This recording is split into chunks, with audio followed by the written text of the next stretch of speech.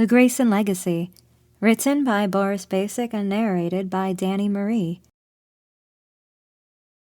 Chapter 1.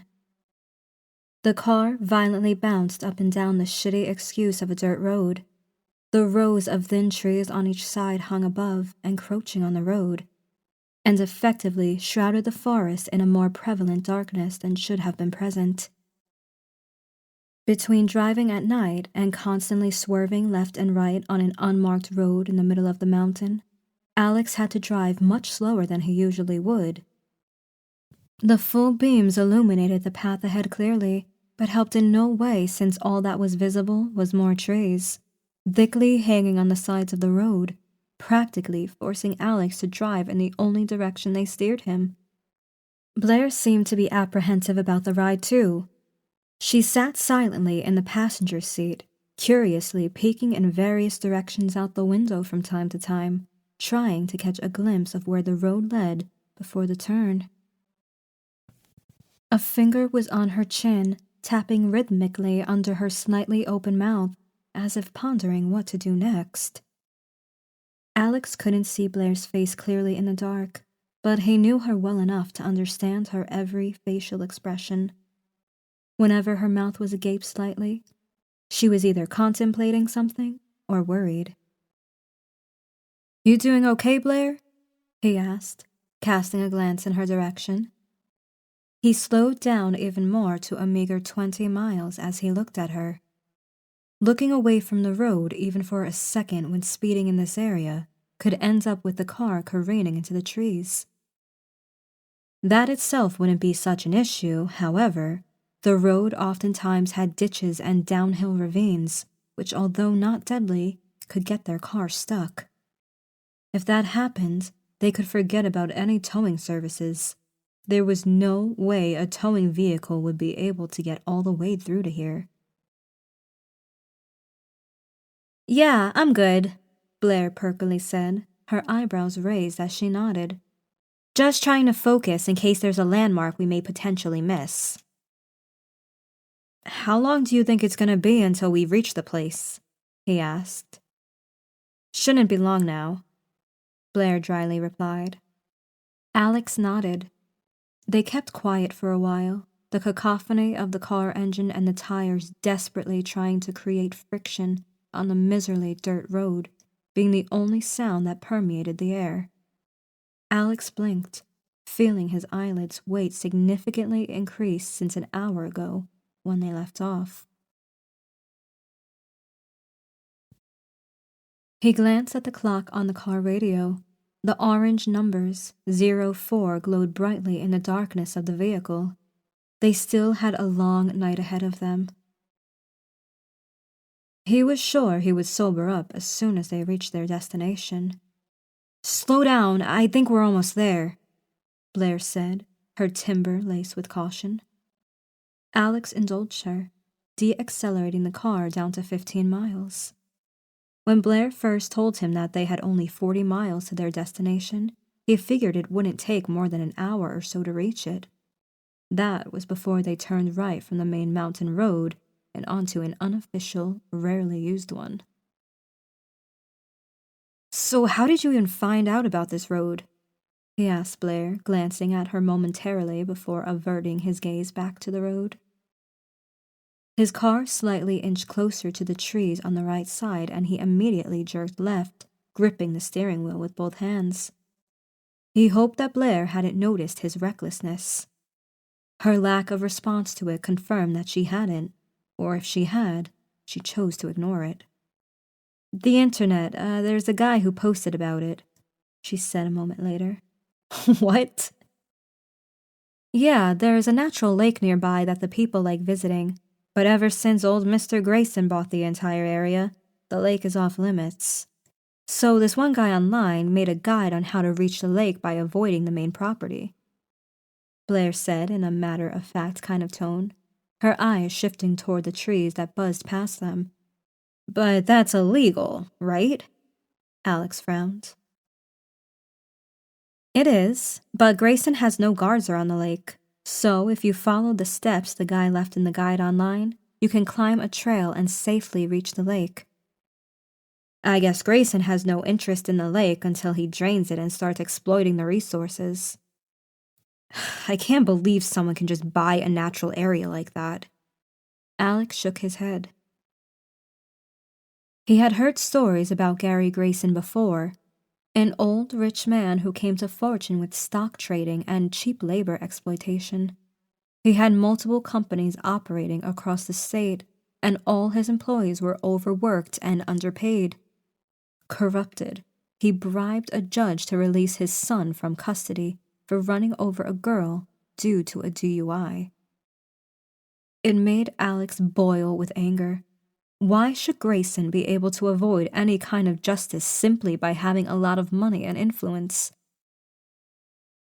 He proved time and time again that he was above the law, but that would all end tonight. Once Blaire and Alex acquired the necessary evidence against him, Grayson would be finished. He'd probably avoid prison time, but he would at least be ruined, and that was a start. But we're not following the guide online, right? Alex asked. Blaire finally looked at him, a look of determination on her face, as she shook her head and replied, "No, we're not." It was 32 minutes past midnight when the road began widening. The trees retreated, leaving room for the car to pass through more freely. However, the darkness was still so permeating that Alex had to leave his full beams on. He maintained the slow drive of the car since the trees had gotten much sparser and could potentially hold a hidden trail or sign on them, possibly obscured by branches or leaves. Blaire actively looked left and right, her finger still on her chin, her lips slightly parted, only now her eyes were a little wider in anticipation. After what felt like minutes, she suddenly pointed her finger to Alex's left and said, "Stop the car! There, you see that?" Alex barely had to even touch the brakes. He stopped but didn't turn off the engine. He saw the sign before Blaire even warned him, as its metallic surface reflected the lights of the car. An old, half-rusted sign sat nailed in the middle of a pine tree. It read, Trail 5, with a crude arrow pointing to the left. Alex craned his neck and his eyes fell on a tiny trail leading where the arrow was pointing. It was extremely narrow, too narrow for a car, but wide enough for hikers. The ground also visibly rose and fell in sharp gradients, which would make it impossible to drive through without damaging the bottom of the car. "We can leave the car here," Blaire said. "Like, right here?" Alex asked when he saw Blaire reaching for the car door handle. "Yeah," she said like it was the most obvious thing in the world. "Well, hold on. Let me just park on the side at least," Alex insisted. "Why? It's not like anyone actually drives up here at night." "You never know, Blaire. One moment you think it's totally safe to leave the car for 5 minutes, the next thing you know, you find a ticket on your windshield that you need to pay within 5 days. Oh, give me a break. That was almost 2 years ago. Are you ever going to let it go?" "Nope." Alex drove a little bit forward and parked on the right side, close to the line of trees, on the side of the road. As soon as he stopped and grabbed the keys from the ignition, Blaire said, "Hold on, I need to see if it's muddy here." She opened the door and leaned to take a look at the ground. It must have been dry because she swung one leg outside and onto the ground, and then the other, before stepping outside. Alex undid his seatbelt just in time for Blaire to shut the door on her side. The dull thump told him that the door wasn't shut properly, and he assumed Blaire knew the Nissan well enough by now to know that too. His assumption proved to be correct when Blaire reopened and shut the door again, more firmly this time. Alex turned off the engine, immediately engulfing the area in complete and utter darkness. He literally couldn't see an inch in front of himself until he turned on the light above the rearview mirror. He grabbed the half-empty bottle of smart water, which was stuck on the inside of the door, and yanked it out. The bottle crinkled loudly before coming loose. He uncapped it and took a swig, downing the remainder of the lukewarm liquid. Once empty, he tossed the bottle over his shoulder onto the back seat. Blaire used to reprimand him for constantly leaving a mess in his car. Out of curiosity, he turned around and glanced at the back seat. 4 bottles messily laying about, 2 of them almost entirely empty, the water inside them sloshing left and right from the impact of their new bottle companion. Alex grabbed the keys which still rested in the ignition, but then remembered that the chances of someone stealing his car were abysmally low, verging on non-existent. He left the key in the ignition, turned off the lights, and pushed the door on his side open.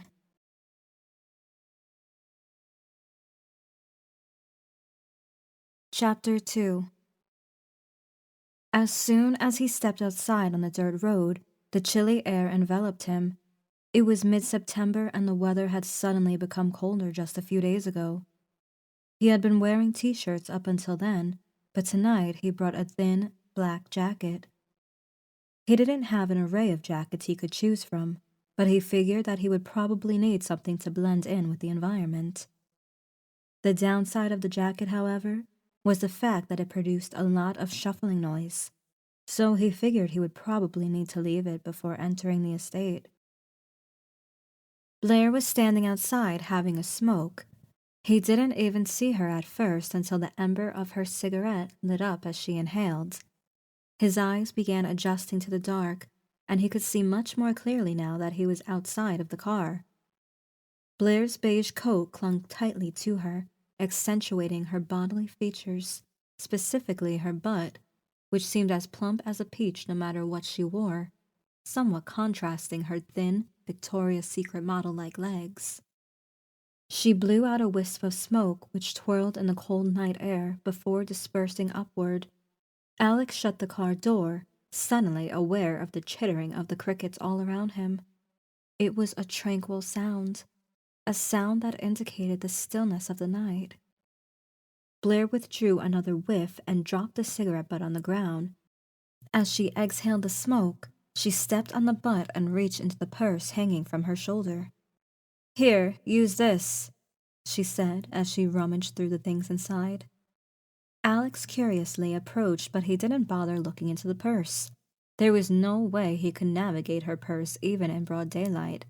In fact, he wondered how Blaire was able to see anything inside in the dark. Women had amazing purse navigation skills. A moment later, she pulled out a tiny flashlight and handed it to Alex. It was small enough to fit in the palm of his hand, and at the realization of it, he made a disbelieving grimace. "Really? This tiny thing is supposed to... Oh." As he pushed the backside of it, something clicked, and the flashlight sent forth a powerful bluish cone of light right into Blaire's face. She squinted and raised her hand, causing the shadow behind her to ominously mimic her movement, looking like a crooked, elongated version of herself. "Sorry," Alex said, swiveling the flashlight away from Blaire's face. He scanned the tree line behind her a few dozen feet away. The flashlight illuminated everything perfectly, up until the forest's edge, where he couldn't penetrate its darkness. "I guess size really doesn't matter," Alex winked at Blaire with a convincing grin.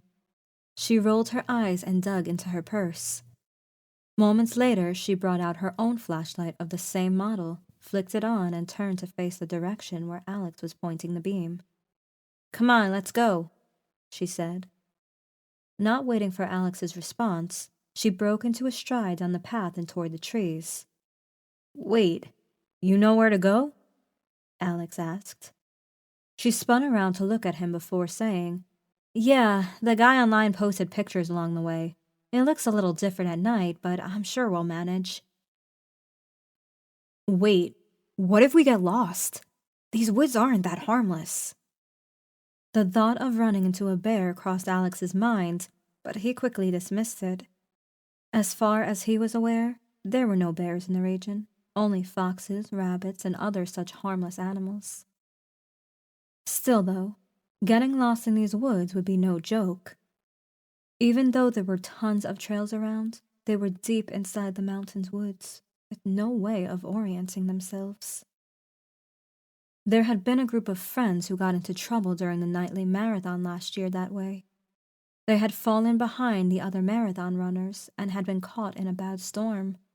Pretty soon, they had been forced to sleep out in the woods, and a search and rescue team had been sent after them the following day. They'd found them safe quickly enough and brought them home. They hadn't really been at any risk of actually dying. Still, Alex thought that having a whole rescue unit go into the woods to find you would be a huge inconvenience, and not to mention the reason why he and Blaire were out here in the first place.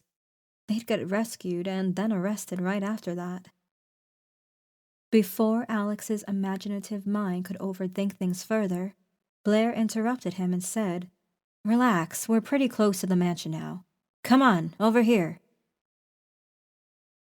She stopped just in front of the tree line and turned around to face Alex. She turned back into the woods and took a step forward, merging with the darkness. "Blaire, wait!" Alex called out and rushed forward. He pointed his flashlight where Blaire had been just a moment ago and realized that there was another trail there, almost entirely obscured by the low-hanging branches.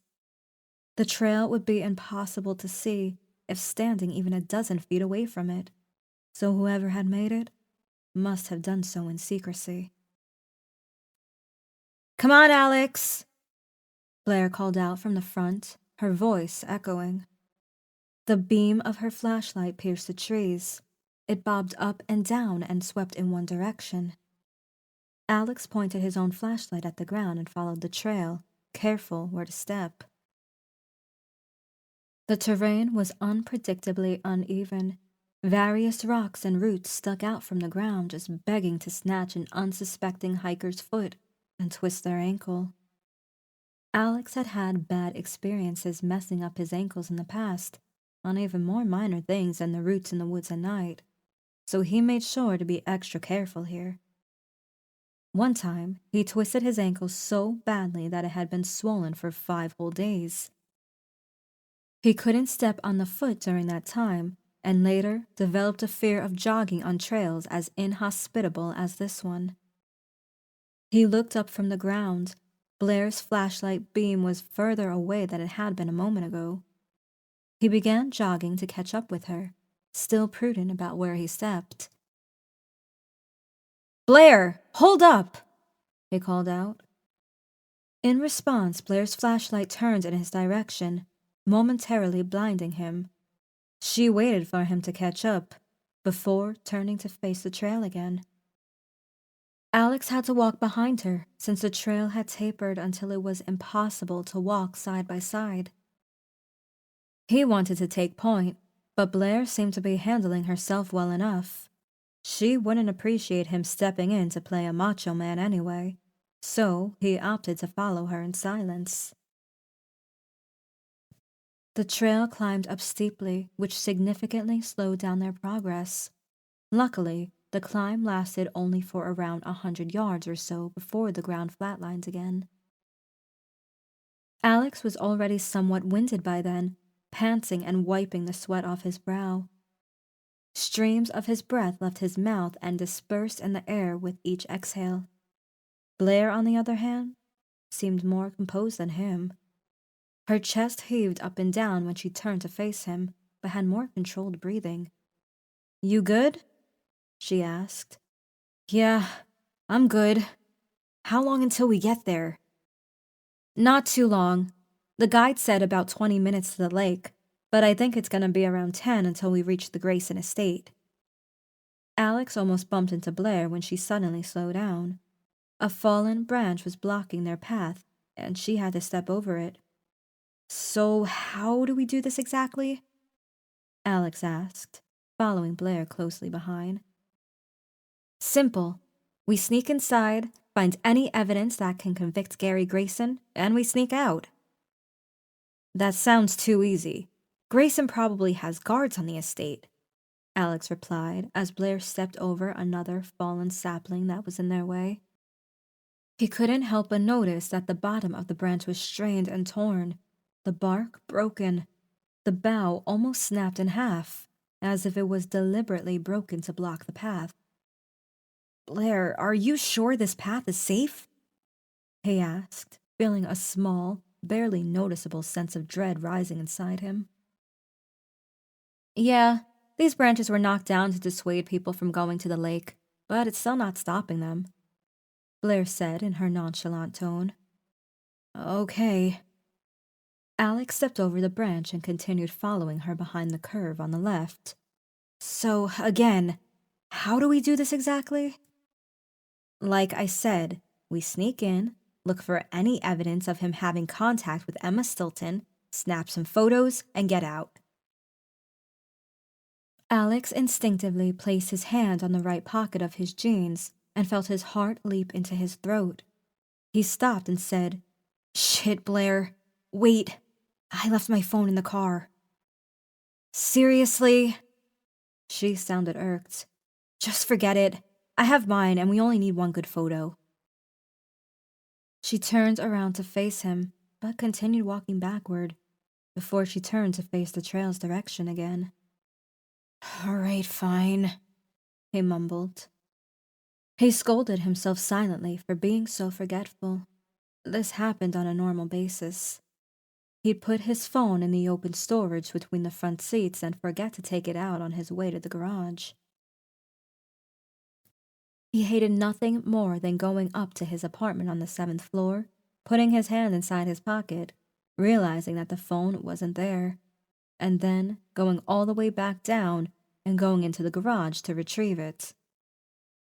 Now that he was going on a somewhat dangerous expedition, he felt much more naked without his phone in his pocket. "So, how do we even know that Grayson was in contact with Emma?" he asked, deciding to put the phone problem on the back burner. "We don't know for sure. We do have a lot of undeniable rumors about it, though. A lot of the hikers who passed through here say they've seen Emma around the estate after she went missing," she stated, emphasizing the last sentence. We're seriously sneaking into a dangerous, rich old man's mansion on account of a few rumors?" Alex scoffed. "It's not just a few rumors. All of the evidence related to Emma's disappearance, like the video of the two of them meeting each other, or her seen hiking around the estate on the day of her disappearance, all of it was mysteriously removed from the internet, so the charges against Grayson were dismissed." "Well, maybe she did go hiking and got lost in the woods or something." "What, you think Grayson kidnapped her?" "There's no way anyone went hiking all the way up here alone. It just doesn't fit the story. Grayson's hiding something, I'm sure of it, Alex. We're risking our own necks out here. Look, we just need a few photos that will incriminate him. It doesn't even need to be concrete evidence, just something that can kickstart our careers." "I thought we were here finding something that can convict Grayson." Alex frowned. We are. It's just, okay, look. We'll find what we can in order to get Grayson in trouble, but there's no guarantee he won't be able to bribe his way out of that too. But at least we'll be in a better position as journalists." "All right then," Alex replied, but he didn't like the sound of this one bit. Not only were they going inside a rich man's estate, chasing scraps of questionable rumors, but they didn't even know where or what to even look for. Even if Grayson did happen to kidnap the girl for some reason, it's not like he'd have evidence of the crime just lying around on his property. It suddenly seemed too foolish going inside, but Alex refrained from saying anything. He knew that if he said it was a bad idea, Blaire would attack him, that he never backs her up, and she'd bring up the time they snuck into Old Man Dunn's farm without any proper briefing. They managed to leave with a story that hugely boosted their popularity on social media as vigilante journalists. Maybe this case was the same. And even if Grayson was not responsible for the disappearance of the girl, they were sure to find other things that could convict him. And if they really did end up finding something, they could be set for a very long time. They'd no longer have to settle for working for peanuts as freelance journalists, but could choose where to have their work published. This could be a huge stepping stone for them.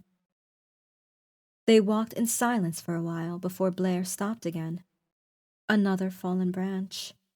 This one was higher up and she had to straddle it before getting across.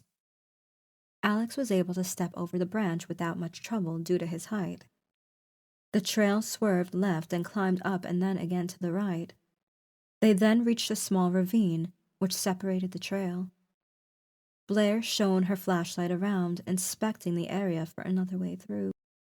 "Nothing about this in your guide?" Alex asked. "No. They must have somehow made this since then to further stop the lake visitors." "So now what?" "Now we get across," Blaire confidently said. The hillside on the right was not very steep, and rocks were embedded in it. Blaire put her flashlight in the pocket of her coat and stepped on the rock closest to her. She used her hands to grab onto the other rocks and carefully moved one foot in front of the other, one hand in front of the other. The ravine was maybe 20 feet wide, so pretty soon Blaire was safely on the other side of the trail. "See? No big deal," she proudly proclaimed with her arms spread, although Alex saw her cheeks blushing, as they always did from physical exertion. Alex shook his head and placed the flashlight into the pocket of his jacket, and just like Blaire, he climbed sideways using the embedded rocks. His left foot slipped once, but since he still had his other foot and both hands on the stable rocks, he avoided plummeting into what could have been an uncomfortable tumble a few feet down. He really didn't want to tear his jacket. Blaire gasped when he almost fell, but once he regained his foothold and jumped over to the other side, he grinned and said, "Yeah, no big deal." He dug into his pocket to pull out the flashlight, but Blaire grabbed his forearm. "No, not here," she said sternly. "We'll have to go without flashlights from here. The estate is probably close." "What? What if we fall into a pitfall or something?" "There are no pitfalls here. Come on." She turned around and led the way. Alex couldn't tell if she was impatient or eager. She was probably just as anxious to arrive to the estate as he was. He still had no idea how they were going to get inside unnoticed and find whatever they were supposed to find, but he figured there was no use worrying about that right now. Blaire wouldn't just blindly lead them on a suicide mission. She always did her homework thoroughly beforehand. There must have been some info she hadn't filled him in on yet, or she deemed it unimportant for him to know. They climbed a much steeper trail, which not only swerved left and right intermittently, but had more broken branches splayed over it too. The branches blocking their path were much more frequent, and their progress had significantly been slowed down. Alex was sweating and panting, and just when he was about to tell Blaire to wait up so they could take a break, she stopped. He had been walking right behind her and almost ended up bumping into her. He immediately realized that she was staring up and followed her gaze. Light. Somewhere far ahead and above them, probably on top of the hill, there was a window with lights on. There it was. Gary Grayson's mansion. They'd made it. Blaire looked back at Alex, almost bumping into his face.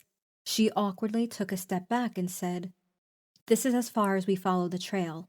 We'll have to go off the beaten path from this point." Alex nodded. Before Blaire could take point, he got in front of her and began leading the way. He wasn't exactly sure where to go, but he reckoned simply walking straight would take them directly to the Grayson mansion. Plus, Blaire had been taking lead this whole time, and he wanted to feel like he was still the big man, even if they were no longer dating. He suddenly remembered that Blaire was supposed to go out on a date with a guy she met a few weeks ago, a bodybuilder named Ian. A pang of jealousy seized his stomach at the thought of it, despite promising to himself that he would be detached from that. He tried to sound as different as he possibly could and asked, "How did the date with Ian go, by the way?" He hadn't planned on asking about it tonight, but he couldn't help himself. Although the two of them had been broken up for 5 months now, they had to continue maintaining a business relationship with each other. Alex knew it wasn't healthy, but he wasn't ready to cut all ties with her yet. He knew that he would need to do it someday when one of them met a new partner, but in his mind, that day was a long time from now. That's why, when Blaire mentioned in passing one day that there was a guy in the gym hitting on her, Alex suddenly felt overwhelmed with a myriad of unfamiliar emotions. First jealousy and anger, but then, when she told him a few days later that Ian asked her out, fear took over, so profound that he couldn't utter a word. Fear of losing her. It was inevitable that he would become number 2 in her life, and that terrified him. Luckily, they had been in the rented office at that time, and Blaire had been at the computer, so she couldn't see Alex's face. He pretended to be happy for her by wishing her luck, despite dying on the inside. He figured that she probably knew how he felt. There was no way she didn't. He'd excused himself and looked Ian up on Facebook. He was a muscular guy with lush chestnut hair and blue eyes. He was a successful fitness coach and bodybuilder who lived in the rich part of town. He had everything Alex didn't, giving him every right to be jealous of him. "Really, is now a good time to ask me about him?" Blaire interrupted his train of thoughts and transported him back to the cold forest. "I'm just curious is all," he said as he shrugged from the front, hoping she wouldn't spot his lie. I actually didn't go out with him," Blaire said. "Why not?" He tried not to sound too buoyant. Alex felt relieved and guilty at the same time. He wanted to be happy for Blaire, he really did, but a selfish part of him didn't want her to be happy without him. He had to call it off. He had a client who's preparing for a competition and needs his support 24/7. "Yeah, gotta monitor him so he doesn't overdose on Trenbolone, right?"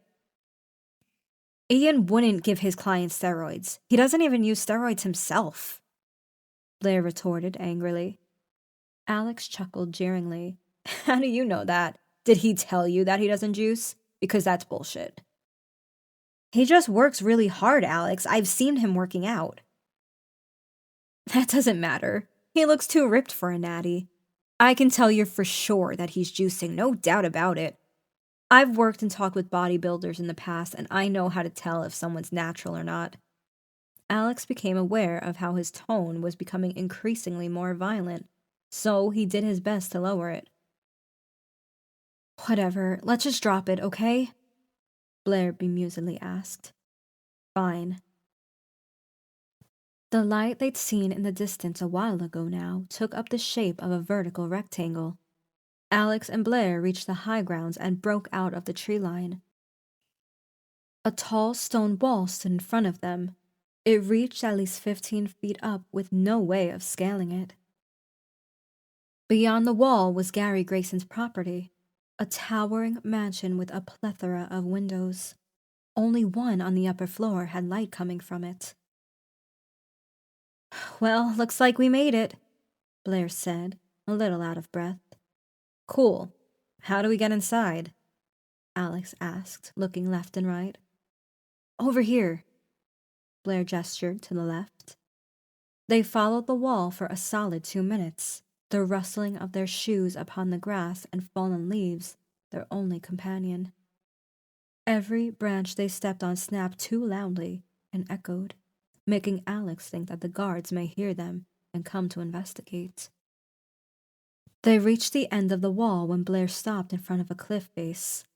The wall ended on the side of the cliff, which acted as a natural wall for Grayson's estate. The cliff protruded to the left, practically serving as a stairwell to about half of the wall height.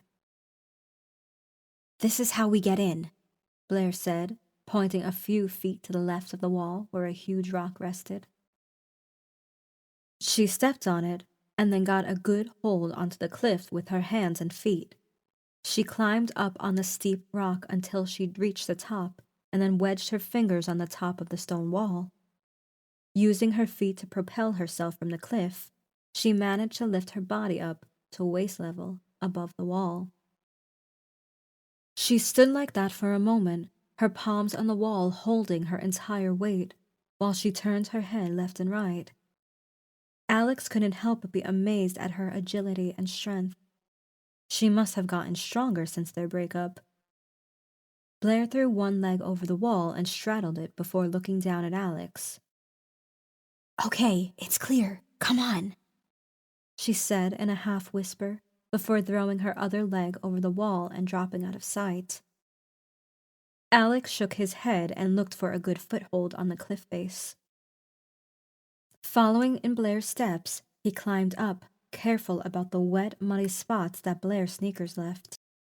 He had more difficulty propping himself up like she did, but eventually, albeit with much less finesse, he managed to get one leg over the wall and then the other. He looked down at the well-trimmed grass on the even surface. Blaire stared up at him in a crouching position from below. Alex inhaled and let himself drop. He hated the moment of weightlessness when jumping off things. He never knew what the impact was going to be like, especially due to his fear of twisting his ankle.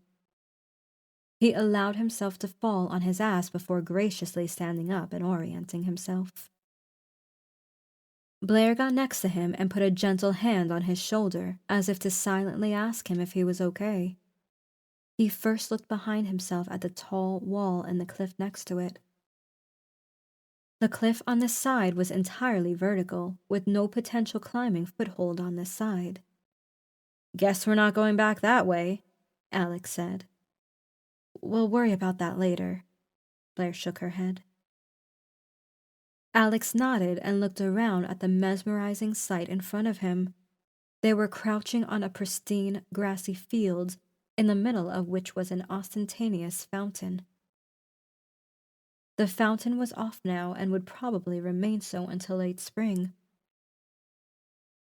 Beyond the grassy field was a paved path leading in various directions.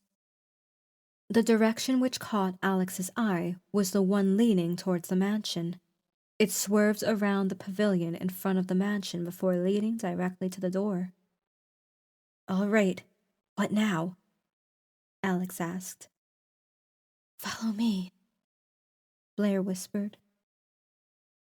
She stood up and cautiously tiptoed across the grass, glancing left and right in the process. Alex followed her lead, keeping an eye on the window on the second floor, the one with the light. He couldn't tell which room it was from here, but he assumed it was Gary Grayson's bedroom. A terrible realization suddenly hit him, one that speared his gut with boiling dread. "Hey, what if there's cameras around here?" he asked. "There aren't. What about a security alarm?" "You really think I'd have us come here if that were the case?" Blaire almost sounded offended. She had just stepped onto the paved pathway and was following it past a huge pavilion on her left. Alex looked past the pavilion. The path behind led between two symmetrically trimmed hedges toward a garden of some sort, which Alex couldn't make out properly in the dark. The garden stretched beyond the reach of his eye. "I don't understand how Grayson doesn't have any security devices installed in a place like this one.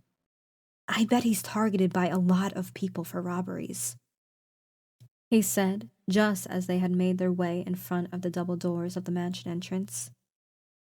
"Gary's an old-fashioned man," Blaire shrugged. "He doesn't really like technology, at least from what I was able to gather." "What about guards?" Alex frowned. "I guess they're not here. Maybe they're patrolling somewhere else or whatever." Blaire absently said as she slowly made her way to the 3 steps in front of the sturdy door. Alex found her lack of worry impressive and somewhat annoying. She knelt in front of the doors and looked in Alex's direction. "Hey, go look through the window over there. See if anyone's around." She pointed to the left. Alex nodded and made his way left and around the corner of the mansion. An array of large, arched windows lined up the side of the mansion, stopping at around half the length of the building. Alex sneaked to the closest window in a crouching position and peered through it. He couldn't see anything, so he cupped his face with his hands and squinted. He was able to make out some details, like certain drawers with expensive-looking vases resting atop. Gaudy, Renaissance-style paintings hung on the wall, which Alex imagined Grayson winning on an auction for rich people by bidding an insanely higher amount than the rest of the participants. He got bolder and stood up as he approached the second window. As he looked through, he realized that 4 of the first arched windows actually covered a long foyer or corridor of some sort. He turned his head right to look at the entrance from the inside, and his heart stopped. A figure stood there, a tall, dark, bulky figure that was staring right at him. No, not a figure, just a coat and a fedora on the coat hanger. "Jesus," he said and chuckled to himself in relief. He pried himself away from the window and returned to Blaire. "All clear," he said. "Great." She nodded, not looking at him and still kneeling in front of the door. She unbuttoned her left coat pocket and finished inside. A moment later, she retrieved a small leather case with tiny tools inside. Alex immediately knew that it was a lockpick set. Blaire had been practicing lockpicking for over half a year now and knew how to pick locks pretty well. In fact, she had acquired so many thieving skills: pickpocketing, hacking, producing fake IDs to get entry to places, that he started to wonder if she was contemplating changing professions for something more lucrative. Blaire took out 2 tiny tools from the set, placed the set on the ground, and inserted the 2 metallic objects into the keyhole. Her facial expression vacillated to one of focus, her mouth slightly agape like it was back in the car. She moved the picks in various directions, her face growing more rigid with each passing second. She was probably holding her breath from the intense focus, Alex realized. He wanted to ask her if she knew what she was doing, but he knew that she would either tell him to be quiet or would downright ignore him.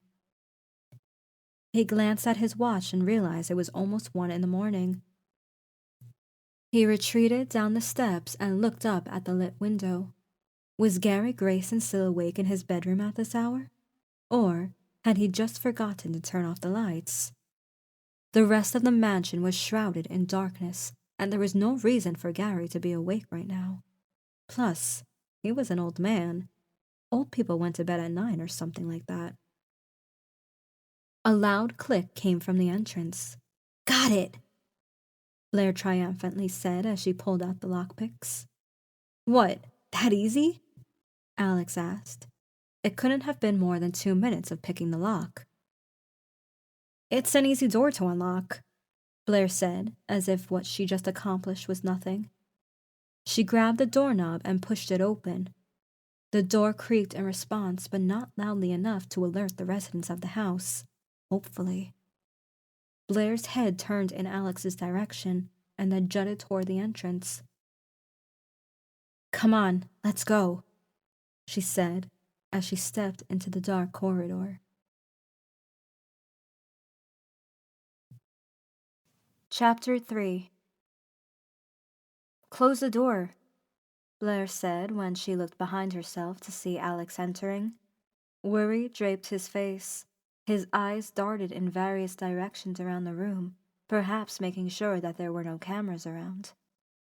He gently shut the door behind him and looked in Blaire's direction. Blaire placed the lockpick set into her coat pocket. She patted the pocket of her jeans to make sure her cell phone was still there. When she felt the hard, brick-like lump in the pocket, it was safe to move on. She looked in front and couldn't help but stare in awe at the sight. A long hallway stood ahead. An unsavory reddish-decorated patterned carpet stretched across the floor from the entrance all the way to the other side, where another pair of double doors stood. Drawers lined the left and right side of the hallway. They looked like they had been brought straight from the World War II era. They were enormous and looked extremely heavy, which made Blaire pity the poor bastards who had to drag those in and probably align them exactly how Grayson ordered, to the inch. Vases rested on top of the drawers, and although they looked simple in style, Blaire was sure that breaking just one would probably put her in years of debt to old Grayson. Above, on the ceiling, hung 3 ostentatious chandeliers, equally distant from each other, one above the foyer, one in the middle, and one at the far end of the corridor. The walls, which had probably once been pristine white, were grayish in the darkness. Even in the absence of light, cracks and blemishes poked out where they weren't obscured by the various paintings of saints. Blaire raised an eyebrow. She half expected this place to be kept in pristine condition, especially given Grayson's wealth. If anything, the patinas of dust only made it look half abandoned. "So where do we go now?" Alex asked in a hushed tone. "Now we try for the second floor. If I remember correctly, all the offices and bedrooms are upstairs. That's the most likely place to have some evidence," Blaire said. Just then, the sound of a door opening resounded from the far front of the corridor, followed by a low creaking. Blaire waved her hand down in Alex's direction and quickly ducked behind one of the drawers on the left. She looked to the right and saw Alex hunkering behind one drawer as well. However, he was too tall and big to be completely obscured by it. Blaire saw his face, his wide eyes staring nowhere in particular, and his lips morphed into a thin slit of focus. He was doing his best to stand as still as a statue. "Is anybody there?" A dry, cracked voice that sounded like it belonged to a senior person came from the other side of the corridor. Alex and Blaire's eyes locked. Alex's eyes widened until they looked like boiling eggs. Blaire's heart thudded in her chest, but she remained still. Ever so slowly, Alex raised his index finger to his mouth to signal Blaire to stay quiet. She gave him a ghost of a nod.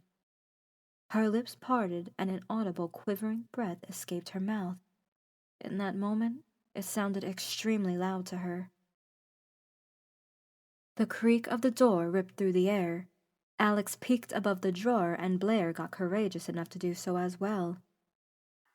Her eyes fell on the door at the end of the corridor. Just before they closed, she caught a glimpse of a figure in black clothes disappearing out of sight. The sound of the lock clicking in place was like a trumpet, followed by complete and utter silence. Alex and Blaire waited for a prolonged moment. Blaire stared at the door a second longer, and then, deeming the coast clear, she stood up and breathed a sigh of relief. "That was close," she half laughed, half whispered. "Close? What if he saw us and is going to call the police? We should leave, Blaire, before we get in more trouble," Alex said, his arms spread quizzically. "Relax, it's just Grayson's butler. Besides, we can't just up and leave right now. We've come too far to go back." Blaire frowned, starting to feel a little frustrated with Alex's constant caution. It was slowing them down, and at times even made Blaire overthink their scoop. She didn't want to think about the consequences. She wanted to find evidence that would help get them out of the low-paying job pool and land them some jobs with bigger fish. She knew that starting an argument here and now would be futile and even dangerous. so she instead chose not to voice her true emotions. Alex's look of uncertainty on her face was enough to calm her down. Okay, look. We'll just take a quick peek and see if we can't find anything we can use against Grayson, and then we're out of here, all right? She said. Alex sighed. Blaire knew that sigh. It was a sigh that said he was about to concede to her suggestion. He nodded a moment later, proving that her assumption was right. All right, 10 minutes and then we're leaving, he said. All right, let's go this way. She pointed to the corridor which connected to the current one from the right. On her way past one of the drawers, her hand accidentally brushed against the vase, causing it to spin in place momentarily. She instinctively brought both hands to the vase to cup it, a gasp leaving her mouth. The vase stopped spinning and remains in place. It was safe. Oh, Jesus, Blaire, you idiot. Careful, Alex whispered. He'd already made his way into the connected corridor on the right, disappearing out of view. His jacket made a swish-swoosh sound with each swing of his arms as it receded in the distance. Blaire's eyes inadvertently fell toward the door where the butler had disappeared. Left alone in the foyer, the darkness around her suddenly seemed more oppressive. She hurried up to catch up to Alex. The urge to light another cigarette was already irresistible. She should have done so before they scaled the wall to the estate.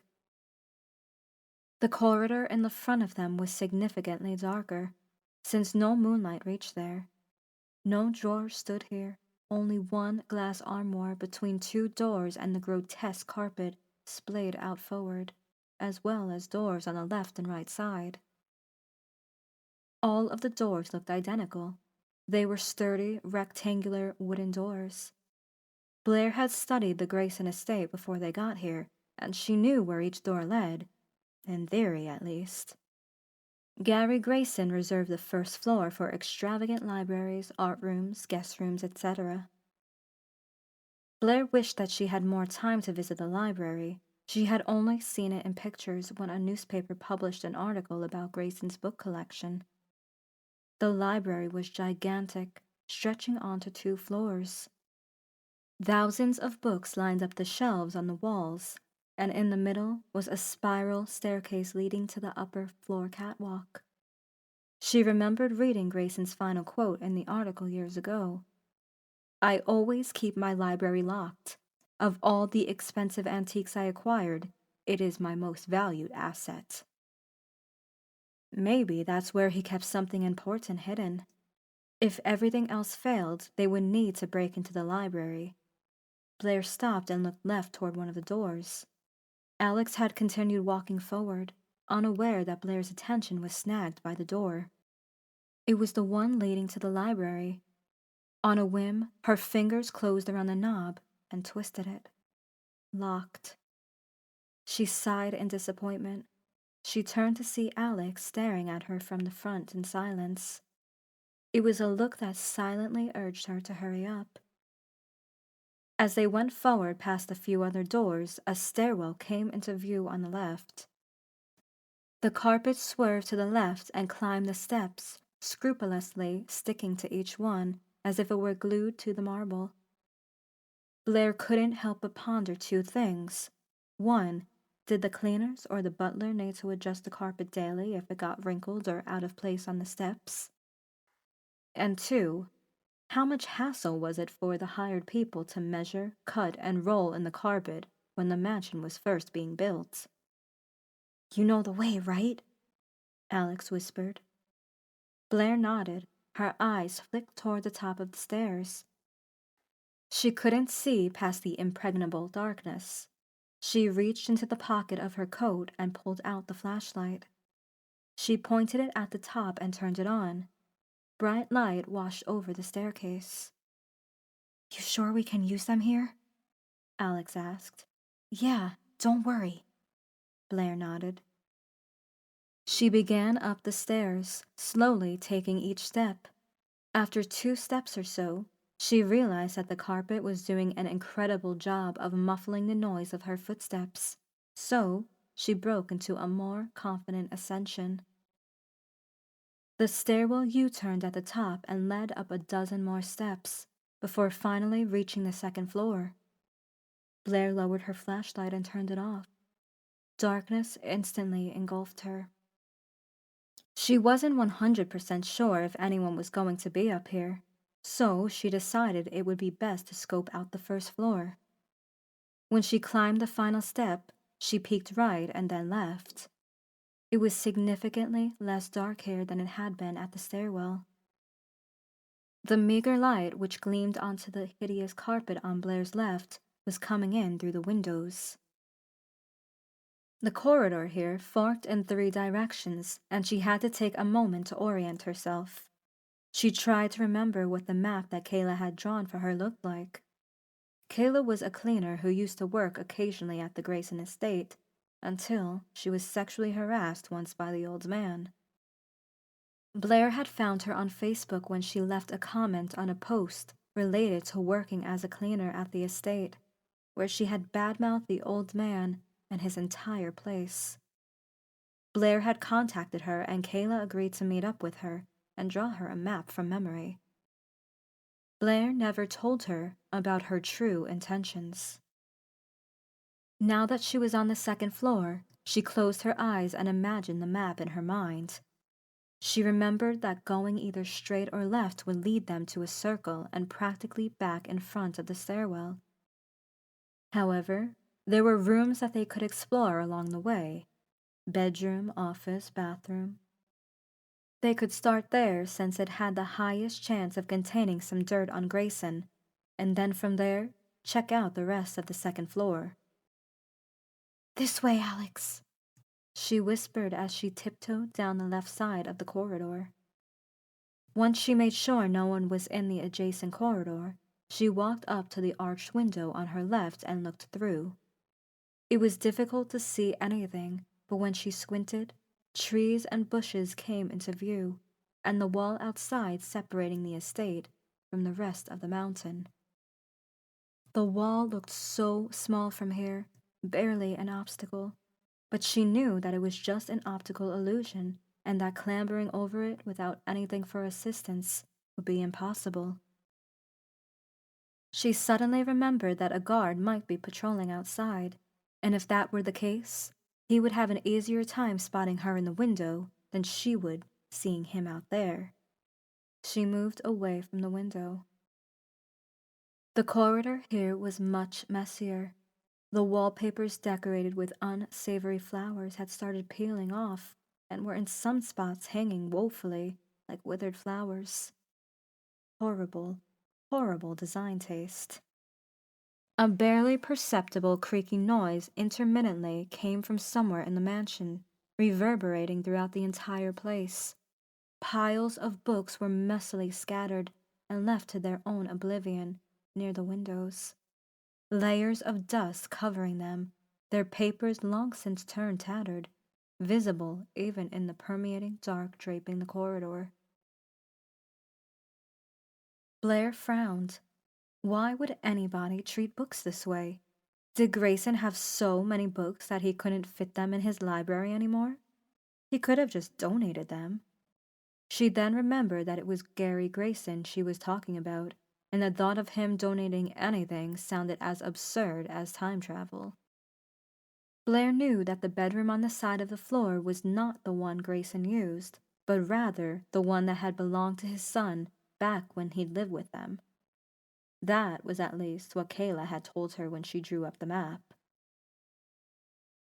"Try that door," she said to Alex, pointing to the right. He was in front of her and had just approached the sturdy door.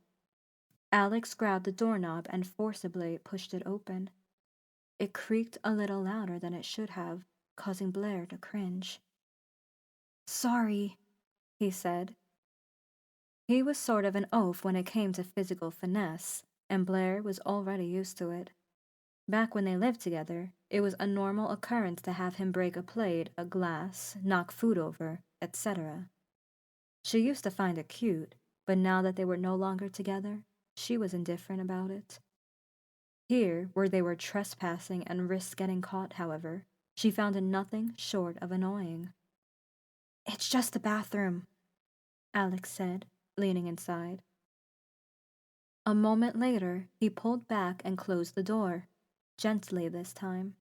"Okay, the next room should be the storage," Blaire told Alex. He nodded and went ahead with lumbering steps. She opened her mouth to warn him, but then realized that his steps were being muffled by the thick carpet, so there was no need. Her thigh vibrated. Her gaze gravitated down, and even through the pocket of her jeans, she saw the screen of the smartphone glowing. She pulled out the phone and looked at the caller. Shit, not now. The phone kept vibrating in her hand until she swiped the red button on the screen to decline the call. She put the phone back in her pocket and looked up to see Alex staring at her. "Come on, we need to turn over here," he said, and went around the corner to the right. She silently breathed a sigh of relief in hopes that Alex didn't suspect who it was that called her. She placed the phone in her pocket just in time to hear it vibrate twice, informing her that she'd received a message. She would check it out later. She rounded after Alex. He stood in front of the door. "That's Grayson's office," Blaire said, rushing in excitement to try the knob. To her surprise, the door easily swung open into a blinding darkness. Blaire used her flashlight to illuminate the room and suddenly felt like a kid in a candy store. In front of her was a spacious, yet somehow still cluttered and messy office room. At the far end of the office stood a desk with papers and folders strewn atop messily. Behind the desk, a comfy-looking leather chair rested, fit only for the great Gary Grayson. Various diplomas and certificates adorned the wall behind, showing off the old man's achievements. On the right side was a bookshelf, and around it on the carpeted floor, more disorderly books and papers, as if a gust of wind had blown in through the non-existing window and scattered them wherever it may. Giving into her childish temptation, she rushed inside the office, almost tripping and falling on the wrinkled part of the carpet along the way. She spun in a circle, contemplating what she should check first. Alex followed closely behind and gently closed the door. He turned on his own flashlight and looked around the room with a grimace of admiration on his face. This was an accomplishment, since seeing Alex impressed with anything was a difficult goal to attain, so Blaire couldn't help but feel a sense of pride. She already heard him talking after this was all over. "Blaire, you were right! I can't believe I wanted us to turn back!" No, who was she kidding? That wasn't going to happen. Alex rarely admitted to his own mistakes. He would just add a comment like, "nice," or "awesome," and that's how he showed his excitement. Blaire sat on a leather chair behind the desk. It squeaked in protest before she finished leaning in. She suddenly felt like an imposter. She was sitting in the chair of the wealthiest man around, and he probably wouldn't take kindly to anyone breaking in and just taking up a spot like that. She felt uncomfortable, but dismissed that thought as quickly as she could. They had a job to do. Alex looked in her direction and then turned to the bookshelf. "Guess I'll start here," he said. As he rummaged through the shelves, Blaire turned her attention to the desk. She scanned the contents strewn about with her flashlight, skimming through some of the text. Legal papers pertaining to the real estate, acquisition of the area around the lake, license for draining and mining, and more. It took her a few moments to sift through, but eventually she realized that none of the papers were useful. Though disappointed, she was determined to find something that could be used against Grayson. She pulled the chair back and looked under the desk at the drawers. The widest one in the center had a keyhole, but the key was right there. Blaire huffed and shook her head in disbelief. What a dumbass!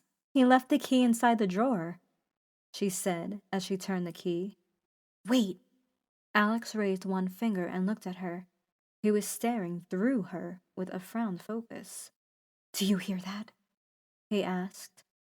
Blaire instantly went silent and perked up her ears.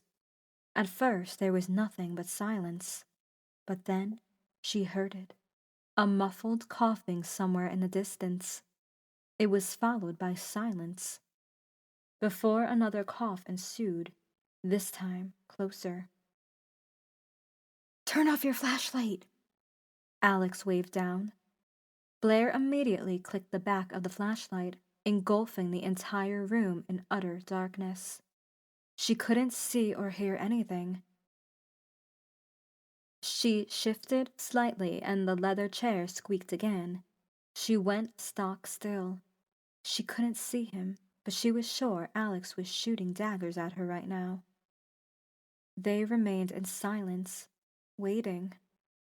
Just when Blaire thought that whoever was there had left, a steady sound began reverberating somewhere outside.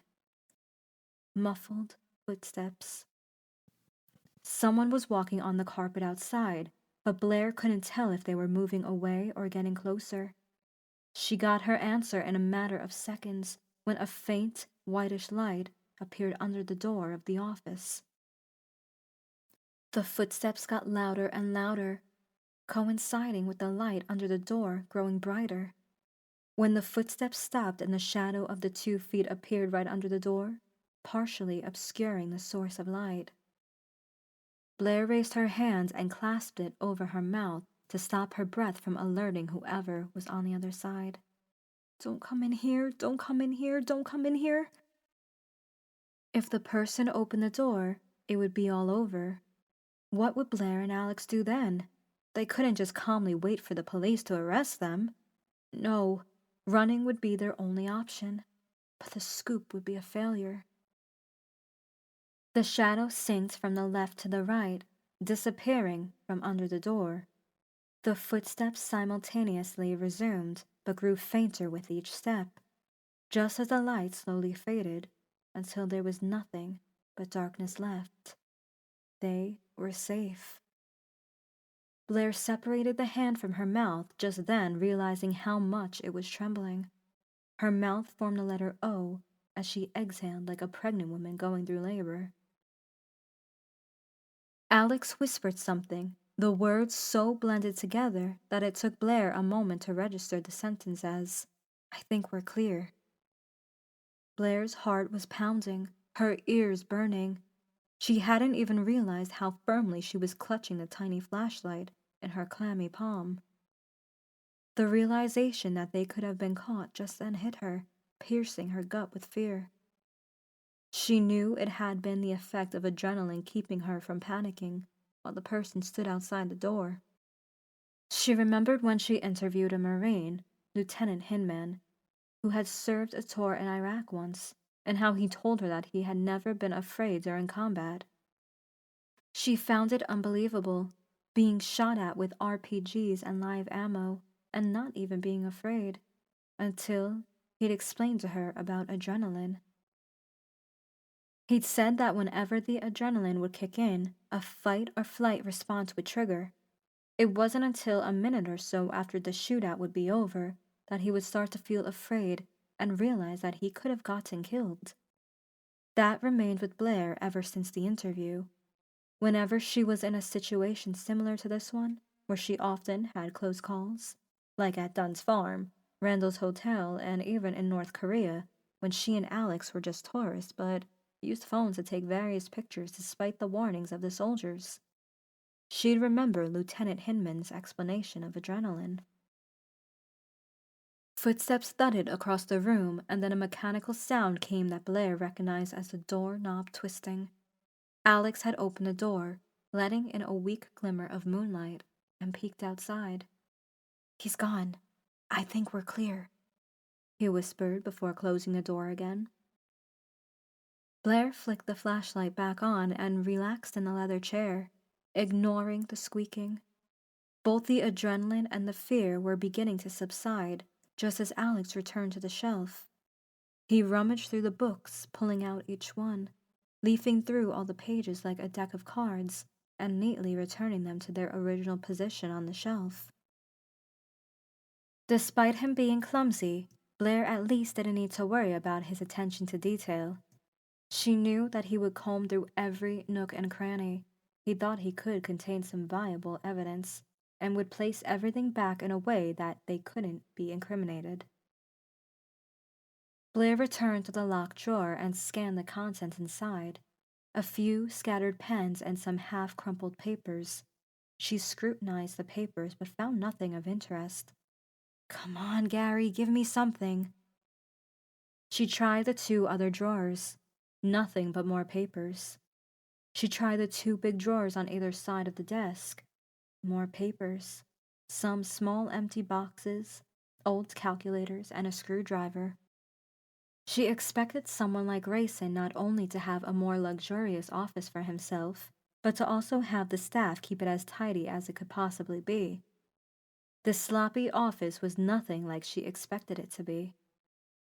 She started to feel that initial child in a candy store excitement dissipating as she realized there was nothing on, in, or around the desk. You got something? She asked Alex, pointing the light in his direction with hopefulness. But he shook his head as he placed another old book back in its place. Nothing. It would be too easy, right? It's Gary Grayson after all. Blaire stood up from the leather chair, the stitch violent and loud this time. Well, we still have some more rooms to check. Come on, his son's bedroom is next. Why would he hide anything in there? Alex asked. His son doesn't live with him anymore. It might be a good place to hide things, especially since it's apparently not used anymore. All right, lead the way, Alex said, motioning toward the door. Blaire made sure to turn off the flashlight before peeping outside. If the lurker from before was still close by, the rays of the light could alert him. She stepped outside, rounded the corner to the right, and found herself staring at the stairwell from before, the one at the far end of the corridor. There was one room on the right which they still hadn't tried, so she approached it. She twisted the knob, but the door wouldn't budge. Bingo. If there was one thing she learned as a journalist, or a trespasser, it was that people bothered locking places only if they had something valuable to be stolen from them. Her intuition was telling her that whatever was in here was locked for a reason, and it wasn't just so that the staff wouldn't trespass into the Grayson son's room. Everybody knew that Gary and his son Matthew didn't have the best relationship, so locking Matthew's room just for the sake of protecting his privacy didn't seem like something Gary would do. I need to lockpick it, she said, and knelt down, placing the flashlight on the floor to have the beam face upward. She retrieved the lockpick set from her coat and inspected the lock for a moment. It was a pin and tumbler lock. She reckoned it wouldn't be hard to pick those. Her eyes fell on the tiny black lockpick case. She unzipped it and retrieved the tensioner wrench, which essentially looked like a miniature Allen wrench, and the rake, a small pick with 3 ridges. She got closer to the lock and inserted the wrench with her right hand into the bottom of the keyhole. She applied slight pressure to it, but not too much. It was all about the pressure, and adding too much could either cause the wrench to break, or the pins inside the lock to get stuck. She used her left hand to insert the pick at the top of the lock. Slowly, she did raking motions with the pick, upward and backward, in a sort of circular motion, trying to feel the pins inside. The trick was to adjust the pins above the shear line, but she couldn't see inside the lock, so she had to use the pick to feel how much progress she was making. She started to feel more pressure in the lock as she got the 3rd pin, and the progress stalled. So, she had to pull out the lockpicks and allow the pins to reset. Not working? Alex asked. It is. Just need more time, she said in a clipped tone, too focused to give a proper reply. She reinserted the tensioner wrench and the rake and started over. This time, she intermittently applied and released pressure of the tensioner wrench while raking the pins. She had made it to the second pin when she heard Alex's voice on the left. Blaire? He sounded distraught. Shh!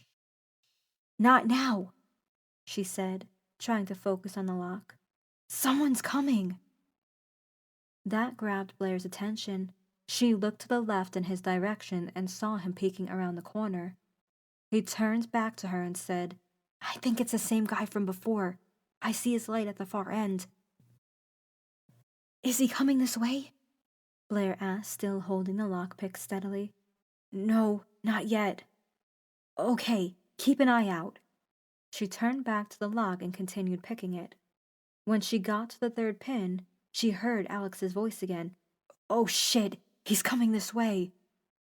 Hold on, I got it, Blaire said impatiently, feeling her heart beginning to race.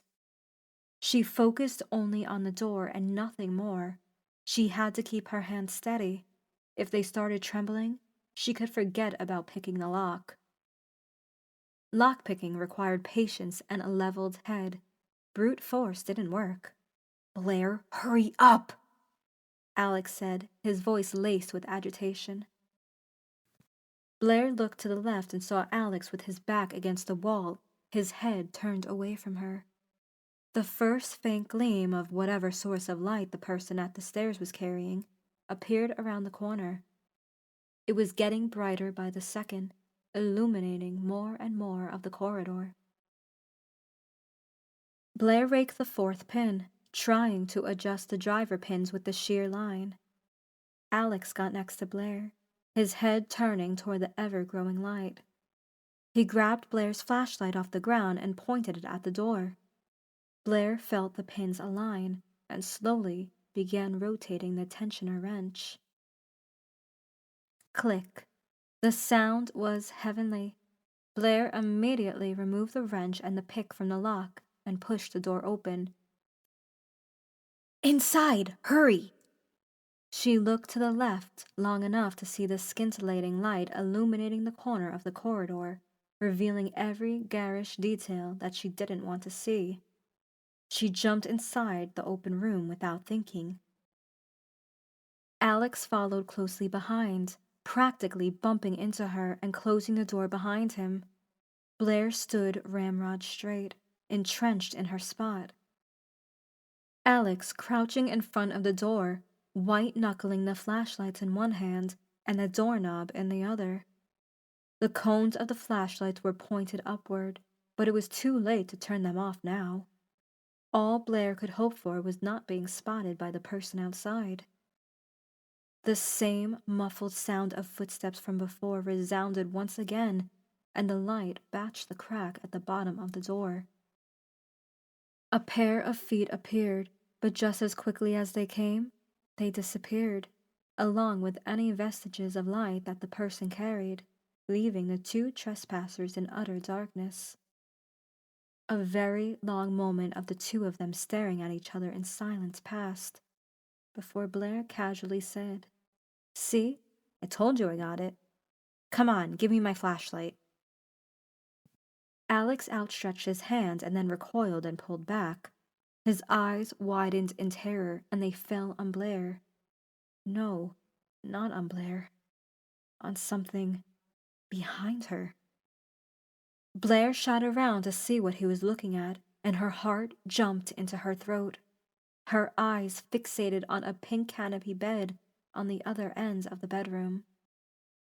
The curtains were pulled over, but since they were thin, she was able to see through them. On the bed, propped up with their back against the bedframe, was a silhouette of a slender, motionless person, and they were facing Blaire and Alex. Although the face was concealed, Blaire couldn't shake the feeling that she was being watched intently. It felt like an eternity until Alex finally spoke up, breaking the silence. Maybe she's sleeping?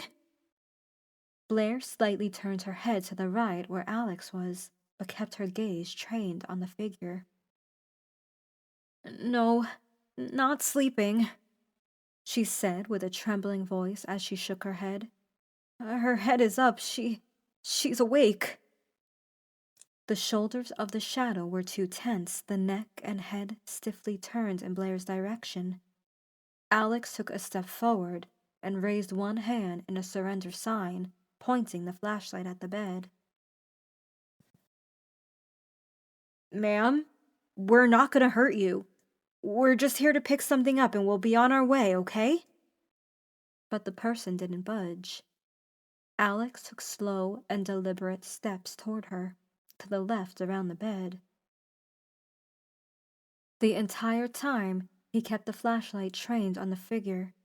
She didn't budge, even as Alex approached her. Ma'am?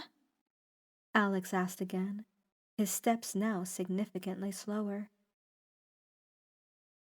Blaire felt a chill run down her spine. She still couldn't will herself to move. There was something really unnerving about the way the person on the bed was still. Blaire would have preferred if the woman just jumped up and began screaming at them and threatening to call the police. This, on the other hand, felt like waiting for an inevitable jump scare in a horror movie to happen. Alex put his free hand forward and grabbed the curtain of the bed from the left side. Please be careful, Blaire uttered in a timorous tone. Alex yanked the curtain to the right.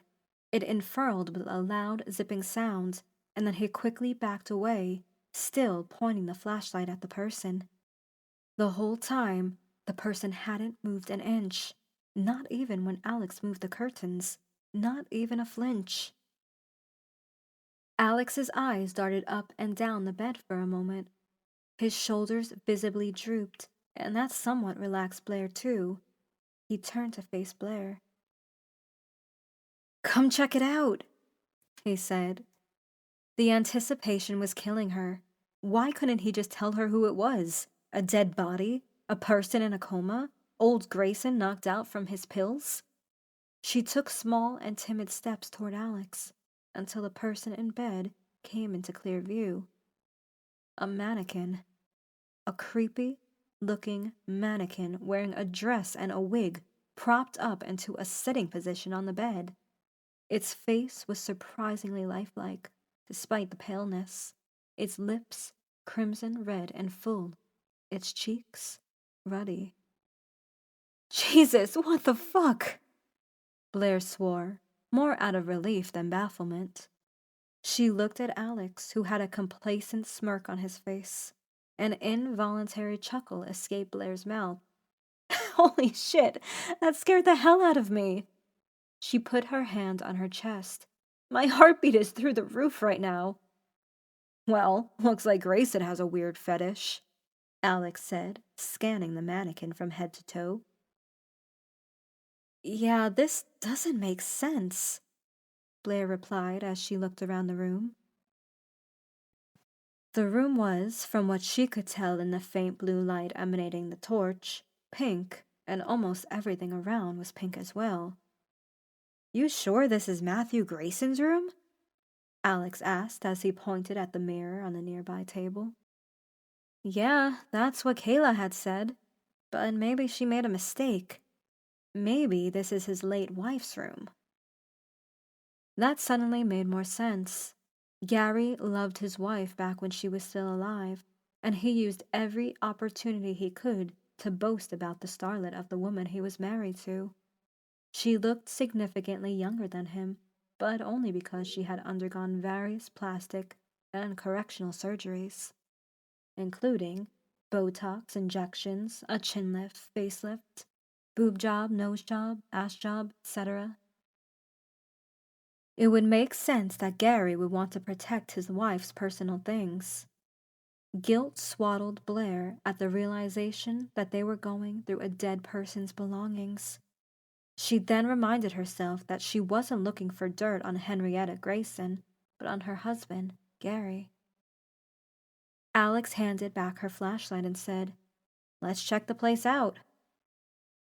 Blaire scanned the room to see what would be best to check out first. She noticed that the bedroom seemed to be connected to a private bathroom, so Matthew probably never even had to leave his room back when he lived here with his dad. She then wondered what it was like growing up so rich from the start. Matthew probably went to a prestigious school with the other rich snobs, where they were all sheltered from experiencing poverty in any sense. Not like Alex and Blaire and all the other normal people on this planet who had to work hard to get anywhere in life and still not even have a fraction of what Gary Grayson was able to provide for his son. Blaire went over to the wardrobe and rummaged through it. It was full of female clothing. She froze when her eyes fell on a tiny object at the bottom that didn't fit the dresser. She pointed the flashlight at the green bracelet. "This doesn't make any sense," Alex said. "All of this looks like it was recently used. There's even a platter of uneaten, moldy food on the nightstand. Why would Grayson bring food to his dead wife? Did he dress up this doll and pretend it's her?" "No, that's not it." "Well, what is it then?" "It's Emma's room." Alex jerked his head in her direction. His mouth formed into a smile, and Blaire knew that he was about to make fun of her, so she outstretched her hand to show him the bracelet. Alex squinted at the object, and then looked back at Blaire, a look of puzzlement washing over him. The inscription on the bracelet said, "Emma." Chapter 4. "What is this?" Alex asked as he inspected the bracelet. It was a simple turquoise bracelet with absolutely nothing prominent about it except for the name that was inscribed. He looked up at Blaire. Determination gleamed in her eye. She looked like she was ready to tackle anyone who stood in her way. It was the look she had whenever she discovered a new lead that brought her closer to a scoop. Now that she'd found the bracelet, Alex was sure she would not want to stop exploring the estate in search for Emma. That was why her next suggestion surprised him. "We should get out of here and call the police," she said. "The police? On account of what? A bracelet that has the same name as the missing girl?" Alex wanted to laugh but didn't want to offend Blaire and possibly make her angry. "This bracelet belonged to her," Blaire insisted as she strode over to the wardrobe and furiously pointed at it. "Look! This dress! This is Emma's dress!" She was pointing to a yellow summer dress among the other clothes hanging in the wardrobe. As if to demonstrate it better, Blaire grabbed the yellow dress and yanked the bottom of it. "Look! This was the dress they last saw her in!" she exclaimed, her voice a notch louder than it should have been. Alex worried that she might alert the butler, but at the same time didn't want to put a damper on Blaire's excitement. He looked at the door to make sure no light was coming from under. When his eyes fell back in Blaire's direction, he realized she was staring at him with an intent glaze, waiting for his response, undoubtedly. "Okay, you're right. Let's take some pictures and get out of here. We can send them to the cops and tell them we got an anonymous tip." Blaire pulled out her phone and unlocked it. Her eyes darted over the glowing screen. She was reading a message, Alex realized. From Ian, no doubt. Alex had noticed the worried look in her eye back in the corridor when her phone had buzzed. It could only have been Ian. He was sure of it. And now that he was staring at Blaire reading what he assumed was a message from him, another pang of jealousy swirled inside him.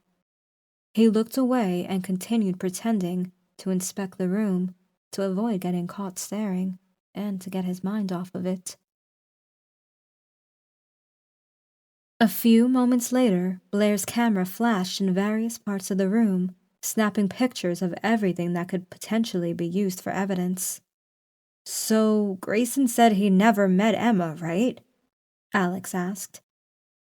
"Yeah," Blaire said absent-mindedly, as she took a few photos of the mannequin on the bed. "He claims he never met her, but there's a picture a paparazzi took a month before Emma's disappearance." She stopped to snap another photo of the mannequin from a different angle. It was him, Emma, and her family in a restaurant having lunch. But the police already interrogated him. "Yeah, but you know Grayson. He could have easily bribed them, or hired a good lawyer to make up a story for him. Emma's disappearance is connected to this place. I just know it." She had taken a photo of the content inside the bathroom medicine cabinet and then placed the phone back in her pocket. She gave the room another once-over before striding across the bedroom toward the exit. "Okay, I got everything. You still got the bracelet?" she asked. "Yeah, here, you keep it." Alex tossed the bracelet to her. She clumsily caught it, the beam of her flashlight jerking upward before stabilizing. She took another long look at the bracelet before putting it inside the pocket of her jeans. "All right, let's go. Flashlights off," Alex said. He was the first one to peek outside into the corridor and make sure the coast was clear. Whoever had been passing through earlier was gone now. Alex took point and they crept back toward the stairs, stopping at times to listen for any sounds belonging to the person from before. Alex expected the butler to bump into them at every corner they rounded, but he followed the logic that they would first see the light of his lamp, if nothing else. If they really did happen to get caught, they could just bolt out of there. What could one old butler do to them anyway? He would probably call the police, yes, but they'd be long gone before the police arrived. They had made it down to the first floor's corridor. It was still clear. The mansion was huge, so the odds of the butler being in the same place as them were pretty slim. Alex had started to relax a little when they turned left and the double door entrance came into view. They broke into a confident stride. "I can't believe we actually found something," he said. "I honestly didn't think there was a chance we'd find anything here, but I gotta hand it to you, But he stopped mid-sentence and in his tracks.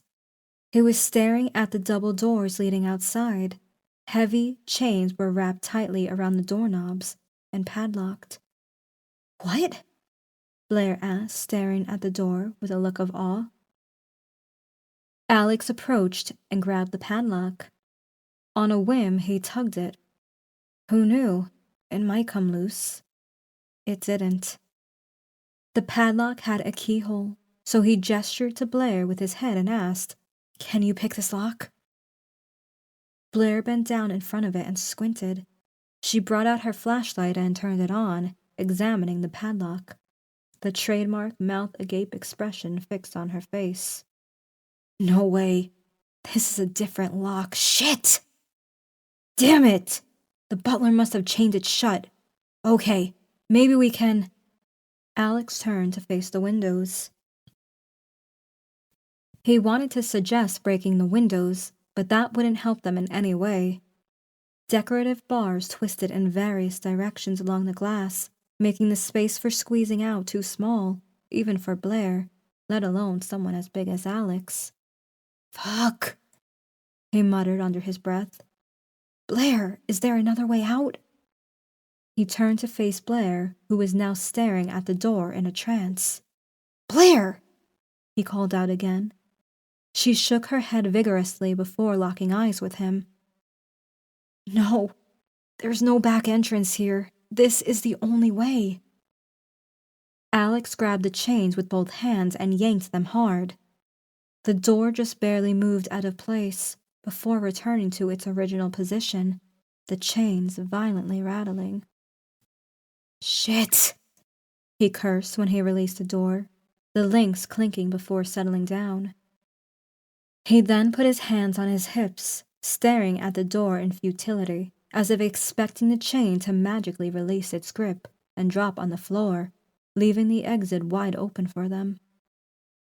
"Well, we're trapped here," he said, defeated. Blaire stared at the door a while longer and then snapped her fingers. "I have an idea." She pulled out her phone and frantically input a number with both hands.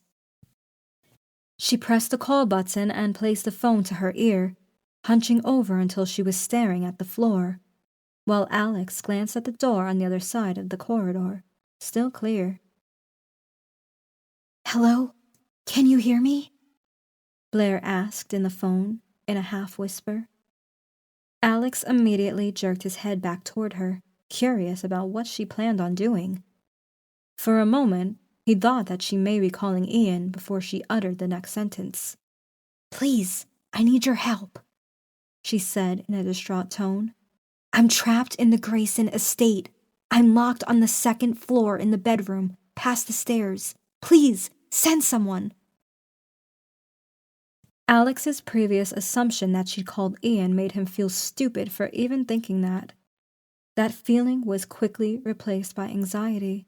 What the hell was Blaire doing? If the police caught them here, they would surely go to prison. He opened his mouth to say something, but Blaire raised her index finger to shut him up. She was still focused on the phone call, her gaze fixated nowhere in particular. "Yes, the Grayson estate, second floor bedroom. Please, I can't talk for long. I hear someone coming." She sounded like she was on the verge of tears. She removed the phone from her ear and pressed the red end call button. Just like that, she went from hysterical to calm as she said, "The police will be here in about 30 minutes. "Are you crazy, Blaire? What if we get caught by them?" "We won't. Here's what we can do. When they knock on the door and get inside, we wait for them to pass and we make a run for it. The cops storm the bedroom, find evidence of Emma, find her, and arrest Grayson." "What about your phone?" "It's a burner phone. I didn't bring my personal phone. If they do happen to trace it, they'll find a new number with no history except for a few messages with some random person." "You mean with Ian?" So she gave the disposable number to Ian, but not to Alex. He sighed, frustrated at Blaire's ability to push their luck that far.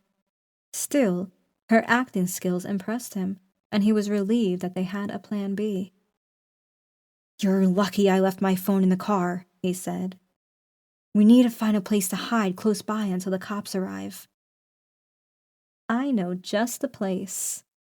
A toothy grin flashed across Blaire's face. Chapter 5. 5 minutes later, they were inside the enormous library. Blaire had managed to lockpick the door open with some effort. She broke 2 picks and tossed around creative swear words in the process, much more loudly than she should have. But the butler hadn't gone through the area. Alex was sure that he had gone to bed and would not bother them until the cops arrived.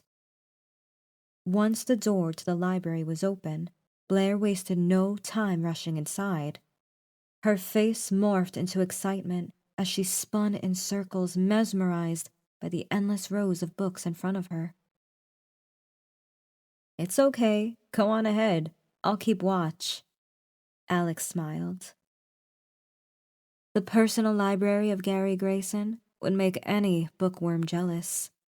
Even Alex, who wasn't an avid reader, couldn't help but remain breathless at the flamboyance of the room.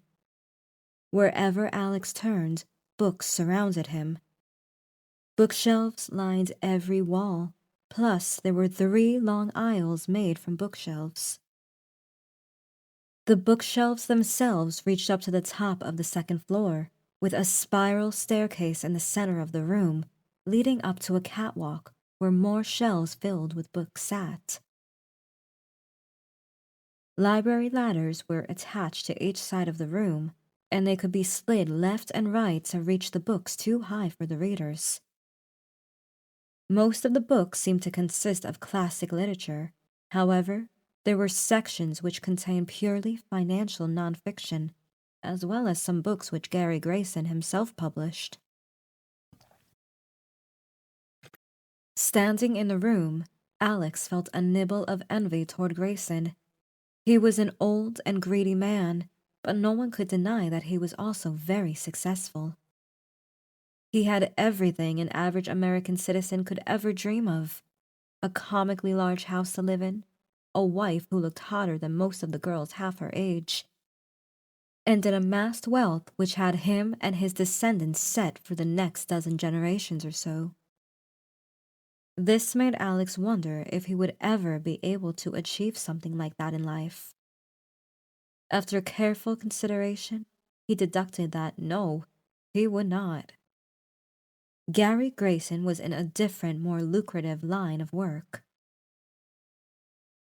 The line of work where Alex and Blaire could be somewhat profitable if played right, but never nearly as much as finances. But despite all of that, he wouldn't change his line of work for anything that raked in more cash. Grayson's line of work was crooked and malicious, focused on profiting on honest and hard-working people's pays. Alex could never do that. He was once contacted by a representative of a very wealthy business owner who had recently been involved in a scandal. He was recorded walking out of a seedy motel with an underage girl and was facing not only problems with his wife, but the backlash from the public and possible charges over dating a minor. The representative who had anonymously contacted Alex asked him to create a fake story in which he would praise the rich man for all the fake charity work and donations he made, diverting the attention away from the incident. He was offered a handsome sum of money, but he politely refused without a second thought. Blaire was absolutely livid when she heard about him turning down such an offer without consulting her first.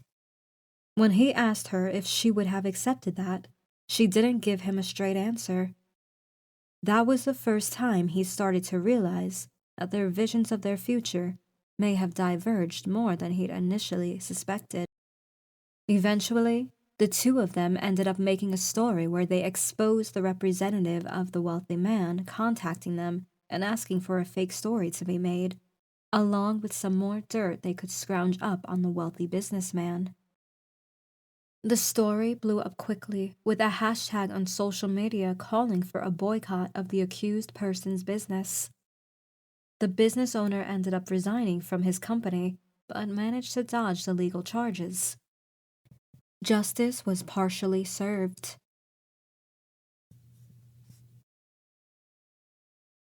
"Look, Alex, there's some books over here that you can't even find in the libraries anymore," Blaire shrieked from the other side of the room. She was standing in front of the shelves with 2 books in her hands and facing Alex. The kid-like smile was still stretched across her face from ear to ear. She looked like it was Christmas morning and she had just woken up to unwrap all the presents from Santa. Alex couldn't help but smile back at her excitement. It was the littlest things that always excited Blaire the most. She had always been easy to buy gifts for. "Look at that! A copy signed by Ken Kesey himself." "Well, Grayson, you're not gonna need this anymore. You're almost dead anyway," Blaire shrugged. She then opened her purse and proceeded to shove the old tattered book in before zipping it back up. "Wait, you're going to take it?" Alex asked. "Yeah, why?" She raised her eyebrows. Alex wanted to protest and tell her that it's stealing, but then he stopped and realized that there was really no harm in what Blaire was doing. It's not like stealing an old book would add any extra trouble to them if they got caught by the police. So, he decided to let Blaire enjoy herself.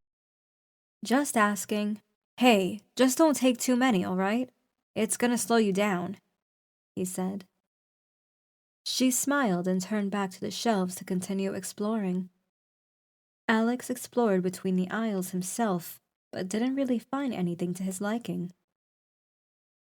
He liked reading thrillers, but Grayson didn't seem to harbor any of those in his enormous library. Since Blaire didn't seem like she was anywhere near done browsing, he climbed the spiral staircase and walked around, admiring the view below. He stared at the wood flooring and wondered how much time it took the staff to keep this place spotless. When he got bored of the view, he sat on the floor with his back leaning on the balcony. He looked at his wristwatch and realized it was 1:33 a.m. Blaire had made the phone call about 20 minutes ago, so it shouldn't be long until they arrived. His eyelids were getting heavier, and he couldn't wait to get back home. He reckoned it would be around 3 a.m. if everything went according to plan. Blaire's soft footsteps on the metal steps of the spiral staircase snapped his thoughts back to reality. In seconds, she appeared on the catwalk, a curious expression on her face. "Oh, you're here," she said. "Yeah," he nodded. Blaire got into a sitting position next to him. The high of the excitement seemed to have dissipated from her, and she looked visibly tired. Her face was slack, her eyelids half closed, the expression she'd always had whenever she was sleepy. "Not as many good books as I expected," she said dryly. It was her sleepy voice, as Alex had called it. It used to help him determine when Blaire was sleepy, even before she herself was aware of it. "Did you snag any more?" he asked. "No, just the one from Kessie." She leaned her head back on the railing and closed her eyes for a moment. Her head mechanically turned to Alex and she asked, "You think Emma is still here?" "I don't know," he replied. "Maybe she's still somewhere around here, held prisoner, while we're prancing around the library," Blaire exclaimed, her voice devoid of tonality. I doubt it. She probably would have been in the bedroom, and we can't just go exploring this place randomly. It's too big, and it could be way more dangerous than we initially thought." They sat in silence for a moment before the phone in her pocket vibrated loudly. She took it out and unlocked it, revealing a message. Alex happened to sneak a glance at her phone. It was from an unmemorized sender, but Alex expected it was Ian. Who else would be texting her at 1 o'clock in the morning? Blaire began typing a response to him, and Alex suddenly felt ignored, but found that he didn't care too much. He was too tired to be able to exert any strong emotions at the moment.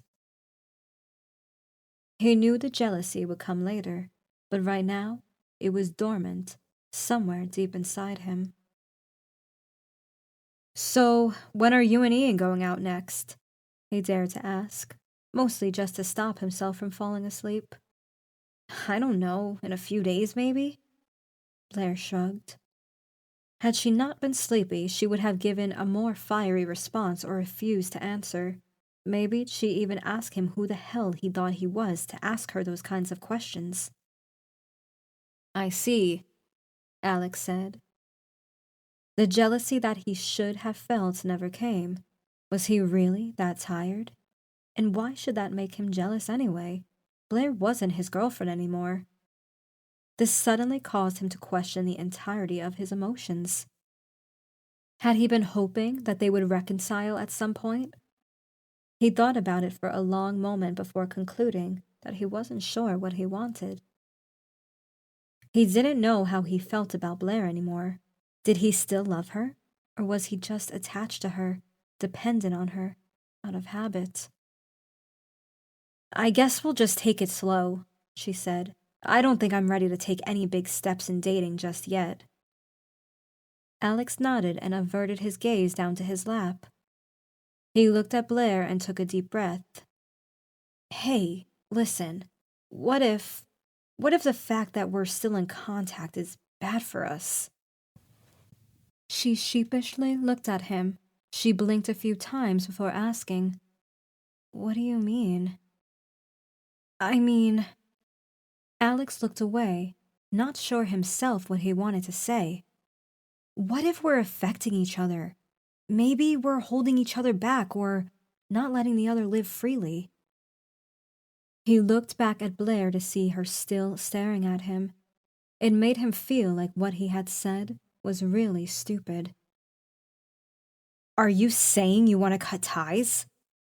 Blaire asked, her sleepy voice gone, replaced by fierceness. Alex hadn't thought about it till then, but now that Blaire had said it aloud, it became a reality, and it was scary. Alex suddenly imagined in a flash his life without Blaire, even as a friend. 5 years from now, she could be married, living somewhere far away, pregnant. And Alex would only be a distant memory for her, an ex-boyfriend that she would occasionally mention in passing. That terrified Alex. "No, I mean..." He fumbled with his words. "Shit, I don't know. Look, I just don't want to be an obstacle to your happiness." "Am I an obstacle to yours?" she asked. She was facing Alex. The conversation had visibly sobered her up. Alex himself felt much more awake now, the weight of his eyelids long since gone. "No, you're not," he said. But right after saying that, he examined the statement in his mind. Was she really no obstacle to his happiness? "What about that girl from the post office you ghosted?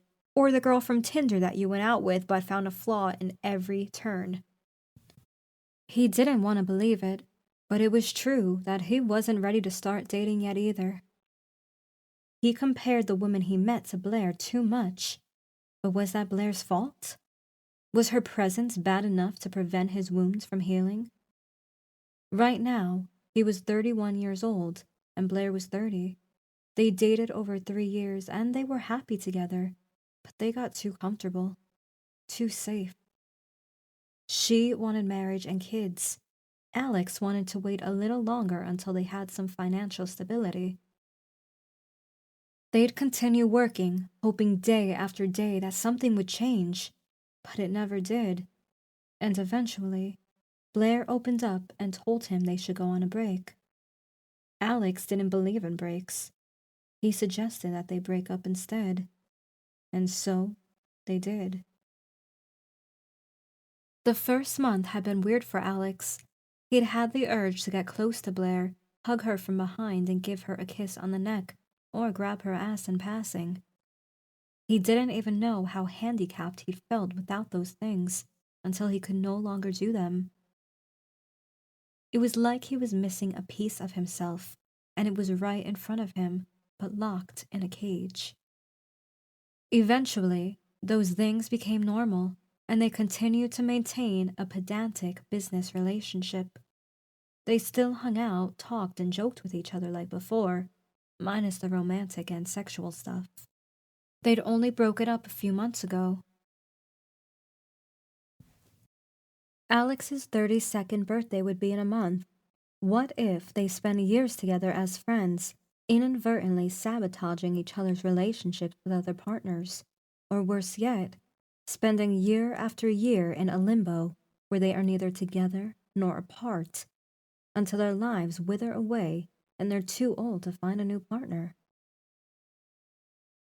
Staring at Blaire seated on the catwalk, he knew what the proper solution to this predicament was. At the back of his mind, he had always known, and yet he still couldn't do it.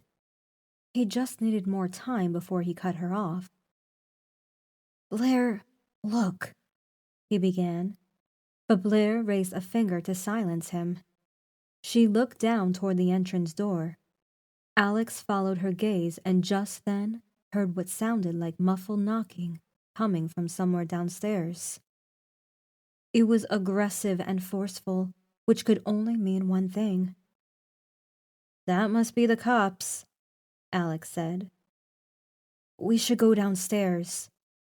Blaire clambered up to her feet. The banging on the door was much louder from the corridor, and it got apparent that it was coming from the entrance. "This is the police! Open up!"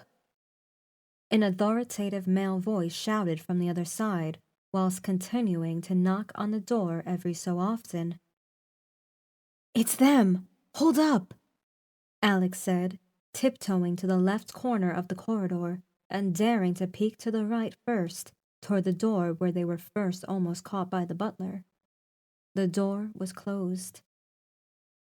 He looked left and heard another series of loud bangs. The chain on the door rattled violently with each knock, the padlock swinging back and forth under the knobs. "Is anybody in there?" the police officer shouted. The click of the lock came from Alex's right. He turned his head just in time to see the door opening. He spun around with lightning speed and grabbed Blaire under the arm. He led her next to the armoire on the left side of the connecting corridor, and they pressed their backs against the wall to get out of sight. "Hold on, I'm coming." The butler's calm voice came from the forking in the corridor. Alex peered just in time to see the silhouette of a gaunt man in black clothing disappearing behind the corner. Alex locked eyes with Blaire. Her face was stiff with tension. He wanted to tell her to follow him, but there was no need for that. They understood each other non-verbally in these situations. He tiptoed his way back to the corner, Blaire close behind him. He looked toward the exit and saw the butler reaching the entrance door. He was holding something in his hand that looked like a thin rod, but Alex couldn't see what it was. The butler leaned the stick against the wall on the right and pulled out something from his back pocket. He fiddled with the lock. The chains plopped to the ground and the front door was open, letting in a meager glow of moonlight into the corridor's first step. The butler stepped aside and allowed the figure outside to enter. "Good evening, sir," the officer said as he stepped inside. "We received a call about a disturbance. Would you mind if I check it out?" The butler silently closed the door behind him, putting out the vestiges of moonlight and engulfing the room in darkness again. Alex's eyes were used to the dark by now, so he could make out at least some of the details. The butler bent down and picked up the chains before wrapping them around the doorknobs again. This caught the cop's attention. "Hey, you don't need to do that," he told the butler. But the butler ignored him, continuing to fiddle with the chains. Something clicked, indicating that he may have locked the padlock again. "Hey, do you hear me?" The officer grabbed the butler by the shoulder. "What do you think you're doing?" "Sir, I'm going to need you to It all happened so fast. The butler reached down for the stick with incomprehensible speed and thrusted it at the cop. The police officer's body jerked. He remained frozen for a moment and then staggered backward, a gurgling sound escaping his mouth. It took Alex's brain an insanely long moment to realize that the stick object was jabbed in the cop's throat and protruding through the back of his neck. Liquid spurted from his neck as he let out a pained cough. He was choking on his own blood. Alex's eyes widened and he was about to mutter, "What the fuck?" when he felt Blaire's vice-like grip on his forearm. He snapped at her. She was staring in the direction of the butler and cop with one hand over her mouth, eyes wide and glistening, as if she was going to start to cry. Alex looked back at the entrance.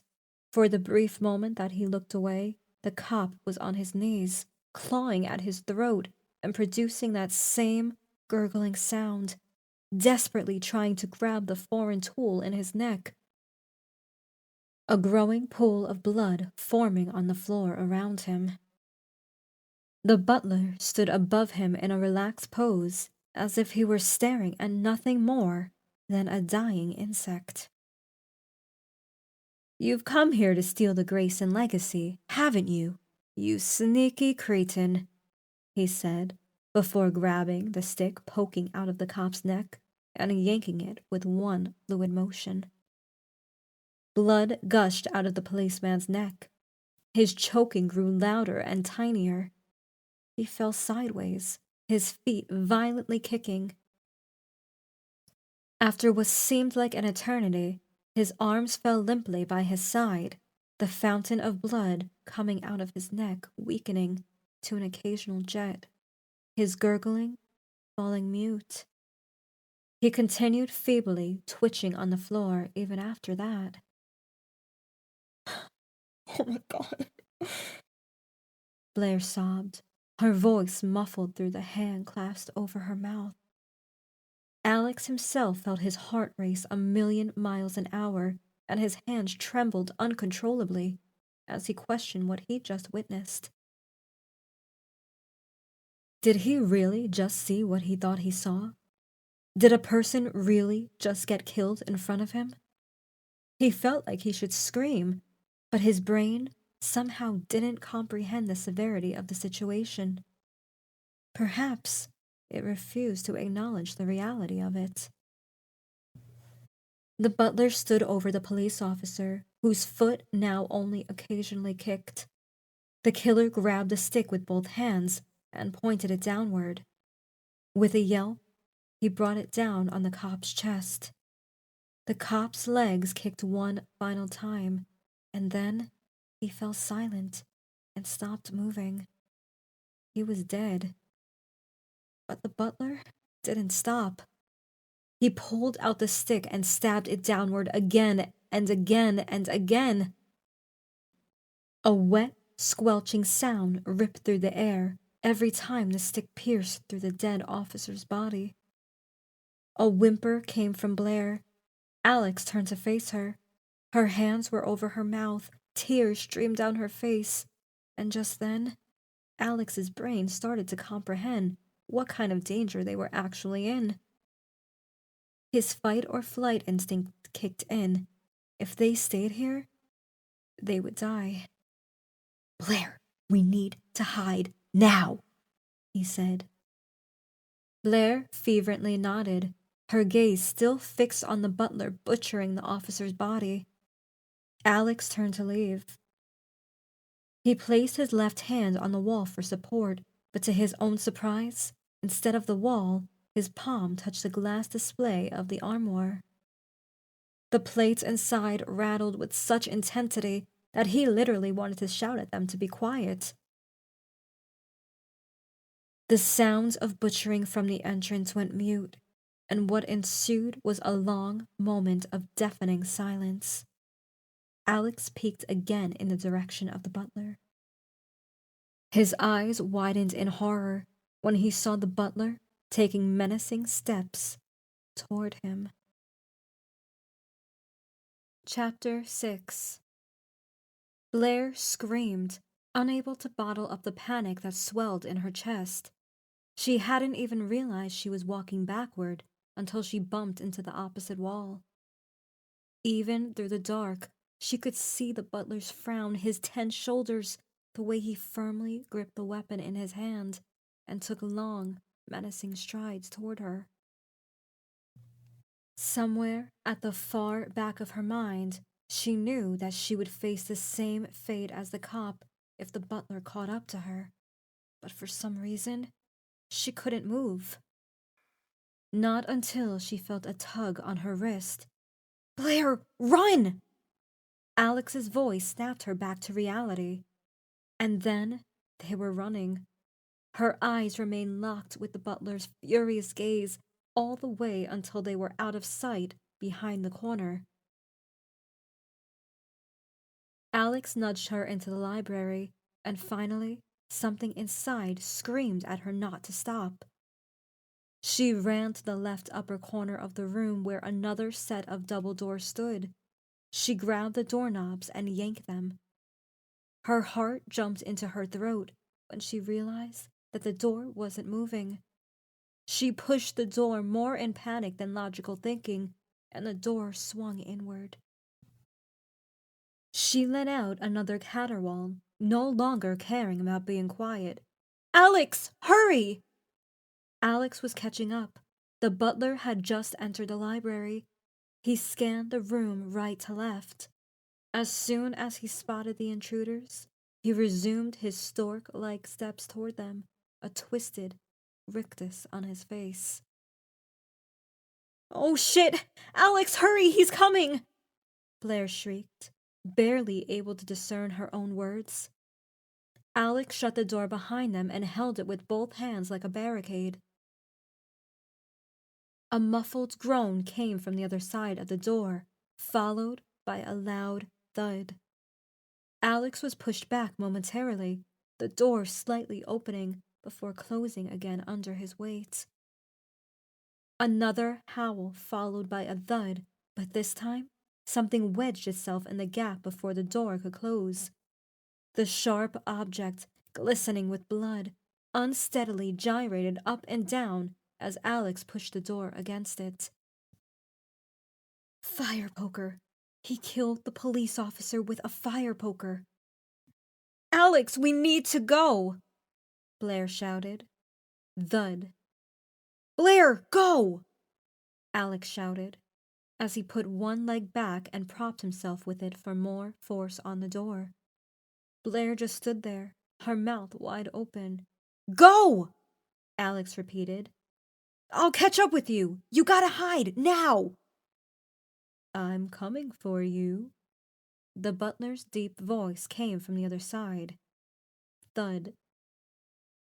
Blaire needed no more encouragement to run. She spun on her heel and ran down the corridor she was in, taking turns left, right again, putting more and more distance to the library, until she had no idea where she was anymore.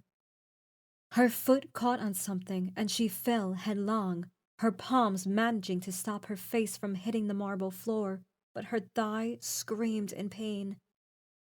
The thuds on the door were much more distant now, and were growing fainter by the second, until they entirely stopped, leaving Blaire with only her own echoing footsteps.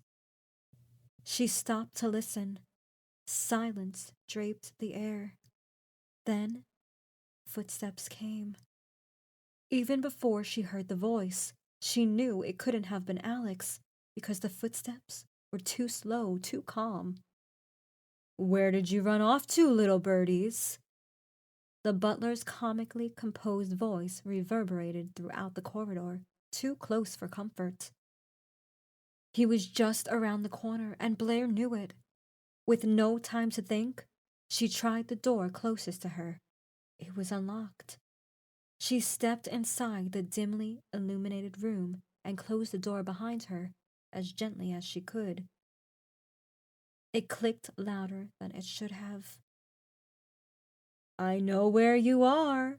I'm coming," the butler said in a sing-song voice, his footsteps drawing closer. Blaire stepped away from the door and spun in circles in hopes to figure out what to do next. She was in some sort of living room. The lamp on the table was on, giving off a faint, sickly tingle to the room, neither truly illuminating it nor leaving it in darkness. She knew she was out of time when the sound of muffled footsteps resounded just outside the door. Her eyes shifted toward the ornamental wardrobe in the corner of the room. She yanked the doors of the wardrobe open, sidled between the white shirts, and pulled the door shut. She was just in time, because the moment the door shut, she peeked through the crack of the wardrobe and saw the entrance door bursting open so violently that it slammed into the adjacent wall. It made Blaire jump. She clamped a hand over her mouth, quivering exhales escaping her nose. The sound was too amplified in the enclosed wardrobe. At the door stood the butler, the weak lamplight illuminating him enough for Blaire to discern some of his features. Brown dots specked his balding head, What little hair he had was grizzled. His old, wrinkled skin intermittently went taut and slack as his face vacillated between a number of expressions. He was wearing an elegant butler suit, complete with a black tie and white gloves. Only they weren't white anymore, as splotches of red marred them, some of the stains glistening in the light, a testament of how fresh his kill was. Droplets of blood were on his face, and his white undershirt too, which made him look like he came straight out of American Psycho. His hand languidly gripped the fire poker, letting it dangle by his leg as his head swept all the way to his left. He was looking for her. He began turning his head in the opposite direction for another scan when his eyes stopped on the wardrobe. Blaire clasped the other hand over her mouth and pressed so firmly that she was unable to inhale or exhale. The butler raised a hand and fiercely scratched his cheek. A painful grimace struck his face. He continued to turn his head to the right, his gaze no longer trained on the wardrobe. Blaire's brain screamed for an intake of oxygen. She eased the squeeze on her lips and took in a tentative whiff of air. The butler turned away and paced the room. He poked the floor with the fire poker with every step he took. An unnerving, metallic tick-tick produced with each step he took. "I know you're here," he said calmly. "You can't have Master Grayson's legacy." He was facing away from Blaire and turning his head left and right. He raised his free hand and scratched the back of his head so violently that Blaire thought he was going to rip a hole in his skull. And then, the worst imaginable scenario happened. Blaire's phone began vibrating. In that silence, the buzzing permeated the air so loudly that only the deaf wouldn't hear it. The butler certainly did, because he stopped scratching and stood still, seemingly focused on the sound. Blaire's hand shot on her thigh. The caller was persistent, but Blaire wouldn't dare pull out the phone and let the light give off her location. She firmly placed her hand on her vibrating thigh in hopes of silencing it. She looked up, fearing the worst. The butler was still facing away from her, his head curiously canted. "Please don't come here, please don't come here." The buzzing stopped. The butler turned around and stared right at the wardrobe. A triumphant grin stretched across his face as he ambled forward. "I found you, little birdie," he said with a raspy voice. Blaire recoiled, the scream that begged to escape her lungs tightly trapped in her mouth. Doing so would be a death sentence. The butler stopped right in front of the wardrobe, so close that Blaire could see all the blemishes on his old face. His hand reached toward the wardrobe, and then the sound of something shattering exploded somewhere in the distance, and the butler's head jerked to his left. Without a moment of hesitation, he strode across the room, swung the other door open as violently as the first one, and just like that, disappeared out of sight. There was no time to waste. Blaire had to get out of here before he came back. Ever so slowly, she pushed the door of the wardrobe open and stepped outside on her toes, making sure to keep an eye on the open door that the butler had exited through just a moment ago.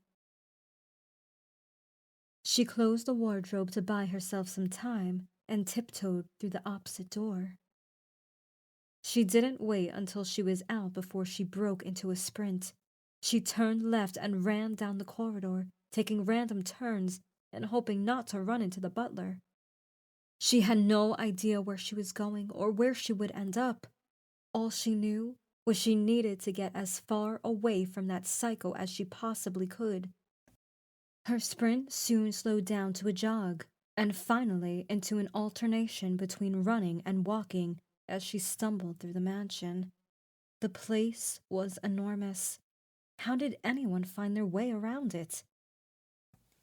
She expected at any moment to bump into the butler and feel the cold, pointy end of his fire poker penetrating her stomach or chest, piercing her vital organs, or worse, wounding her enough to be conscious while the butler had a go at butchering her, like he did the cop.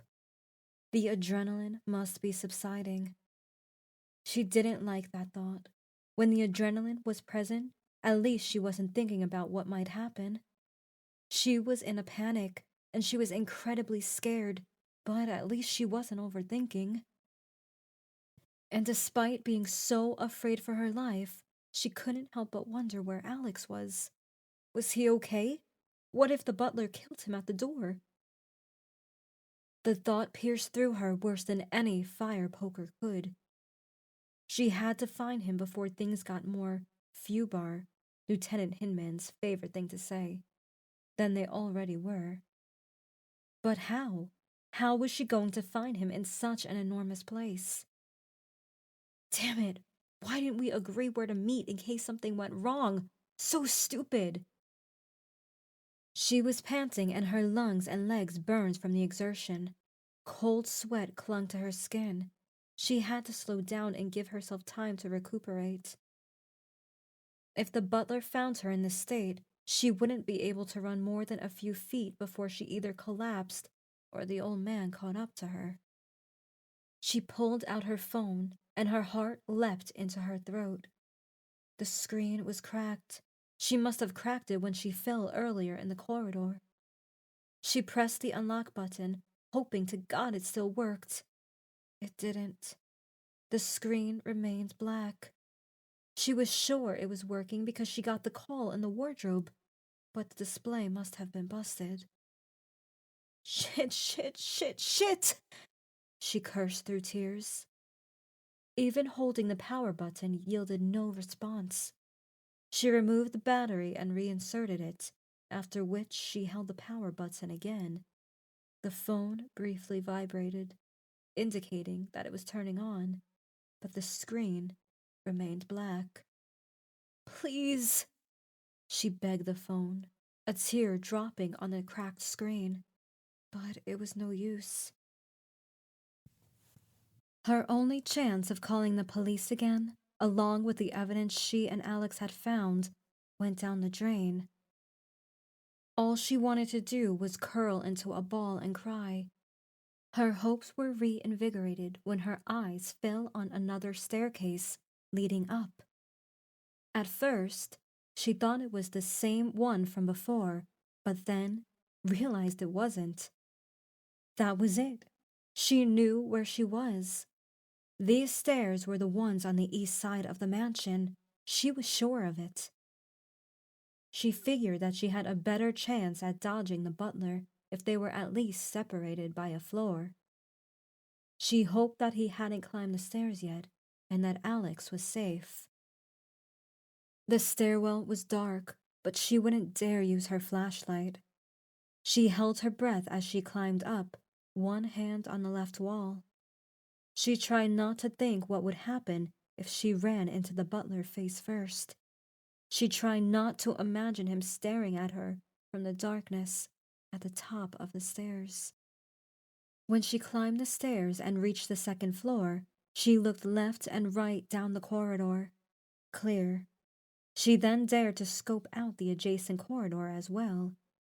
If Alex had made it, he would have done the same thing as her. He would have gone up to the second floor. Alex, are you here? She called out as loudly as her whisper allowed her to, as she was sure there was no danger in calling out to him here. The butler had made no effort trying to sneak up on them, and if he had entered any of the nearby rooms, he would have probably left the door open, like he did in the living room. Despite that, She couldn't help but feel her heartbeat elevating when she grabbed the doorknob of the first and closest door. She gently turned the knob and pushed the door open, revealing the dark interior. Still holding the knob and leaning inside the room, she fumbled for her flashlight in her pocket and shone it inside. It looked like a combination of an office and living room, but was more ostentatious than the rest of the rooms. A statue of a woman stood in one corner, and various taxidermy animal heads on the wall behind the desk, including a rhino, a deer, and a boar. Now that looks more like Gary Grayson. Even in that moment, Blaire couldn't help but feel hatred toward Grayson for such a display of cruelty. She had no doubt that he was that kind of person that enjoyed hunting helpless and endangered animals on Sundays.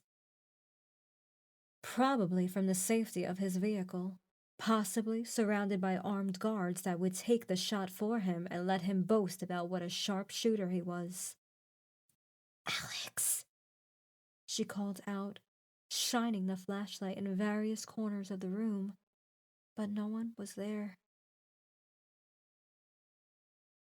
She leaned back and gently closed the door. She looked left and right, expecting the butler to be there, right next to her with the fire poker ready to stab her through the eye. "Get a hold of yourself, Blaire. Come on. You need to find Alex. Come on." She desperately wanted to smoke, but lighting one up now would be suicide. So she moved on and tried the next door. "Alex!" she called out, louder this time, shining the beam of the flashlight around the dusty-looking bedroom. The room looked like it hadn't been used in a while, and when Blaire pointed the flashlight at the wooden flooring, long since settled layers of dust came into view, just begging to be swept away with a wide mop. A thought comically went through her mind how she would have lost her mind cleaning this place constantly. She loved to have everything spotless in her home, and having a huge mansion like this one to clean would be a nightmare. "Alex, are you in here?" Blaire called out again, but no response came. Defeated, she closed the door. She turned to her right, ready to check out the next door, when a hand closed over her mouth from behind. She tried screaming, but the palm was pressed too firmly against her face. She kicked and flailed against the assailant's grasp until she heard their voice. "Blaire! Blaire, calm down! It's me!" Chapter 7. Alex eased up his grip on Blaire's mouth and torso when her resistance subsided. Prior to that, she'd managed to elbow him to the stomach pretty well, and had he not calmed her down, he was sure she'd resort to more desperate measures, like biting down on his hands or clawing at his eyes, maybe even a nut kick. Blaire slowly turned around, hyperventilating. Dry tears streaked her face. Her eyes bulged widely, the corners of her eyebrows arching upward. Alex had never seen her like this. He had seen her worried and anxious, but never like this. But then again, neither of them had been in any mortal danger like this, so that they had a chance to express those emotions. Blaire threw herself onto Alex and buried her head in his chest, sobbing. Alex wrapped his arms around her, gently stroking her hair and back. At that moment, he was happy she was okay. Not knowing what had happened to her when they got separated had him feeling a primordial fear unlike any other he'd ever experienced. He didn't care that they weren't in a relationship anymore. He didn't care about Ian. He just wanted her to be safe. He killed him," Blaire uttered between sobs. After consoling her for a while, Alex gently pulled her away. "Blaire, we need to find a way out of here. Do you still have your phone on you?" Blaire blinked her tears away before turning away and saying, I fell, and it broke. We're stuck here. Damn it. Okay, all right. If that's the case, we need to find our way out. Chances are that the police may send someone to investigate the disappearance of their officer, but it may take a while. We have to find a safe place until then. Alex said in a stern tone, in an attempt to snap Blaire out of her desperation. Okay, but I don't know what's the safest place here. Blaire raised her hands and let them fall limply against her sides. I know one place. Come on, let me show you. Alex proudly said and took point, carefully peeking behind the corners whenever they needed to turn. It took him a moment to remember which way to go exactly, since the corridors and the mansion wound like a maze. He wondered if Grayson deliberately made the mansion that way for any potential trespassers. When they reached the corridor leading to the first stairwell they'd found when they entered the mansion, Alex broke into a more confident amble. Alex, where are we going? Blaire asked. Her tone in a normal situation would have probably been aggressive, but now it was docile and broken. Trust me on this, he replied.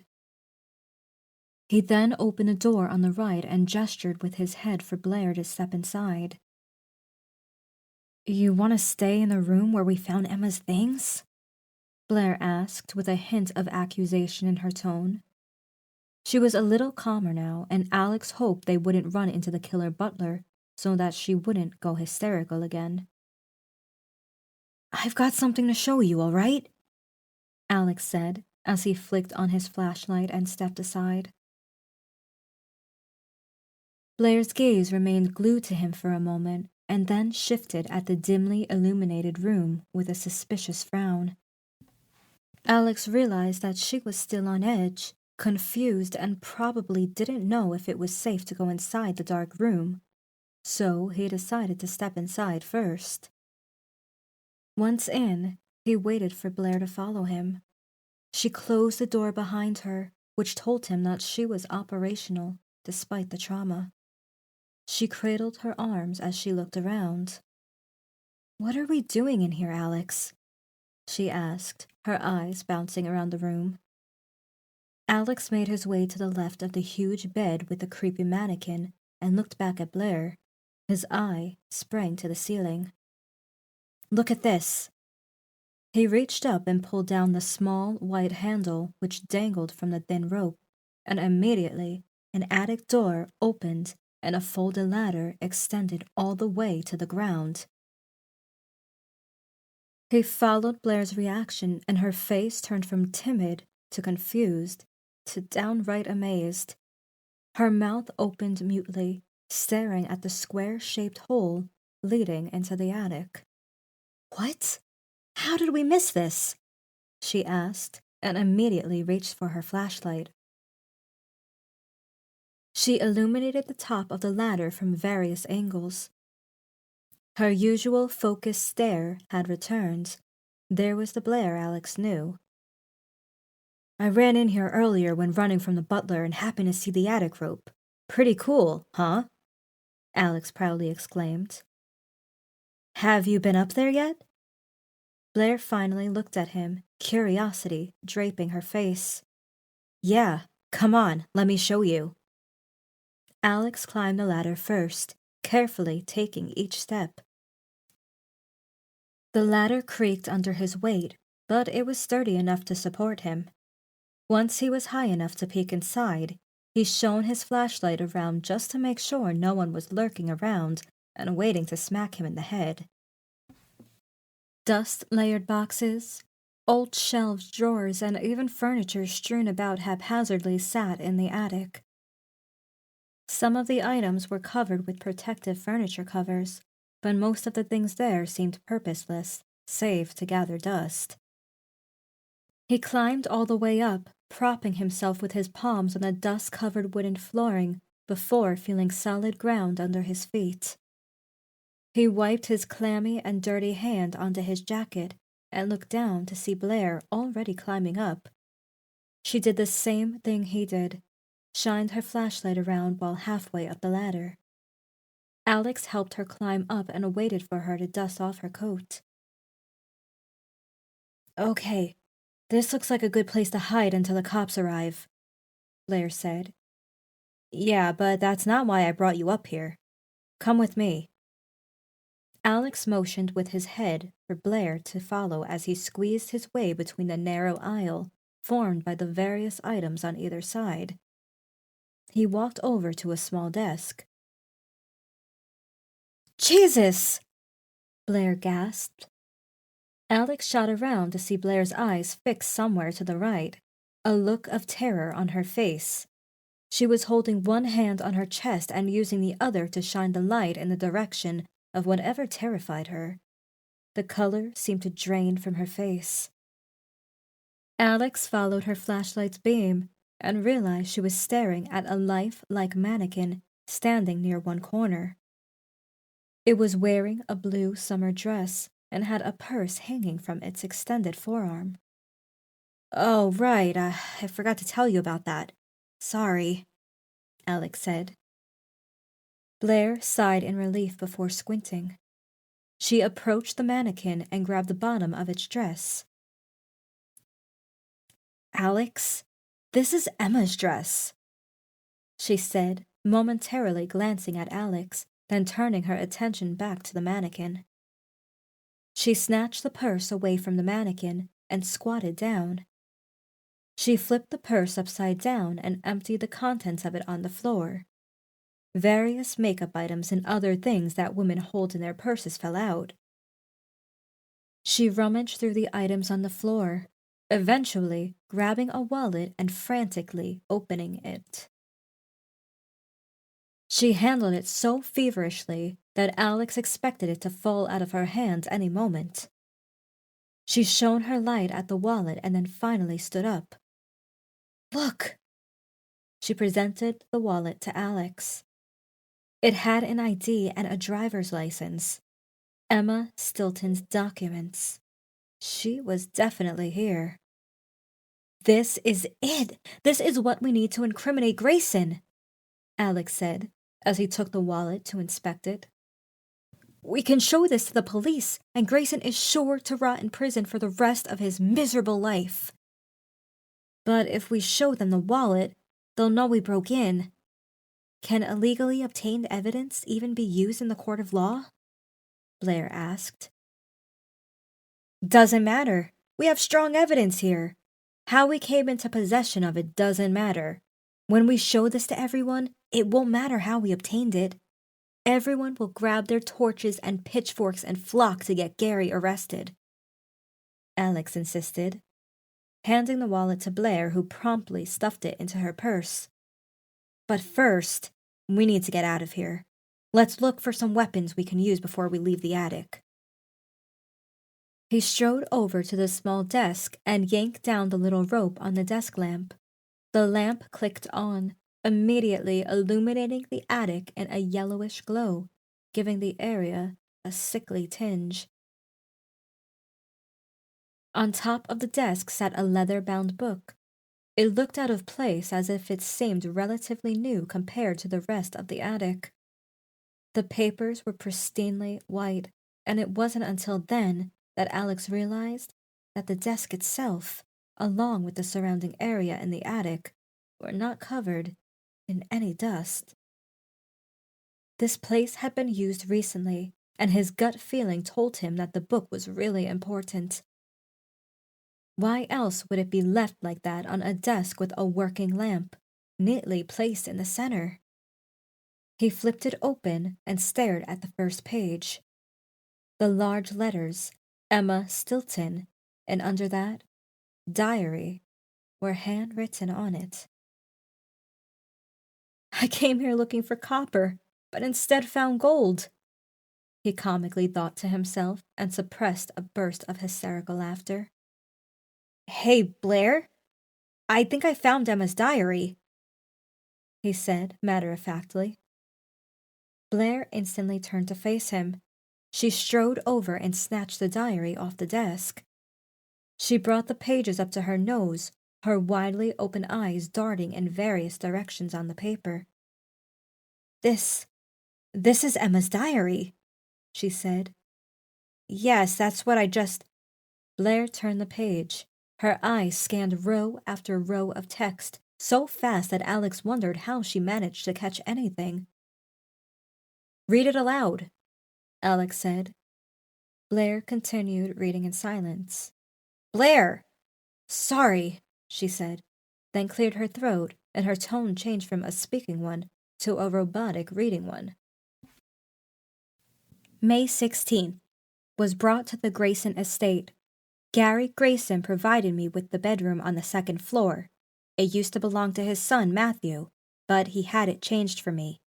He gave me this diary to help me pass the time faster, since they took away my phone. I can't help but wonder how long they have had this in their plans." Blaire flipped to the next page and continued reading. July 6th.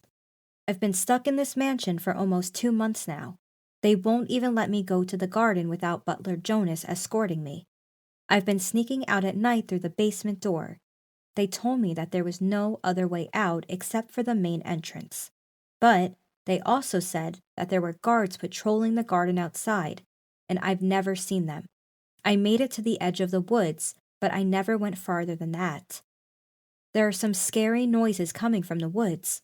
I wonder if it's just my imagination playing tricks on me from Gary's exaggerated stories about the dangerous animals in the woods. "Jesus," Alex muttered, but Blaire went on to the next page without stopping.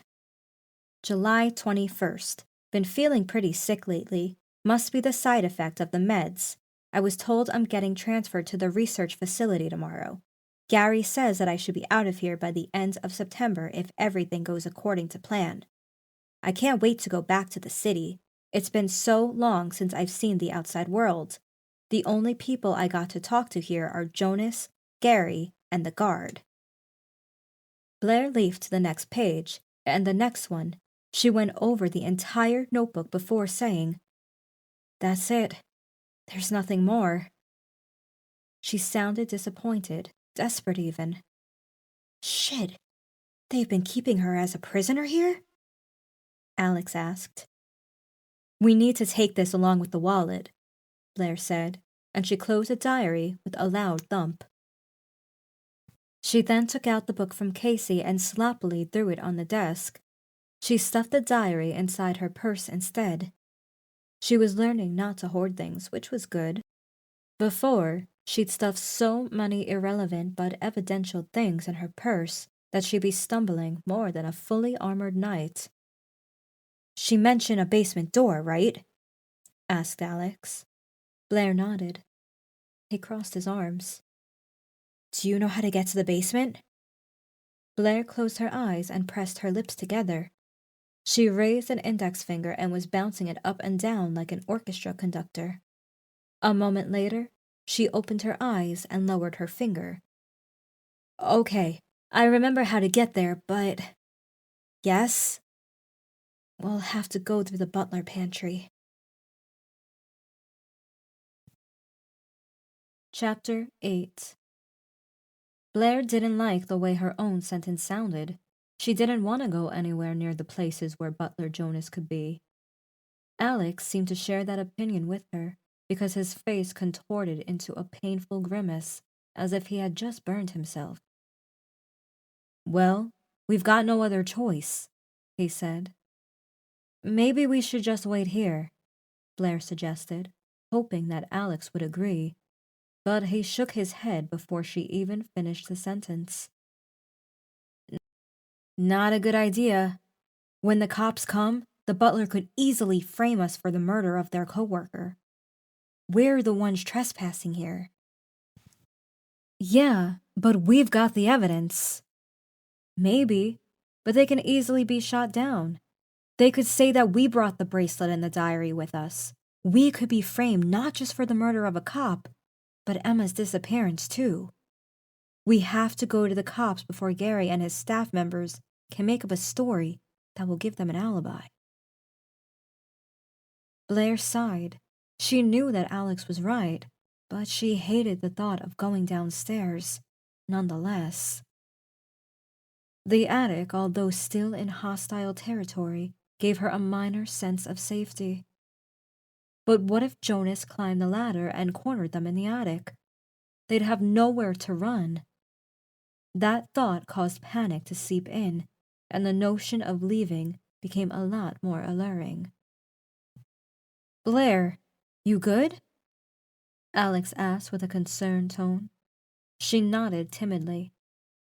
"Okay, let's go then. I'll lead the way. You just direct me where to go, okay?" Alex inspected the bedroom from the top of the attic entrance by shining his light down at it, and when he made sure it was clear, started his descent. Once they were in the corridor, Blaire instructed him to go toward the stairs, following close behind, practically bumping into him at times.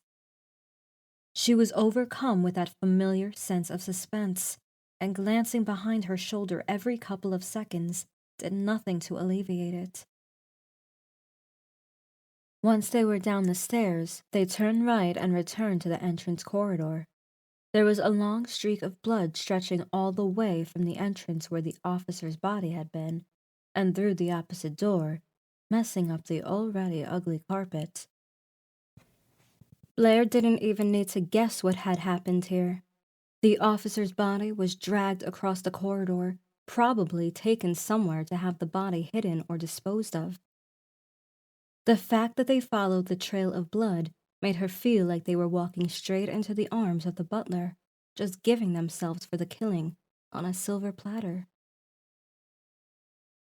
She couldn't shake the image of the cop getting stabbed to death.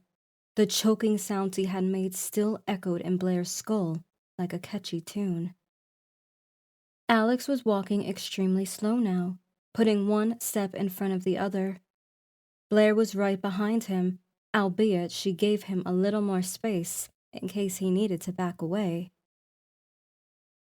It wasn't until they were a dozen feet or so in front of the door that Blaire noticed that the door was slightly ajar and the trail of blood led through the gap. "Alex, wait," Blaire said and grabbed him by the arm. "Maybe we shouldn't go in there." Alex offered her a reticent stare. He looked toward the door as if weighing his options before his eyes flicked back to Blaire. "Is there another way to the basement?" he whispered. Blaire shook her head. "Then we have to go through here. Come on, the butler is probably long gone by now," Alex said. He began walking again despite Blaire's grip, and she eventually let him go, continuing to follow close behind. Alex stopped in front of the door and peeked through the gap. His head frantically jerked in various directions before he put his palm on the half-open door. He pushed it as it creaked in protest, widening the gap enough for him to pass through. Blaire went in after him, stepping off the blood-stained carpet and onto the checkered black and white tile floor. Grayson really needs a better interior designer. They were in the dining room, and in front of them stretched a long dining table with dozens of chairs on each side. The table occupied most of the room. Windows that looked out into the garden were on the left wall. These windows, just like all the other ones in the mansion, had the same decorative metallic bars, making escape impossible. Starting a fire in the mansion would make things really hard for the people living and working here, Blaire thought to herself. Between each window stood an ostentatious statue, a nude woman here, a perfectly sculpted man with the body of the god there, etc. Further adding to Grayson's unnecessary boasting of riches. Blaire glanced down, and her eyes fell on the trail of blood leading left around the table and through the door on the other side of the room. The trail, despite losing its potency, was much more visible on the white tiles of the floor than it was back on the decorative carpet. The streak of blood, which started off as a rich, fully colored trail, was now only a faint one, like a spent paintbrush. Alex looked at Blaire for guidance, and she pointed to the door where the trail ended. "That's the kitchen over there. We need to go through." Alex nodded and continued sneaking toward the other side of the dining room. He stepped into the fresh trail of blood and was leaving bloody footprints with each step he took. Just like the corridor, this kitchen door was open too, so he peeked inside and stayed frozen in that position for a moment. Blaire took a step forward, but then Alex raised his palm toward her in a stop sign. She froze in her tracks, suddenly feeling on edge, and then she heard it. Humming, coming from the kitchen. A shiver ran down her spine, and her brain suddenly screamed at her to get out of there, but she was too petrified to budge. The humming faded away, but Alex continued holding his palm up for a few more seconds or so, which felt like an eternity. Then he turned to face Blaire. "Okay, he's gone. Let's go." He pushed the door open and took a tentative step inside. He looked left and stopped, his eyes fixed in the same direction. Blaire followed inside and followed his gaze. She gasped loudly and put her hands over her mouth to stifle a scream. On the floor next to the kitchen counter where the trail of blood ended was the dead body of the police officer. He was splayed on his back, his eyes staring vacantly at the ceiling, his mouth wide open, and his tongue partially sticking out. A gaping hole adorned his throat, although saying that half of his throat was missing was more correct.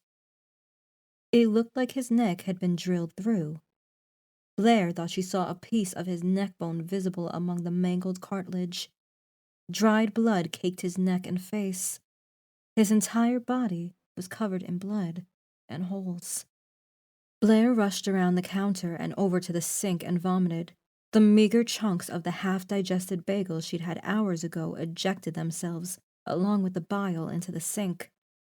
She continued retching, even though nothing else came out. She spat out the rest of the chunks of food in her mouth and wiped it with the sleeve of her coat. "Blaire!" Alex's voice came from somewhere in the room. He had already called out to her multiple times, but she only registered it now. She nodded before spitting the remaining spit-mixed bile one more time and pushing herself away from the sink. "I'm fine," she said. "Blaire, he's coming back. We need to move," Alex said frantically. Blaire again felt her heart jumping into her throat and her legs cutting off. She swiveled her head around and noticed that Alex was standing at the door on the right side, leading out into the adjacent corridor. She grabbed him by the hand and pulled him in the opposite direction, through the door leading into the butler pantry. The pantry was open, and Blaire rushed past the table in the middle and toward the sturdy green basement door. She wanted to yank the door open, but felt something violently tugging her down, and it took her a moment to realize that Alex had pulled her by her hand and behind the table. Right on time, too, because the other door loudly burst open a moment later, and the humming came as clear as day. Between the legs of the table and chairs, Blaire saw the butler walking in and casually strolling out of view, probably toward the body of the officer. Then the humming stopped. "You could have been back home already by now." The butler's voice came from the kitchen. Blaire's heart lurched. They were exposed. The butler would barge inside the pantry any moment now, with his poker ready to stab them. "I am not fond of killing officers of the law," the butler added, making Blaire realize with utter relief that he was talking to the dead body of the cop. On cue, the humming started again, but was followed by a slight hum grunt, accompanied by squelching. Then, a sawing noise which Blaire hoped to God wasn't what she thought it was, because if it was, she would go crazy. That stuff only happens in slasher movies like The Hills Have Eyes and such, not in reality, right? The sawing got more intense, transitioning from a wet, meaty sound to a grinding one, until it transitioned back to the wet one. It lasted for a solid minute or so, until it stopped entirely. By then, the butler had stopped humming and was focused solely on the sawing. He loudly exhaled from the other room before jovially saying, "We made quite a mess now, didn't we?" A metallic clang exploded on the ground before something flew over the floor of the kitchen, coming into Blaire's view. She had to force herself to look away and close her eyes firmly to stop herself from screaming, because for the split second that it came into her view, she saw the severed leg of the police officer rolling on the floor, leaving a fresh blood trail at the stump. She couldn't take it anymore. She felt that if she stayed here a second longer, she would lose more of her sanity. So she grabbed the edge of the table and slowly stood up, peeking toward the kitchen. She couldn't see the butler from here, and for that, she was grateful. Alex looked at her in confusion before she motioned with her hand for him to follow. As gently as her trembling hands allowed her to, she grasped the knob of the basement door with both hands and turned it. When she felt that the knob could turn no more, she began pushing. "Please, for the love of God, don't make any sound." She pushed inch by inch, slowly breathing out trembling breaths through her mouth, as if handling a ticking bomb. And then it came. Not so much a creak, but a skip. It was loud, very similar to the sound the insect screen door made in her mother's house whenever it was opening or closing in the few inches closest to the doorframe. "Who's there?" The butler's voice immediately tore from the kitchen, followed by the unmistakable sound of feet pattering against the floor. Blaire looked back in time to see the butler's blood-covered face appearing at the door of the pantry. Fury swaddled his face when his eyes fell on the intruders. His shoulders tensed up. He was holding a different object in his hand this time. Blaire didn't know which one, she just knew it was different. In the back of her mind, though, she knew it was something he planned on using as a weapon to butcher them. Blaire screamed and shoved the door open, running inside like a headless chicken. "Run, Blaire, run!" Alex shouted at her heels.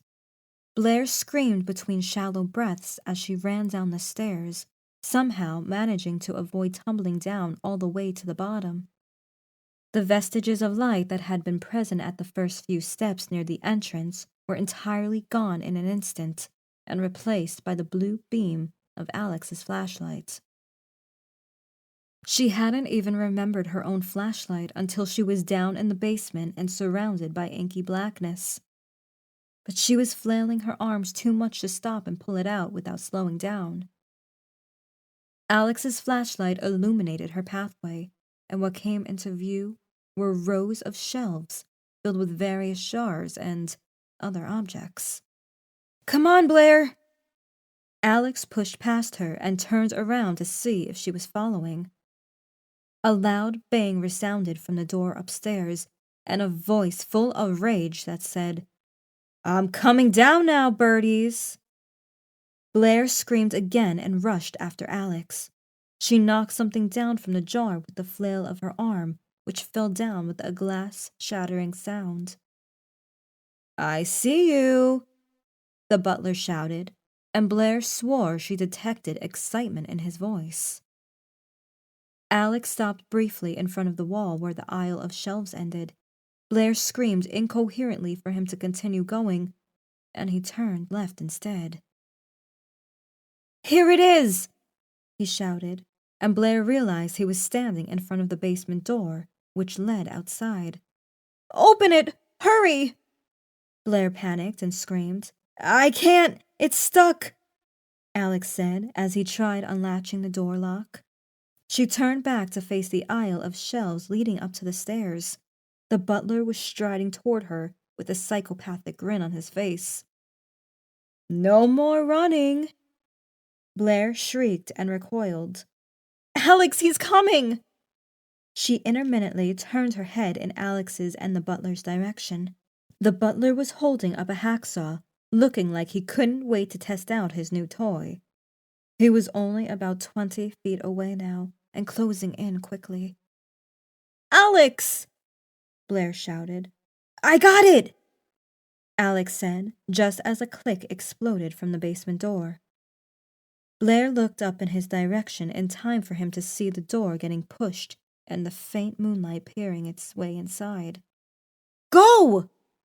Alex shouted, and Blaire jostled from the wall to the left just before the butler reached her. A distinctive click ripped mere inches from her head as the hacksaw connected to the wall, narrowly missing her. She scrambled past Alex and up the stairs, tripping and falling on the grass outside. "Oh God, fresh air! Finally fresh air! If I die, at least I won't die in that musty basement," she thought to herself, with half relief and half dread.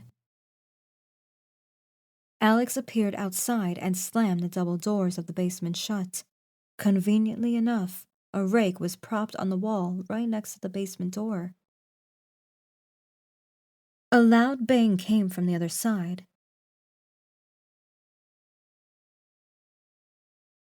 The door was the only thing separating Alex and Blaire from certain doom. Alex put one knee and both hands on the cellar door and looked behind at Blaire. "Blaire!" was all he managed to utter, but she knew exactly what he wanted. She hopped up to her feet, grabbed the rake, and wedged it inside the door handles. Both she and Alex immediately backed away, as if dealing with a venomous animal. The basement door rattled as bangs resounded on it from the inside.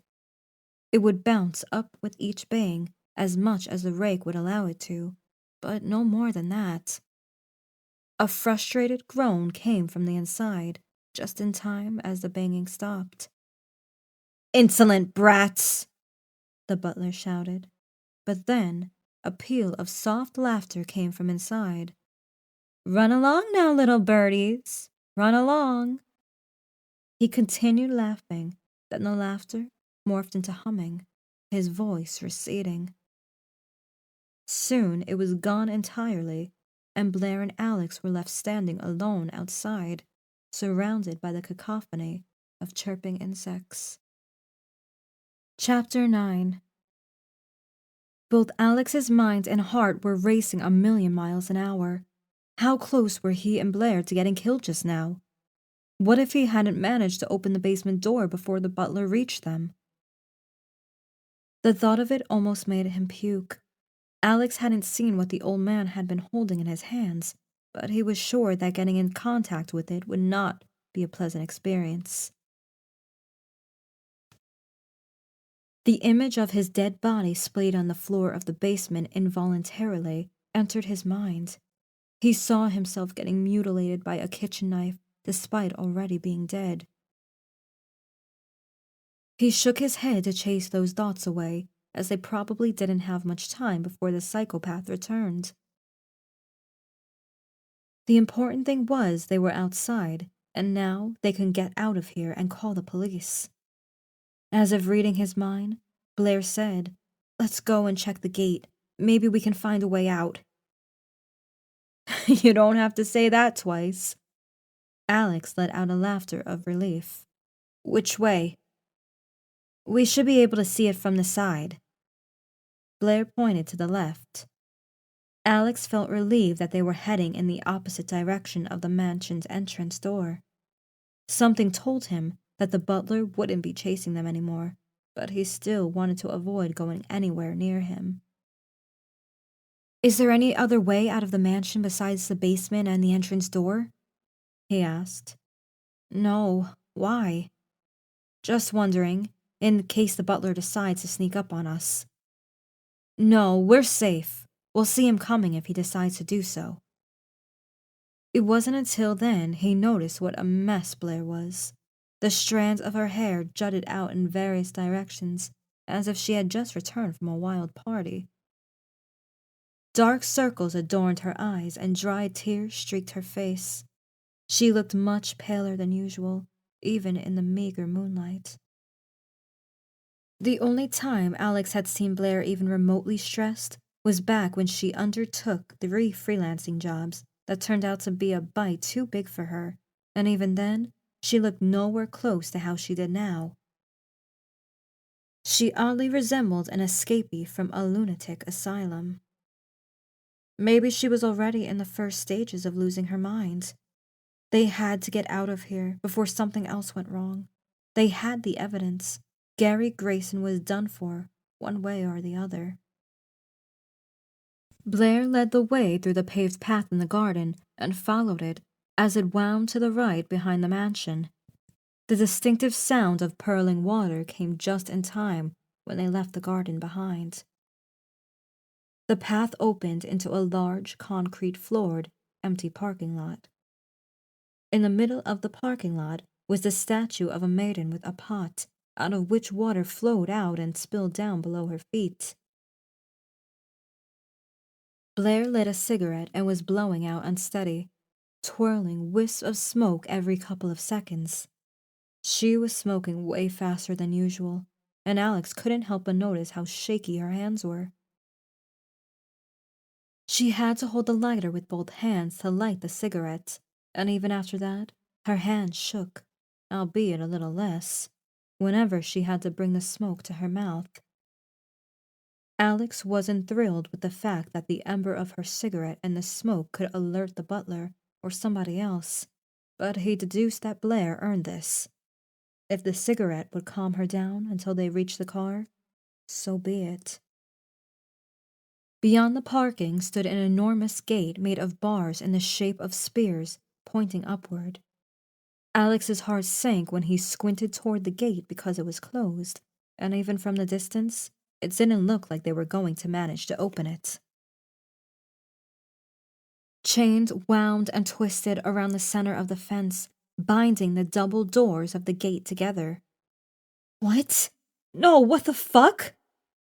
Blaire swore, leaning forward and breaking into a faster lope. What little hope Alex had about finding something to hack the chain away died when he got closer and realized the chains were thick enough to stop a tank from moving. What is this? Why does Gary need chains on a secure gate like this one? Alex asked, grabbing the chain and giving it a mild yank. The chain rattled in response, but the gate stayed firmly entrenched in its place, indicating that it may have not only been chained, but also locked, possibly electronically. Because he's hiding something about Emma, Blaire said, as she blew out the smoke of her almost entirely expended second cigarette. I'm actually surprised he didn't use more precautions. She inhaled the rest of the addictive nutrients from the cigarette and dropped the butt on the ground, stomping it gently. So how the hell do we get out? She ran her fingers through her messy hair, a plume of smoke dispersing from her mouth. Alex looked in the direction of the walls, both left and right. There was no way they were going to be able to scale the walls. The trees were not a good option either, because they were too far from the walls, and their branches looked brittle and thin. Well, the walls are no longer an option, and we can't climb the way we came. Is there another way, you know? He looked at Blaire to see her standing like a pup in the rain, cradling herself with her arms. She shook her head as she chewed her lower lip. Alex looked around. On the left, beyond where the garden ended, the concrete path merged into a dirt trail, winding between the few trees on the property and disappearing ahead in the darkness between the thickets. Blaire, what's over there? Alex pointed his finger at the woods. Is that the Grayson property? Blaire spun around to look where Alex was pointing. She raised her eyebrows and slightly opened her mouth, which immediately told Alex she didn't know the answer to his question. I don't know, she said with a tenuous voice. Alex pensively scratched his chin. Emma's diary mentioned the woods, right? I think she said she wanted to go through the woods but was afraid, right? Maybe there's a way out there. Maybe, but do we really want to go there? Blaire gave Alex a sour expression, as if she'd bitten into a lemon. Would you rather stay here with Charles and his meat-cutting services? Alex hooked a thumb back to the mansion, a grin on his face. That's not funny, Alex, Blaire said, offended. Alex sighed, realizing that the joke may have been a little unsavory at a time like this. All right, look. Wherever we go, it can't be worse than back there, right? The truth was that he was sure that the worst was behind them. The forest might have some animals and it might be scary, yes. But would it be dangerous? Probably not. There are scary noises coming from the woods. The sentence from Emma's diary popped into his mind. He knew that scary sounds would be more than enough to deter Blaire from going, so he decided not to say anything about it. Okay, let's go through, Blaire said. I mean, worst case scenario, we get lost and rescue services find us, right? This mountain isn't that big, right? Exactly. We'll be out of here before we know it. He flashed her a PR grin. Blaire looked at her feet and sighed before hesitantly saying, Okay, fine. Chapter 10. The woods here looked darker than they were outside the property. The trees were clustered closer together, their branches blocking out the faint moonlight that could have penetrated its way through to them. They only saw the full moon in intervals between branches before it got obscured again by the forest, as if tantalizing them. Alex couldn't help but notice how some of the trees encroached on the tiny dirt trail, towering above him and Blaire, as if ready to sweep them off the path with their skeletal branches. For the most part, the woods were quiet, except for the shuffling and crunching of their own footsteps upon the small rocks and chunks of dirt, the chirping of crickets, and an occasional night bird that Alex couldn't identify. Their flashlight illuminated a good portion of the path ahead of them, bathing the ground and trees in a bluish light from the torch's beam. Blaire seemed to be much more relaxed now, the trauma from before probably subsiding. Either that, or she was too tired to possess the ability to express it. When they first left the Grayson estate behind and entered the woods, Blaire was apprehensive, pointing her flashlight in various directions. Between the trees, her shoulders tense, her steps small and skittish. She even stopped a few times, focusing her light in one spot when she thought she'd seen or heard something, but Alex had assured her it was probably just an animal or her mind playing tricks on her. After just 15 minutes of walking, she had changed from pointing the flashlight in random places to staring at the ground in front of her while walking. You doing okay, Blaire? Alex asked. His voice penetrated the silence of the woods. They had been quiet for the duration of their walk, and he thought some talking would do them both some good. Uh-huh, Blaire absently murmured. Okay, when we get back to town, we can go to the police right away and report these fuckers and have Grayson rot in prison for the rest of his life. And because of this, you and I are going to be famous. He looked at her for a reaction. She chuckled weakly and muttered a meager, yeah. So, what are you going to buy with your $1 million? Alex jokingly asked. The remark evoked a smile out of her, even if just for a second. Probably some therapy to forget about tonight, she said with a somber tone. What about you? Well, I know what I'm not getting, he started, waiting for Blaire to look at him before saying, a mansion. Blaire let out a peal of laughter at that. It's a start. He hadn't been sure if the joke was going to work, but the reward was worth the gamble. They walked in silence for a while longer, Alex glancing at her from time to time. He thought he saw her crying a few times in his peripheral vision, so he quickly became more attentive. No, not crying, just really shaken up. I must be really tired to imagine things like that. Still with me, Blaire? He asked. Yeah, I'm okay, she said. Okay, he nodded. Hey, Alex? Yeah? About what we talked about earlier, in the library. You're not an obstacle to my happiness, either. I just figured you should know that. This caught Alex off guard. He had no idea how to respond nor what exactly he felt. He locked eyes with her. She still looked distressed, but Alex detected sincerity in her eyes. She meant what she said. He just wasn't sure if she was going to regret it later. I'm happy to hear that, he said. He then braced himself, contemplating whether he should ask the next question.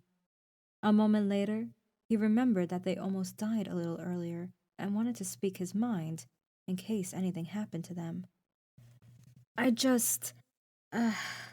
When you start dating Ian, I want you to know that I'm probably going to need some time away from you. Why? She bluntly asked, her dead tone peppered with anger. Alex couldn't help but be amazed at how he was able to make her angry so suddenly, even in a situation like this one. She had a bad temper, but this was ridiculous. What do you mean, why? He asked. I mean exactly that. Why? She asked more sternly this time. Alex stopped. Blaire mimicked his movement and faced him. He opened his mouth, but his throat was constricted. Because I still love you, is what he wanted to say, but knew it wouldn't be the right thing to do so, not when she was about to find a new boyfriend. He couldn't allow himself to confuse her and sabotage her to-be relationship, no matter how much his heart wanted to stop her from dating Ian. Okay, let me ask you. He raised a hand, his tone changing to a flippant one. Let's say I started dating a girl I just met. You think it'd be okay for us to continue being friends? Blaire spread her arms, confusion washing over her face. Yes, why wouldn't it be? Because we used to date, he retorted. So what? She raised her tone. What do you mean, so what? Do you think Ian is going to be okay with you hanging out with an ex? That's not... Do you think I would be totally okay hanging out with you and watching you fall in love with Ian while I... There is no Ian! Blaire's voice was so loud that it immediately silenced Alex and everything around, except for the chittering of the insects. Immediately after saying that, she averted her gaze from Alex and looked down. A moment later, she looked back at him, as if checking to see his reaction. Alex stared at her in silence for a solid 10 seconds or so. What? He finally muttered. His steamy breath came out of his mouth and disappeared in thin air, as Blaire raised her hands and let them limply fall to her sides, before shrugging. There's no Ian. He never flirted with me. I saw his name on his gym membership card and looked him up on Facebook. I never even spoke to him. She locked eyes with Alex and then said with the tone of a defiant teenager, I lied, okay? I saw him texting you and calling you, Alex said. His brain was working a million miles an hour, but he still couldn't process what he was feeling. Relief? No, it was something else. Something which resembled anger. It's not him. It's Vanessa. I told her where we're going, and she was just making sure I'm okay. Blaire looked away again for a moment, before repeating the motion of slapping her arms against her sides. Why? Why did you lie to me about him? Alex briskly asked, staring at Blaire with an inadvertent frown, irritation boiling inside him. He hadn't even realized that his face was rigid until the muscles around his lips hurt. Blaire opened her mouth, but before she could say anything, something snapped loudly from somewhere behind Alex. Both he and Blaire jerked their heads in the direction of the sound, their flashlights fervently scanning the trees. Nothing. Rustling came from somewhere on Alex's left, and then right, and then both sides at the same time. Alex and Blaire spun in circles whenever a new sound came, desperately trying to catch whatever it was. But it seemed like no matter how hard they tried, the things that were moving around them were too fast. Alex felt trapped. Whatever surrounded them moved out of the reach of their flashlights like sharks circling around their prey. Then more rustling came from directly behind him, coinciding a loud patter of what sounded like rapid, bare footsteps. Alex turned around just in time for his beam of light to catch an indiscernible figure disappearing behind the trunk of a tree.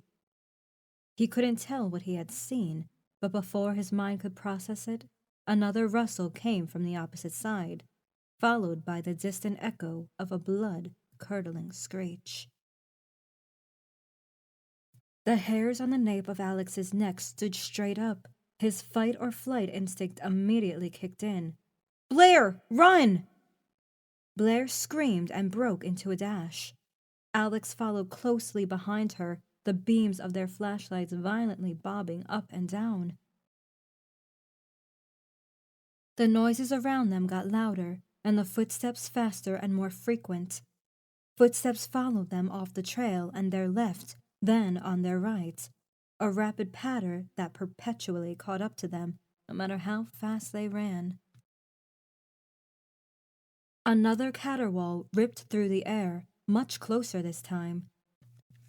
It sounded like it was right behind them, and even in that moment, Alex couldn't help but wonder what kind of a fucking animal makes that sort of spine-chilling sound. In the back of his mind, he knew that what they were facing couldn't possibly be an animal. He knew it since the moment he saw the humanoid figure run behind the tree. Rustling, footsteps, rustling, screech, footsteps, rustling. Alex's cone of flashlight managed to catch a glimpse of something disappearing behind a tree trunk, diagonally to his left, but there was no way in hell he would stop to check out what it was. The fact that he saw the silhouette and heard footsteps directly to his left told him they were being hunted by a pack of something he couldn't describe. And no matter how fast Blaire and Alex ran, the creatures were one step ahead, always catching up to them. Are they toying with us? Why don't they just kill us? Blaire was panting shallow breaths, her sprint considerably slower than a minute ago, her arms flailing like a rag doll. Alex himself couldn't get rid of the fiery burn in his lungs, and every shallow breath he took sent knives into his side. And then he saw something ahead that reinvigorated him. Light, bright yellow light, penetrated through the branches like a lighthouse on a stormy night. This was their escape. Whatever was over there, it would provide them with sanctuary. Alex was sure of it. They just had to reach it. "Blaire, don't stop!" Alex shouted between breaths, running as quickly as his remaining strength would allow his legs to carry him. The light was so close now.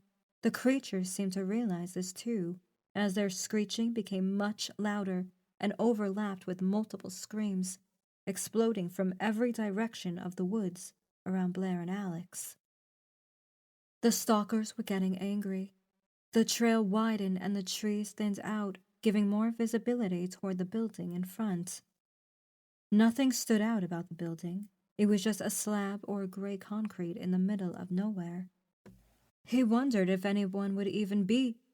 His legs buckled under the sudden weight on his back.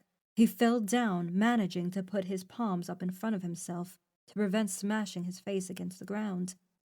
"Alex!" Blaire screamed. He looked up to see her turned around and facing him. She was looking at something above him with wide eyes that expressed palpable fear. Alex rolled onto his back just in time for the attacker to leap onto him.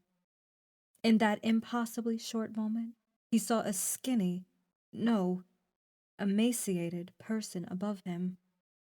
The word person came into his mind first, even though that word didn't quite fit the description. The man in front of him had a balding head, and the few remaining hairs on the top of the skull were caked with mud and dirt.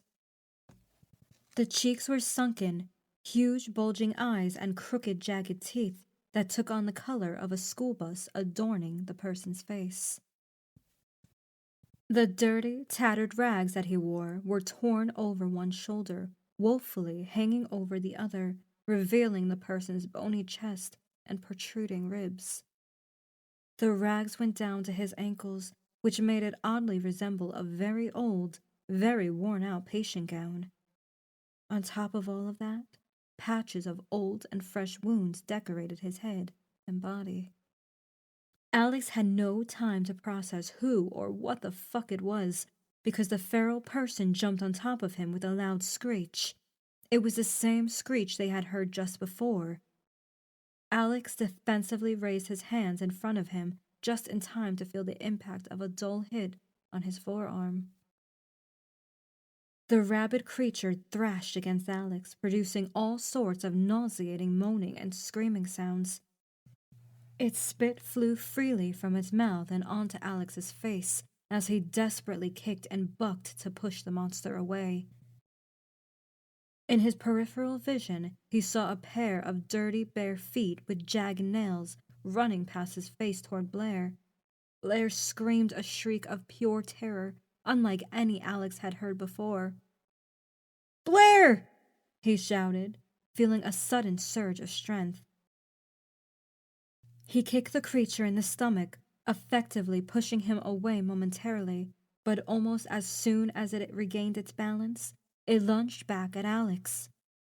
He repeatedly kicked it, but to no avail. It wouldn't let up.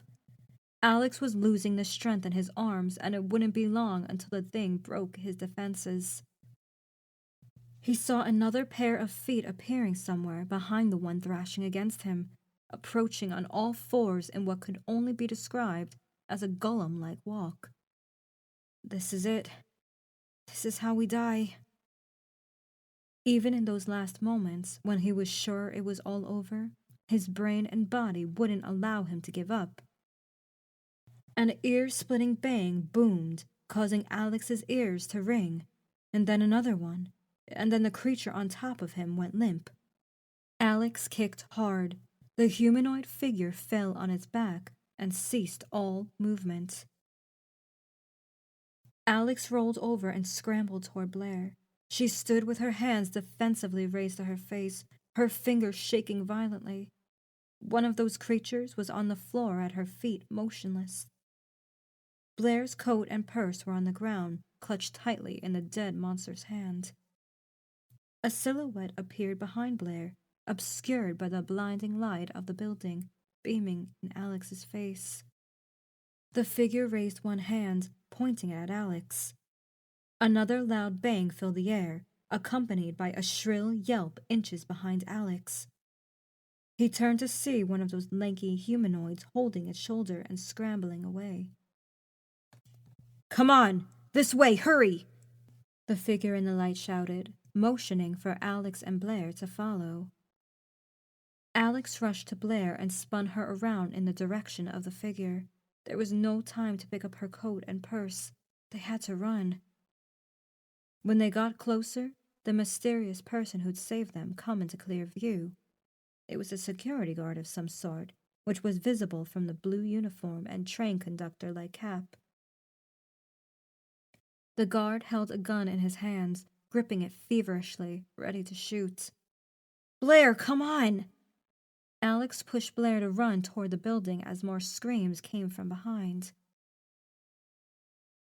The guard raised his gun and fired 2 more shots somewhere next to Alex. Alex practically heard the bullet whizzing past him.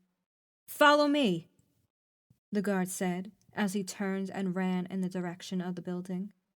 The screams were louder and more furious than before, and they were right at their heels. The guard reached the building first and immediately opened the small, sturdy metal door. "In here, now!" He stopped next to the door, holding it open. Blaire's whimpering and panting pervaded the air as she ran inside, not stopping even after crossing the threshold.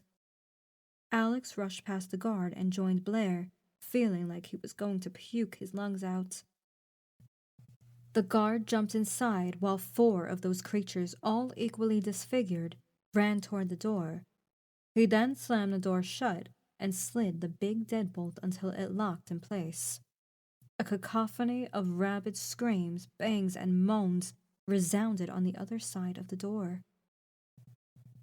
Alex imagined them ramming the door, with the ones behind bumping into the creatures in front, clawing at each other over who was going to reach their prey first. The guard backed away, pointing the gun at the door, giving Alex the uneasy impression that the door may not hold despite its sturdiness. But eventually, the screams and bangs weakened until they receded entirely, leaving the panting of the survivors as the only audible sound. The creatures probably got bored of chasing an unreachable prey. Alex leaned on his knees, letting the dirt-caked sweat drop off his nose and onto the concrete floor. Thanks for that," he said in a chuckle between breaths. I thought we were... A throbbing pain jolted through his head. He was overcome with a sense of vertigo and everything spun around him. He heard Blaire calling his name out, but it sounded as if she was screaming from inside a tunnel. He blinked forcefully a few times and shook his head violently to stop the image before his eyes from spinning. He was on the floor, and the guard stood above him pointing his gun at Blaire. "Get on your knees," he said impassively. Alex looked up at him and immediately knew that something was wrong. The guard's face, that Alex had only then just registered, came into view. A piece of his upper lip was missing, revealing his teeth and a portion of the pink gums. Fresh blood trickled down the open scar next to his eye, drying on his cheek. The back of his palm looked like it was practically peeling off, with the skin hanging down like a torn piece of clothing. "Please don't do this," Blaire pleaded. Not thinking, Alex propped himself with his palms and bull rushed the guard, slamming into his stomach with a fierce shout. He managed to pin the guard against the wall and grab his gun hand. "Blaire, go!" Alex shouted. The guard's fist connected with Alex's cheek. It was enough to make him stumble. The guard managed to yank the gun hand free and brought the butt of the gun down on Alex's nose. Alex fell on his back, tears blurring his vision, his nose throbbing with excruciating pain. The guard pointed the gun somewhere, and a deafening explosion came as he squeezed the trigger. Alex turned his head to see Blaire disappearing around the corner, just as another bullet missed her by mere inches. The guard grunted in frustration. "Keep running, Blaire. Keep running," Alex thought to himself, a complacent smile curling his lips. He planted his palms on the floor, but before he could stand, the guard kicked him in the stomach, effectively hitting his diaphragm. Alex couldn't inhale.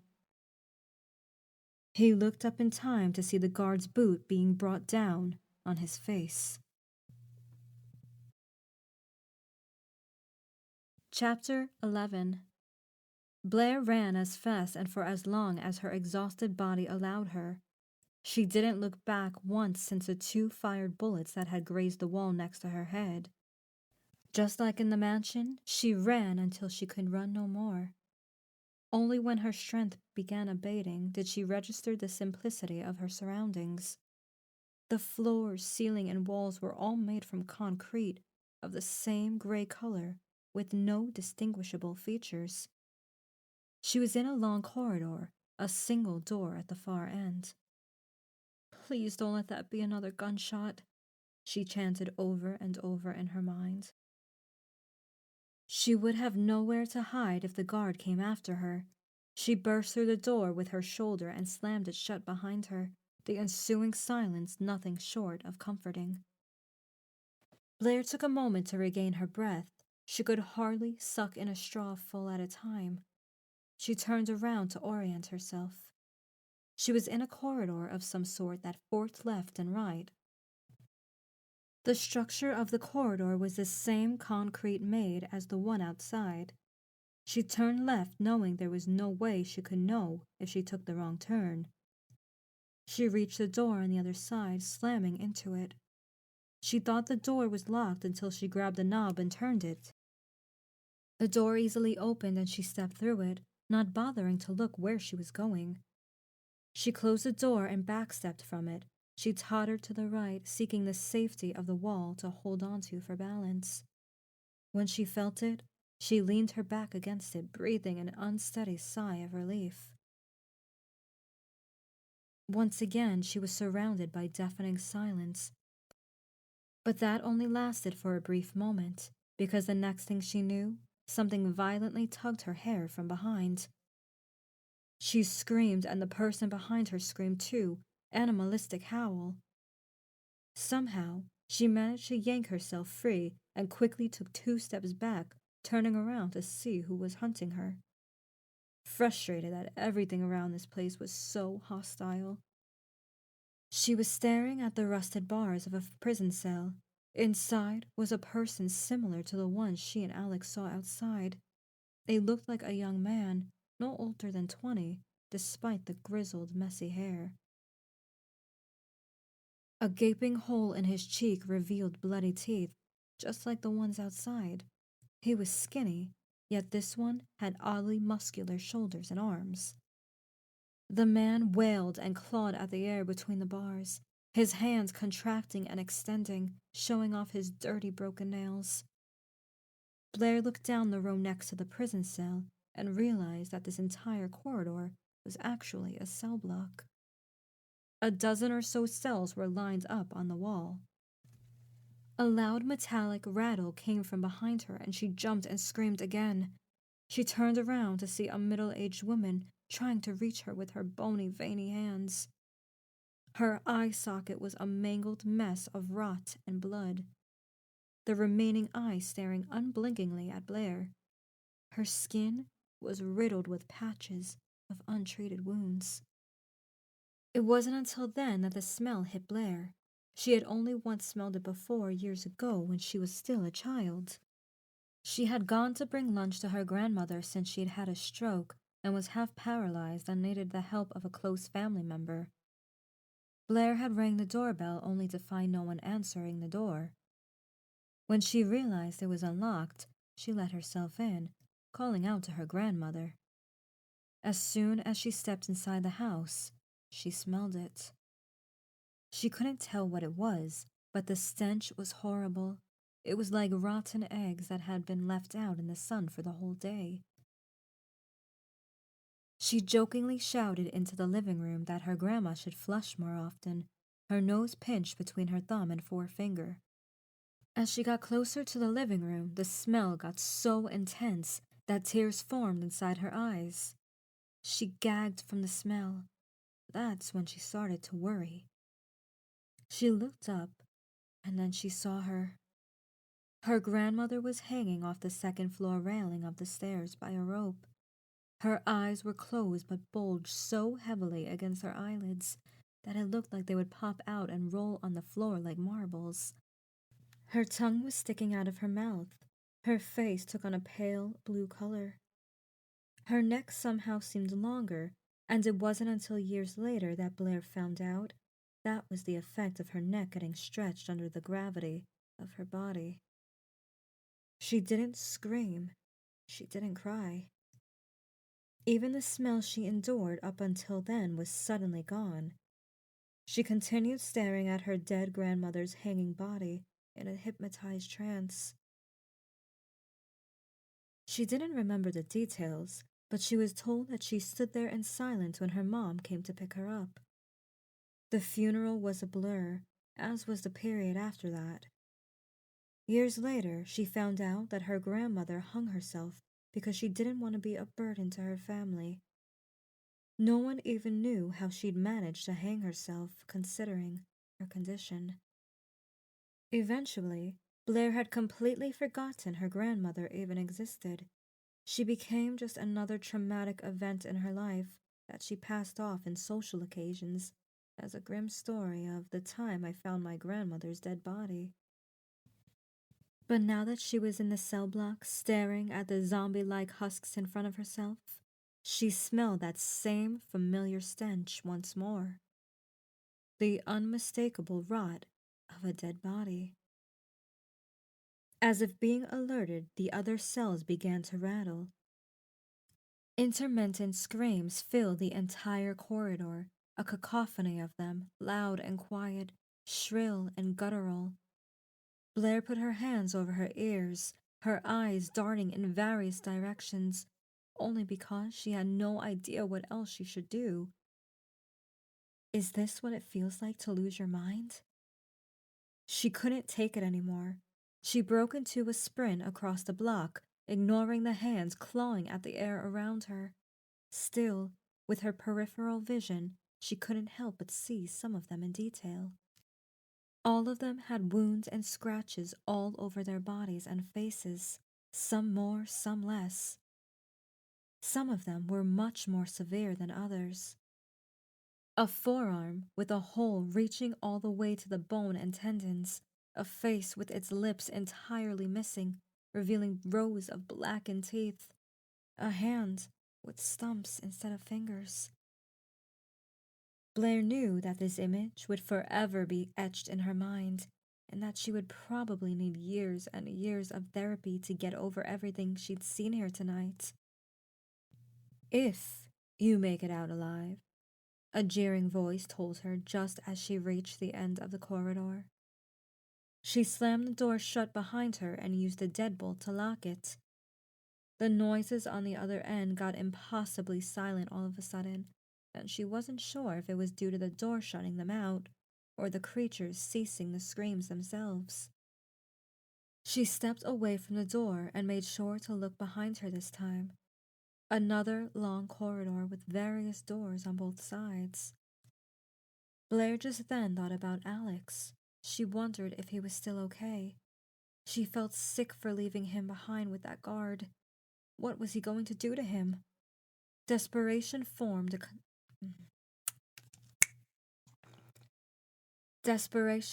a knot in her stomach. Her knees were wobbly. She couldn't breathe. Blaire allowed herself to fall on her knees, feeling the last of her willpower waning. Tears blurred her vision. She blinked them away and they plopped on the concrete floor below her. More and more tears came, like a flood through a broken dam. She shuddered and sobbed. She was crying for choosing to come to this horrible place. She was crying for her dead grandmother. She was crying for Emma and all the poor lost souls that were unlucky enough to be targeted by Gary Grayson. But most of all, she was crying for Alex. None of the other reasons came even remotely close to her profound sadness and worry for Alex. He was her partner, her best friend, and much more than that, and she left him to die. Damn it! Damn it! She pounded the cold concrete floor. She wanted to scream, but the hiccups from her sobbing wouldn't allow her. A loud bang snapped her out of her self-pity. She jerked her head up, her breathing instantly calmed. She blinked the tears away, then wiped them and perked up her ears. What was that sound just now? It didn't sound like a gunshot. But then again, it was distant, so the sound could have been distorted. It was enough to make Blaire stand and fight. She and Alex were stuck in Gary Grayson's estate, and Alex was in grave danger. She had to collect herself, make a plan, and go back to rescue Alex. That thought calmed her down significantly. It gave her a sense of control. She swallowed through her dry throat and exhaled. It was time to go, but there was no way she could go back to face the guard without any proper weapons. The guard had a gun, and although she doubted she would find firearms lying around, she knew a melee weapon of some sort would give her a small chance. With no way of knowing where to go, she followed the corridor to try out the doors along the way. The structure of the building changed as soon as she transitioned from the current corridor to the next one.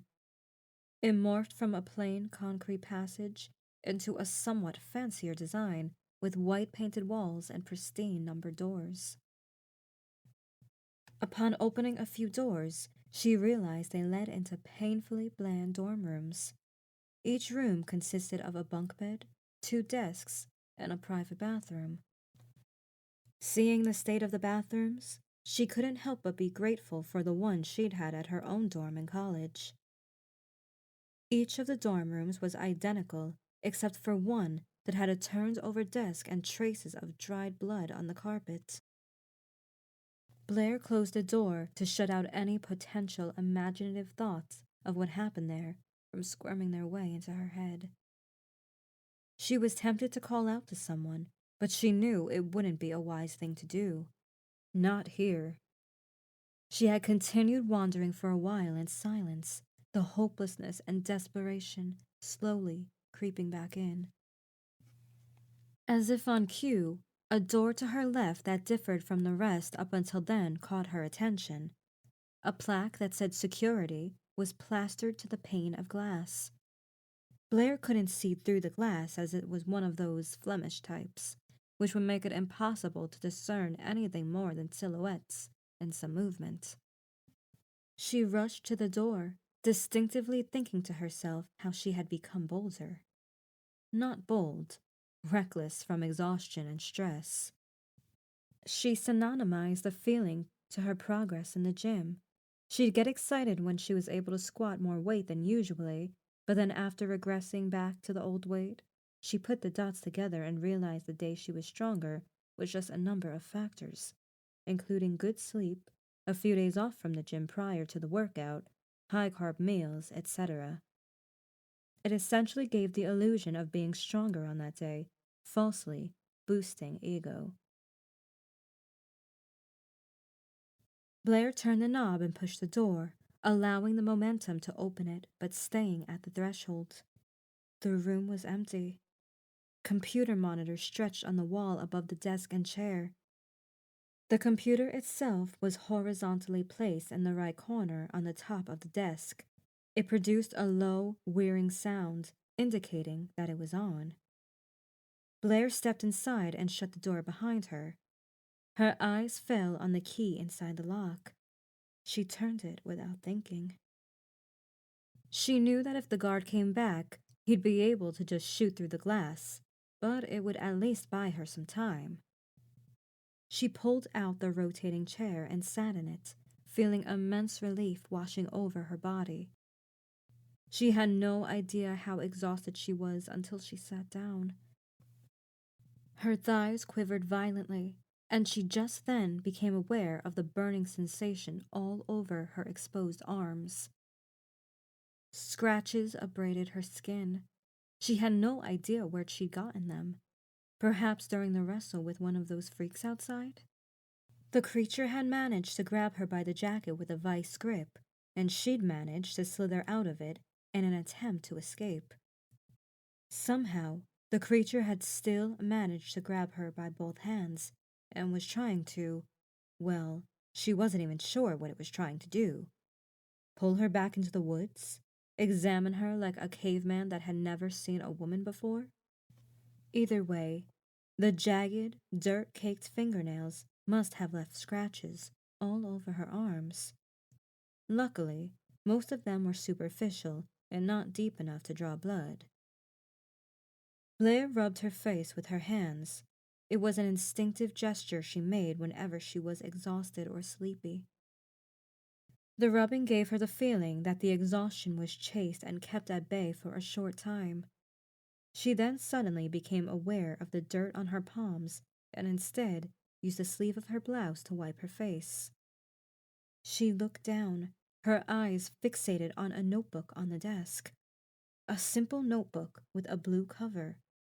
On a whim, she opened it to reveal the first page. It looked to be either a diary or a logbook of some sort, and without delay, she began reading the crude text. April 8th, night shift. A new batch of 4 people was brought in today. That means that there are no more vacant cells. These people, some of them look pretty young, no more than 20. One of them said in passing how he plans to be a doctor and can't wait to start the groundbreaking research. I wonder if they know what they're signing up for. Mr. Grayson was with them and treated them respectfully. He even explained to them why we take the precautions that we take. I took Mr. Grayson aside after helping the new subjects settle in and asked him if he told them everything about the project. He was kind enough to tell me not to engage in conversations with the subjects at all, especially not about the project itself. He said that the Grayson legacy depended on my actions and that I needed to make sure it stays protected. I don't know what the Grayson legacy is, but if Mr. Grayson entrusted me with it, then I'll do my best not to fail him. Blaire flipped to the next page. April 17th, day shift. More and more subjects keep disappearing. The scientists order us which ones to put in the cable car outside the dorm and send them off the mountain. Most of the cable cars are secured with bars, and the scientists travel with them. Some of the subjects return via the cable cars at the end of the day with the scientists, but most don't. And a big portion of them return in body bags, after which they are transported into the dorm warehouse.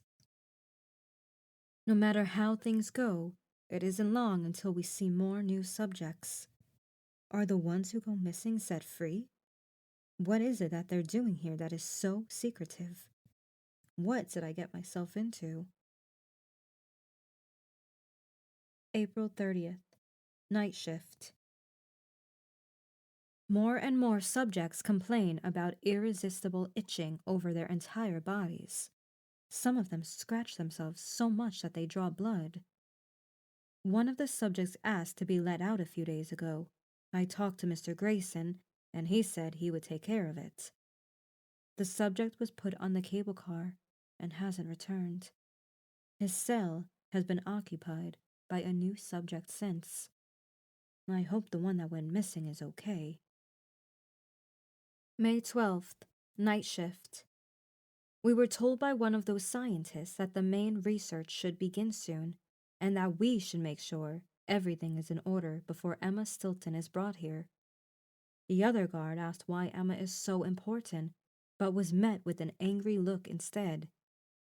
Although scientists told him she's an essential part of the research team, I suspect there may be more to it. We were also told that they heard about stories circulating the dorm and were told not to spread any false rumors. Otherwise, we would get fired and blacklisted by all big security companies. They say it's unhealthy for the well-being of the subjects. I'm not gonna go snooping. Something tells me it could potentially cause me to lose more than just my job. May 14th, night shift. One subject died in his cell. I don't know what happened. Probably the infection or something like that. It was a young man from cell 3 who wanted to become a doctor. He hadn't been responsive in days, and Mr. Grayson said that we shouldn't worry about it because they would receive a lot of sedation. When I went for the nightly patrol around the cell block, the young man was lying on his back, and his arm was hanging limply off the side of the bed. I called out to him, pointed my flashlight in his face, and even tried rattling the bars, but he remained still. I woke the scientist, and they packed the young man into a body bag and moved him out before I could even ask a question. What was his name? Did he have a family? Did he know that these were the risks of the research, and was he willing to take them? Maybe it's best if I don't know. May 17th, day shift. Mr. Grayson came by with Emma Stilton. The whole team had to make sure everything was in impeccable condition before their arrival, especially cell number 3. Mr. Grayson showed Emma around the dorm and the cell block and introduced her to the subjects as if it were some kind of sick zoo tour. She looked terrified when she saw the people in the cells, but didn't say anything. The bodyguards stood too close to her the entire time, and I felt like they were just waiting for her to make the wrong move. Most of the test subjects have wounds all over their bodies now from the constant scratching. I'm pretty sure one of them has a foot infection, as I can smell rot and see flies whenever I'm near his cell. I can't help but be morbidly intrigued by what's going on here, and yet I'm too afraid to snoop around out of fear of ending up like one of the subjects. I know what's happening here is probably very wrong and possibly illegal, but Mr. Grayson said that it's big, historical. I have to do my job to keep the Grayson legacy safe, whatever it is. June 4th, day shift. Emma and Mr. Grayson have been going through the dorm more frequently ever since her first arrival. She seems calmer now, possibly sedated like the subjects. She and Grayson use the cable cars to get off the mountain and are usually gone for a few days before returning. What are they doing over there? As far as I know, the cable car leads to the mountain, but if the scientists and subjects are using it, then some kind of testing area must be close by. July 16th. They keep bringing in more and more test subjects. Where do they find all these people? Mr. Grayson came by the other day to inform me that the other guard quit and that they are too far ahead with the project to stop and look for a new candidate now. He said I'll have more work to do from now on, but that it would be all worth it once this was all over. I agreed to stay. I don't even care about the money so much anymore. I want to contribute in doing something good for the world. Blaire noticed that the next 2 pages were stuck together with dried droplets of red liquid. She separated them, careful not to damage the pages. August 25th, night shift. It's been months since I started working here. I'm starting to feel itchy. I wonder if it's placebo from staring at these damn cameras all day and seeing the subjects scratch themselves. August 29th, day shift. Emma and Grayson went through the dorm and used the cable cars to get off the mountain 7 days ago. They haven't returned since then. I wonder if they'll be coming back. I've been getting progressively itchier. The meds that the dorm doctor gave me aren't working. I keep scratching, but the itch is too deep. I took a fork to scratch myself and it felt so good. There was a persistent itch in my left forefinger, and I just scratched and scratched. I haven't even noticed that I made myself bleed until I heard the fork scraping against something on my finger. I looked down and saw that I dug a hole through my finger all the way to the bone. I quickly wrapped it up in a bandage, but the itch was still there. I tried resisting the urge and went to scratching my head instead. Still, I scratched my wounded finger a few times unconsciously, through the bandages, accidentally reopening the wound. September 1st, night shift. Everyone in the dorm seems to be gone. Even the scientists haven't returned with the cable car. I'll have to continue working until they return. I have to. Otherwise, the Grayson legacy will be jeopardized. If it does, I'm sure Mr. Grayson will put me in a cell like those subjects. Went for a night patrol earlier. One of the subjects kept moaning and scratching violently. The sound annoyed me, so I told him to shut up. He refused, So I shot him in the face. It felt so good, so powerful to shoot him. He fell down like a rag doll, and I continued shooting him over and over until my clip was empty. The itching won't stop. It's so irritating. I can't sleep properly at night, and I'll wake up with chunks of my flesh stripped away from the scratching. I use a knife to scratch myself, but it's still not enough. September 6th. Shot another subject. He was going to destroy the Grayson legacy, so I killed him. I'm not letting anyone close to it. September 11th. So itchy. So fucking itchy. Scratch, scratch, scratch. The diary ended there. Jesus fucking Christ! Blaire exclaimed in disgust. She flipped back through some of the pages, rereading the text, especially the one pertaining to Emma. So, she was transferred from the mansion to this building, and then wherever the mentioned cable cars led? The cable cars. That could be a way out. But she wasn't leaving without Alex.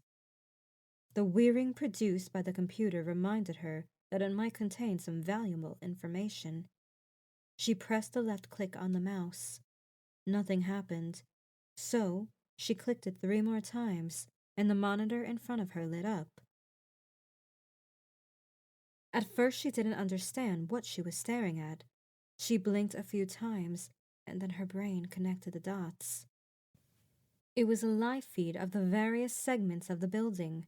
There were 9 cameras in total, and at first, Blaire had trouble recognizing most of the cameras, except for cameras 3 and 4, which covered the cell block. A hand poked through one of the cells, clawing at the air, playfully like a kitten. The other subjects were not visible from here. The other camera feeds were showing empty hallways. Everything was still. No, there was movement in the corner of camera 7. Blaire squinted. She couldn't tell what it was. She double-clicked the camera, and it went into full screen. A person stood in the left corner, facing away from the camera, leaning down and fiddling with something out of the view. A moment later, the person stepped backward, their backs still bent over, dragging something. It was the guard. And then, what he was dragging came into view. Alex! Blaire's heart jumped into her throat when she saw Alex's, hopefully, unconscious body being held under the arms by the guard and dragged toward a chair in the room. The guard exerted a lot of effort when he lifted Alex, which was seen from his puffed-up cheeks. He placed him in the chair and used some kind of straps on the armrests and legs to bind his wrists and ankles. Blaire's heart began thudding loudly all the way into her ears as she stared at the guard putting his hands on his hips and staring at the work well done. He walked over to a table in the corner of the view, partially out of sight. When he turned around, he was holding something that glinted in his hand. Blaire loudly gasped when she realized it was a scalpel. She jumped from her chair, almost knocking it down in the process. "Where are they? Where is this?" she frantically said, leaning forward and grabbing the mouse as if speaking would yield answers. She right-clicked the camera and clicked on Inspect, and to her excitement, the full name of the camera presented itself. Cam 7, Clean Room. Blaire shot around, her eyes darting around the room. "There!" Her eyes fell on a map on the wall next to the door. She rushed over to it and placed her palm on the wall. She traced her forefinger along the corridors. "Okay, let's see. Dorm room, cell block, cleaning room, there!" She found the tiny room right next to the storage in the corridor on the west side. "Okay, how do I get there?" She located the room labeled as security on the map and drew a route with her finger. "Okay, Straight, left, right, and then the third room on the left, she chanted, repeating the sentence multiple times. She moved away from the map and closed her eyes, reciting it once more to make sure she could memorize it without looking. Despite the immense pressure piling on her, she had it. She just had hoped her brain wouldn't freeze. She glanced at the camera. The guard was leaning on his knee and gently slapping Alex with his free hand. Alex's head jerked confusedly, his eyes fluttering open. Overwhelming relief flooded Blaire at the realization that Alex was awake.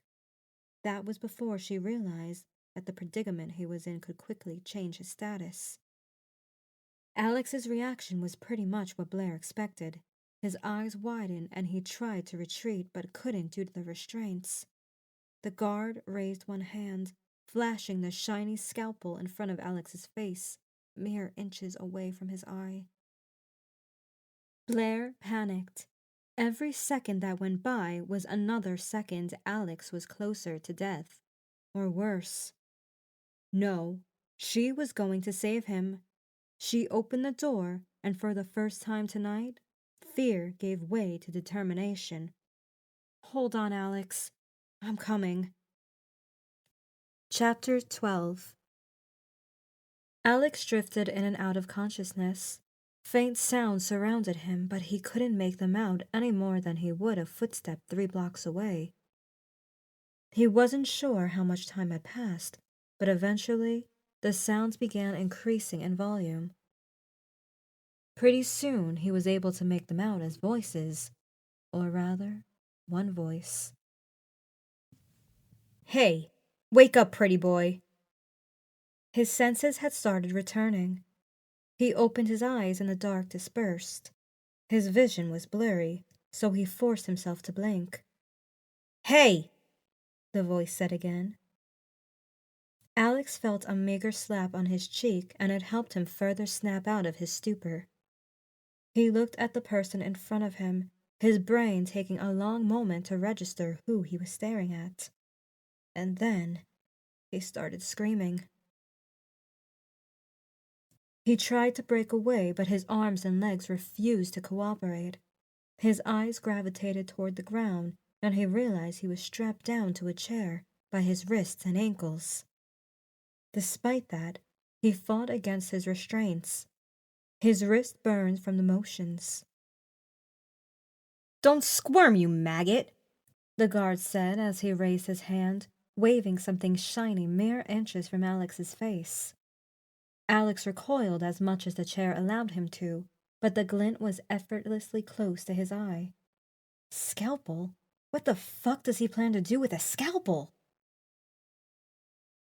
The guard lowered his hand and smiled. The part where his upper lip was missing showed a yellow tooth and pus-covered gums. His breath was horrible. Alex likened the smell of it to a dead body, even though he was lucky enough to never smell such a thing. He turned his head away, but the guard grabbed him by the chin and pulled it back to face him. "Now, you and I are gonna talk," he said with a grimace. Or perhaps it was his normal face. His expressions somersaulted into various shapes, and not one of them normal. One thing was for sure, though. Whatever was about to happen couldn't possibly be good. Nothing involving scalpels ever was. "What are you gonna do?" Alex asked, cold sweat enveloping him. The guard straightened his back, towering above Alex. He gently touched the blade of the scalpel with his thumb, revealing the tattered skin dangling from the back of his hand. He paced in a circle around Alex with slow and relaxed steps. Alex swiveled his head to keep an eye on him, but he could crane his neck only so much. "Hey! Answer me, man!" Alex shouted, his voice cracking from the sheer terror that barbed him. The slow and steady footsteps of the guard echoing on the tile floor was his only response. Alex spun frenetically. The place they were in was a simple, tile-floored room with a single table by the wall on Alex's right, and a sink on the opposite end. Dry, red stains coated the floor, and Alex knew that it wasn't from somebody cutting themselves on a tuna can. A clump of his hair got tugged from behind, and his head inadvertently fell backward. He felt a cold sensation on his cheek, and upon straining to look down, saw the metallic shape of the scalpel. He hyperventilated. His heart was beating so fast that he thought it was going to burst out of his ribcage. The blade of the scalpel dug into his skin. "Stop!" Alex pleaded, his chest violently heaving up and down. "Who are you, and what are you doing here?" The guard leaned closer to his ear and asked, as his putrid breath hitting Alex square in the face. "Wait, man, just wait." The scalpel slid across his cheek. Alex's nerves screamed in pain. He let out an agonizing grunt. Warm blood slid down his cheek.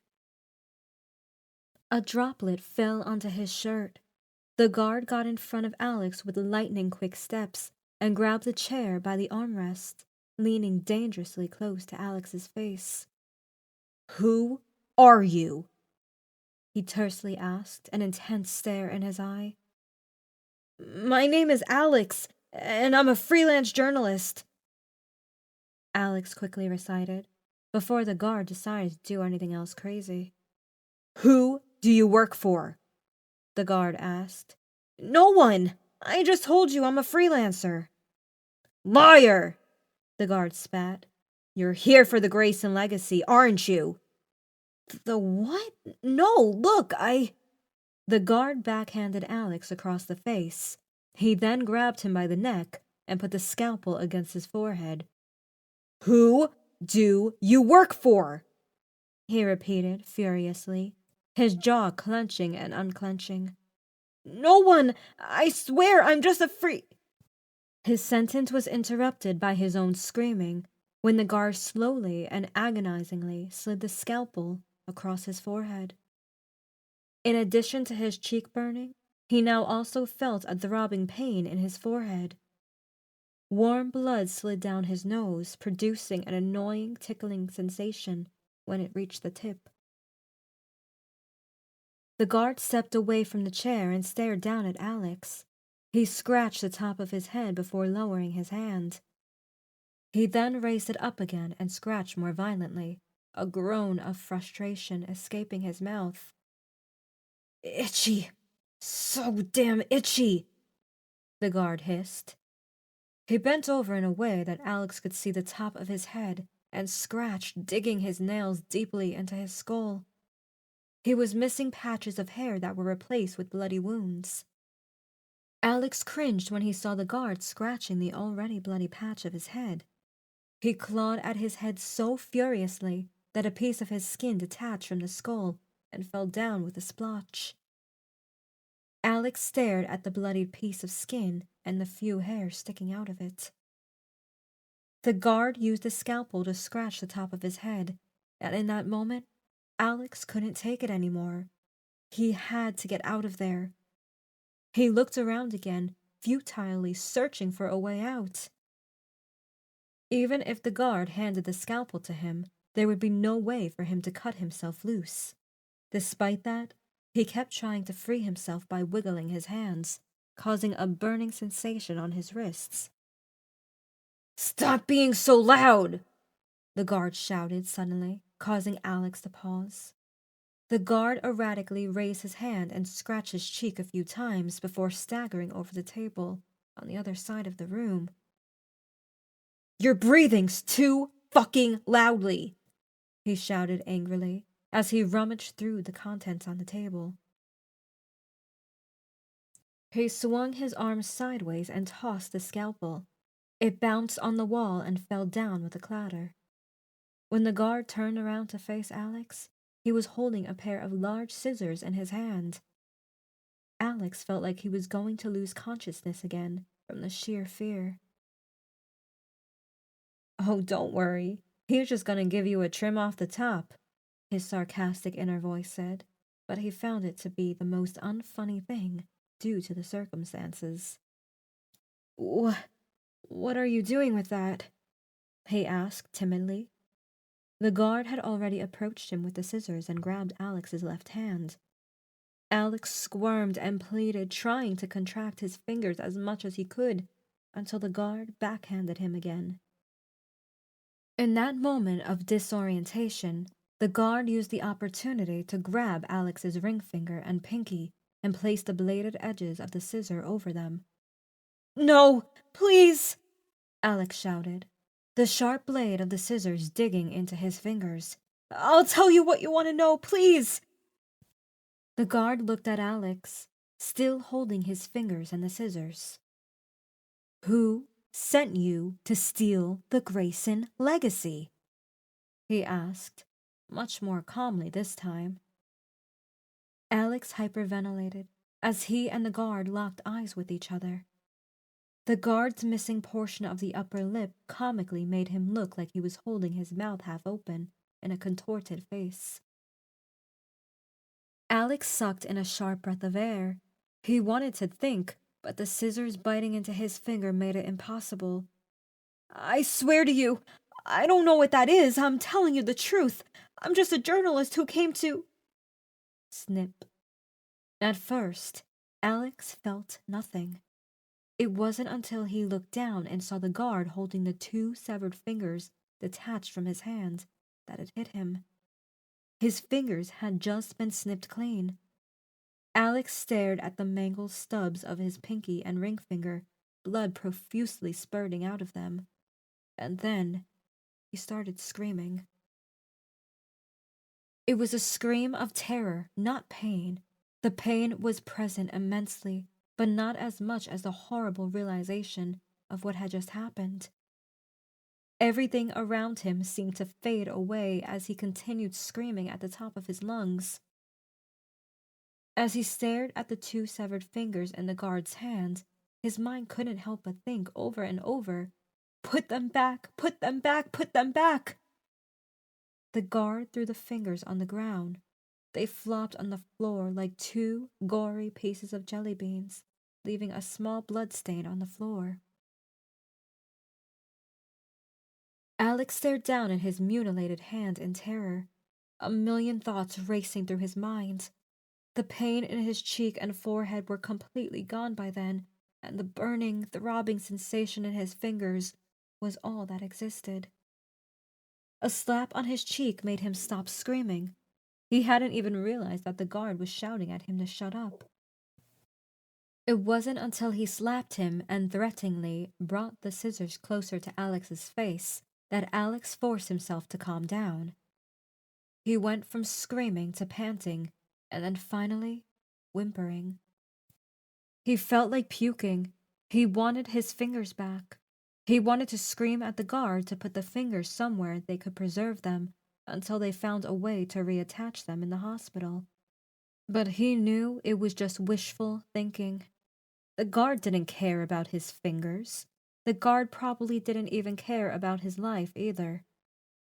Alex's eyes darted around the floor in search of his fingers, but the guard grabbed him by the chin and pulled his face back up. "Hey! Eyes on me!" he screamed furiously, his spit flying in Alex's face. Alex fought the urge to look away out of fear that the guard may mutilate him further. He wiggled his wounded hand, magically trying to feel his phantom fingers by rubbing them against each other. He couldn't tell if it was pain or numbness that he felt. It was like one of those moments when he slept on his arm and woke up to find it completely numb. In those moments, moving the limb until the circulation return restored the feeling to it. Now, only a tingling existed. "I can see your focus elsewhere," the guard said. "We can't have that." He let go of his face, went over to the severed fingers on the floor, picked them up, and walked over to the sink on the left side of the room. Alex watched in dread and powerlessness as the guard tossed his fingers down the drain and allowed the water to run from the tap for a few seconds. That's it. They're gone. The guard returned to Alex, a sterner look on his face. "Now, I'm going to ask you one more time before I stick these scissors in your mouth and rip out your tongue," the guard said, before theatrically raising the scissors in front of Alex's face, dangerously close to his eye. "Who do you work for?" Alex's mind raced. Does he conjure up some lie about working for someone just to satisfy him and buy some time? Would the guard even believe him? I work for a newspaper company," Alex said. The guard slightly lowered his scissors. The intense stare in his eye diffused just a little bit. "Which one?" he asked. "It's just a small one back in town. They hired me to find some dirt on Gary Grayson." "Why?"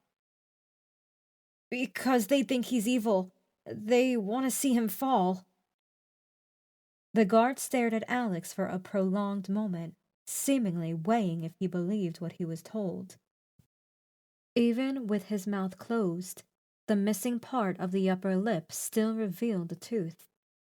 He finally spoke with a tone of finality, a sentence that sent a new jolt of fear through Alex. "You're lying." "No, I'm not, I swear." The guard used his free hand to grab Alex's other hand and extend his thumb. Alex screamed. "No, please! I'm telling you the truth, I swear!" The scissors got in place, ready to snip the thumb. "Please!" Alex shouted, tears streaming down his face. Something outside the room clattered. The guard immediately turned his attention to the open door, looking out into the hallway. He stood up and removed the scissors from Alex's hand. Alex breathed a momentary sigh of relief, his breathing refusing to calm down. The guard got to the door and placed a hand holding the scissors on the wall. He peeked outside and looked left then right. He produced a sound before turning back around, grinning at Alex in a clear manner which said, "We can continue playing." He raised the scissors and snipped the air a few more times, as if to remind him that he was going to continue using them some more. Blood stained the blades, the blood from his fingers. The guard made it 2 steps back into the room when someone appeared behind him. It all happened so fast. Blaire raised an axe above her head and brought it down with a fierce cry. The guard had managed to hear her before she swung and turned around just in time to have the axe connect with his jaw with a sickening crack. He staggered 2 steps from the hit and raised his hand to his face, blood dripping on the floor. When he turned around, a big chunk of his lower chin and mouth were missing. His lower teeth were entirely exposed, directly below the missing upper lip, a lot of them broken or knocked out of place. He looked at his blood-covered hand, and then his eyes locked with Blaire's. Blaire seemed to be taken aback by this, which gave the guard enough time to drop the scissors and lunge at her with a furious scream. She raised the axe again, but the guard pushed her, pinning her to the wall before she could swing the weapon again. "Blaire!" Alex shouted, desperately looking around for something to help her with. She grabbed the guard by the chin, but her hand slipped from the blood. The guard staggered back and cried out in pain, then rushed right back at her. He grabbed the handle of the axe and they wrestled. Blaire dangerously swinging left and right. She lost balance and bumped into the side of Alex's chair, effectively knocking him sideways, causing him to hit his head on the floor. His skull exploded with pain, his vision blurred. "Don't lose consciousness, come on, wake up!" He blinked fervently and saw Blaire on the floor on her back, the guard standing above her. He was pressing the axe handle against her neck, choking her with it. "You stupid fucking bitch!"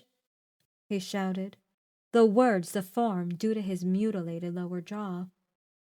Blaire let out a choking gasp. Her eyes bulged as she fought against the guard, her feet kicking violently.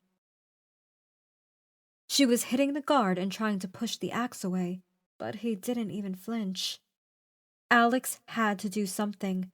He used all his strength to swing the chair as much as he could toward the two of them. He managed to move only a few inches, but he was closer. It was a start because Blaire's hits on the guard were getting progressively weaker. He had to hurry. He swung his shoulders and upper body as much as he could to gain momentum. Then, the legs while using his elbow to help propel himself in the right direction. Upper body, lower body. A vein wormed down Blaire's forehead. Her eyes were unfocused, her lips parted like a fish out of water. Upper body, lower body, just a little longer. Blaire stopped hitting the guard and her arms limply held onto the axe handle, just as Alex stopped right next to the guard's foot. With as much strength as he could muster, he jumped and sank his teeth in the guard's Achilles tendon. He imagined trying to bite through a hard nut. His teeth went through the flesh rather easily, filling his mouth with blood and flesh. The guard screamed, his grip on the axe immediately loosening. He fell sideways, scooting away with the good leg and leaving an abundant trail of dark blood from his bitten ankle. Alex spat out the flesh he had in his mouth. It felt good to see the guard scream in pain. Blaire coughed violently, grabbing at her throat. She immediately stood up and picked up the axe. The guard hadn't realized what she was up to until then. He raised one hand to defend himself, but it was too late. Blaire had already brought the axe down. The guard's hand did nothing to stop the lethal blow. The blade of the axe embedded itself in the guard's forehead, the hand pinned between the blade and the skull. 2 fingers detached from the hand and rolled down the guard's body and onto the tile floor. The guard remained frozen for a small eternity. He then fell on his back silently and ceased moving altogether. A moment of tranquil panting filled the room. Blaire stared at the guard, violently trembling, probably making sure that it was really over. She then turned to Alex, and it was as if for the first time since she barged inside the room, she saw him. "Alex!" she shouted in terror as she fell to her knees in front of him. She took his face into her hands, sobbing. It looked like a sob of relief, not one of terror. She stroked his sweaty and probably blood-soaked hair, gasping for air between sobs. "Because I love you." Chapter 13. "That's why I lied about Ian." She could hardly utter the sentence from the uncontrollable sobbing. Her breaths were shallow. She was both elated at the fact that Alex was alive and shaking from the fact that they could have gotten killed. "I wanted to make you jealous, to see if you still cared about me. I saw the way you looked at me, and it looked like you couldn't stand me. I couldn't stand that, to have you look at me like I'm a stranger to you. That's why I lied," she recited quickly before she could burst into tears. As soon as she finished the final sentence, she broke down again. She hugged Alex, stroking his hair, as if this was the last moment on earth that they had together. "Blaire," he uttered weakly, "help me out of this chair." Blaire undid the straps on his right hand and gasped when her eyes fell on the 2 missing fingers on his left hand. "Alex, your hand! Oh, God!" "It's okay. Just help me out of this chair," he gulped. He could hear how dry his throat was. She undid the rest of the straps, and as soon as he was free, he grabbed his blood-covered hand, groaning in pain. Blaire pulled out a pocket paper tissue from her jeans and put it on Alex's wound. He hissed in pain. The paper was drenched in blood immediately upon touching his fingers. She took out all the tissue she had and told Alex to brace himself while she pressed them against each of the finger stubs. She then tied 2 more tissues around each finger to hold the pressed tissues like a bandage. It would have to do for now. She was sure that Alex must have been traumatized to hell to lose 2 fingers, and that he may have trouble adjusting to life later, but Blaire would be there to help him. She didn't care about him not having 2 fingers, because she would still love him just as much as before. So what if he lost 2 fingers?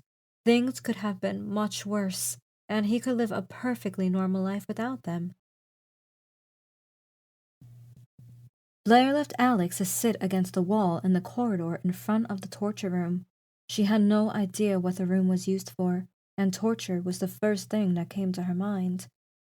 While she went to look for a bathroom, she found a small, overturned, and messy kitchen instead, which worked even better.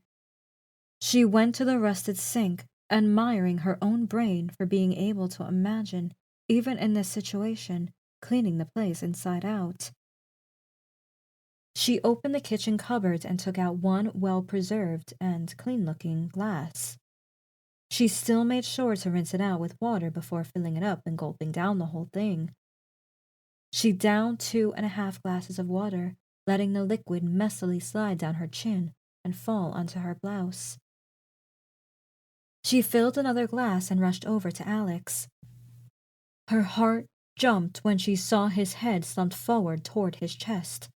She strode over to him in panic, spilling some of the water in the process. Alex raised his head when he heard Blaire's footsteps, much to her elation. He was pale and his lips dry. Blaire knelt down and gave him the glass of water. He took it with his good hand, drank the entire glass, and thanked her. She went for some more and ended up giving him 3 full glasses of water to drink. She remembered hearing once from someone that drinking plenty of water is recommended when you lose a lot of blood. By the time Alex was done with his 3rd glass, he seemed a little bit better. He nodded and forced himself to stand up with a painful groan. He held his wounded hand elevated up to his chest. The paper tissues were stained partially with blood, but at least the bleeding had seemingly stopped. Blaire knew that Alex was going to need immediate medical attention as soon as they were out, and the longer they waited, the higher the chances were of an infection developing. We need to get out of here, Blaire, he said. Yeah, right, yeah. Blaire fervently nodded, as if just then remembering that they couldn't stay here any longer. She put one hand on the top of her head, thinking about a possible escape route. Okay, so there's a cable car leading off the mountain. That's what the guard's logbook said. It should be... She rotated around the room before pointing down the corridor. In this direction. Okay, lead on. She led the way, making sure that Alex followed closely behind. She held each door open for him and made sure to ask him every couple of minutes how he was doing. He dismissively said he was okay, even though he was visibly in pain. They found an infirmary along the way, and despite the trails of blood all over the place, Blaire was adamant about finding some first aid. She disinfected Alex's stubs, much to his yelps and screams when the alcohol touched the open wound, and wrapped his hand up in bandages. He looked almost as good as new by the time they left the infirmary. By the time they reached the other side of the dorm, he was able to let his hand hang down normally. He confirmed that his finger still hurt like a bitch, but it had become a steady, throbbing pain, rather than an immobilizing, burning one. Shouldn't be long now, Blaire said just as she opened the double doors in front of her. She was immediately hit by a gust of fresh cold air and was relieved to be out of the corpse-infested, rot-smelling building. She never really liked the mountains much, at least not as much as Alex, but right now, the fresh air was the most welcoming thing ever. They were standing on a huge platform with red 5 cable cars and 1 white car, all lined up. The cable cars were near the edge of the platform. The platform itself seemed to be placed on top of a steep cliff face, because when Blaire looked down, the tips of the trees, a few hundred yards below, greeted her. The wind was somewhat stronger near the edge, making Blaire's hair flutter backward with each gust. Upon closer inspection, it became apparent that the red cable cars had bars on the doors. Blaire remembered reading the guard's book and how it mentioned the prisoners being transported. She dreaded sharing the cable car with one of those abominations she saw back in the dorm. She imagined pieces of rotted skin, blood, and pus covering the cable car's interiors. She winced at the thought. She opted for the white car, leading Alex to that one. The doors of the cable car were closed, however, one push of the button next to the door opened them with a whooshing sound. "In here, Alex," Blaire said. She prudently jumped in, knowing that the pitfall was right under her.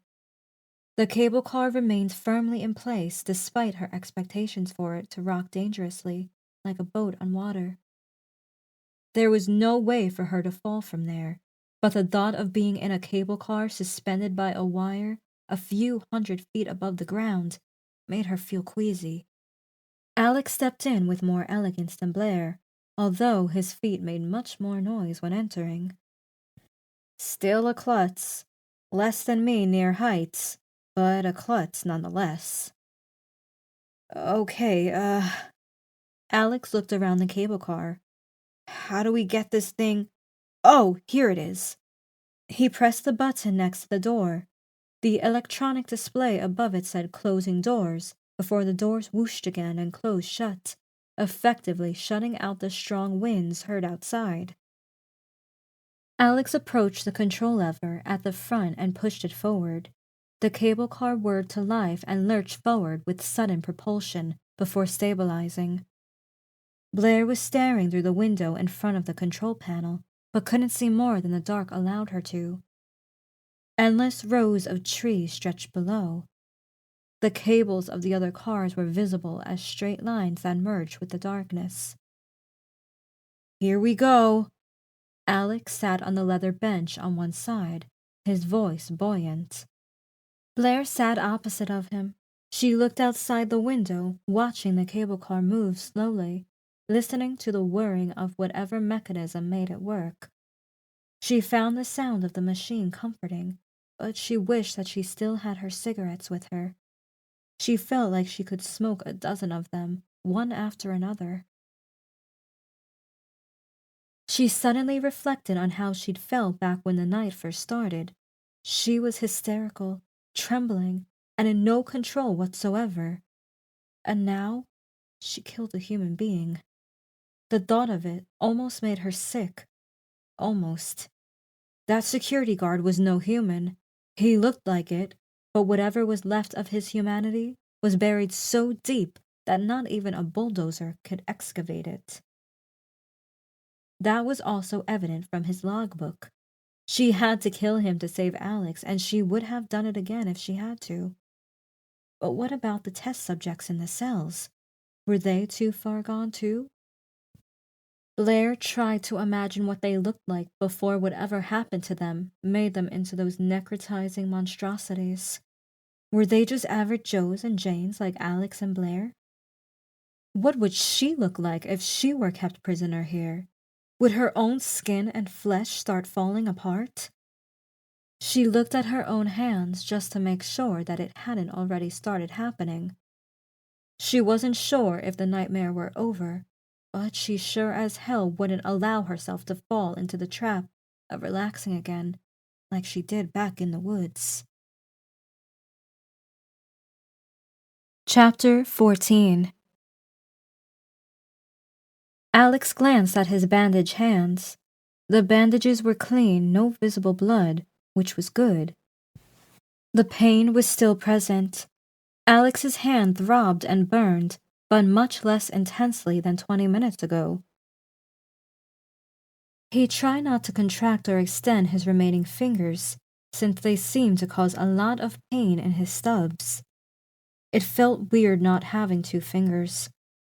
He still had them up until the first knuckle, so it wasn't like he was missing them entirely, but the sensation was something entirely new to him. It felt similar to the time when he had a tooth taken out and felt the hollow space with his tongue. He wondered if there were any prosthetics for fingers. He remembered seeing a video on Facebook about a little girl who lost both arms and was given robotic prosthetic arms, which allowed her to do pretty much anything she wanted to, including delicate things like drawing, playing the piano, etc. Maybe he could find some finger prosthetics once they were out of here. He thought about how cool it would be to have some robotic and functional fingers, like the character Venom Snake from Metal Gear Solid 5. But in the end, even if he was left without the 2 fingers, he deducted that it wouldn't be much of a big deal. He didn't do any heavy weightlifting sports or played any instruments, which required all 10 fingers, and he used his right hand for most actions. Did he really need those 2 missing fingers for some functionality?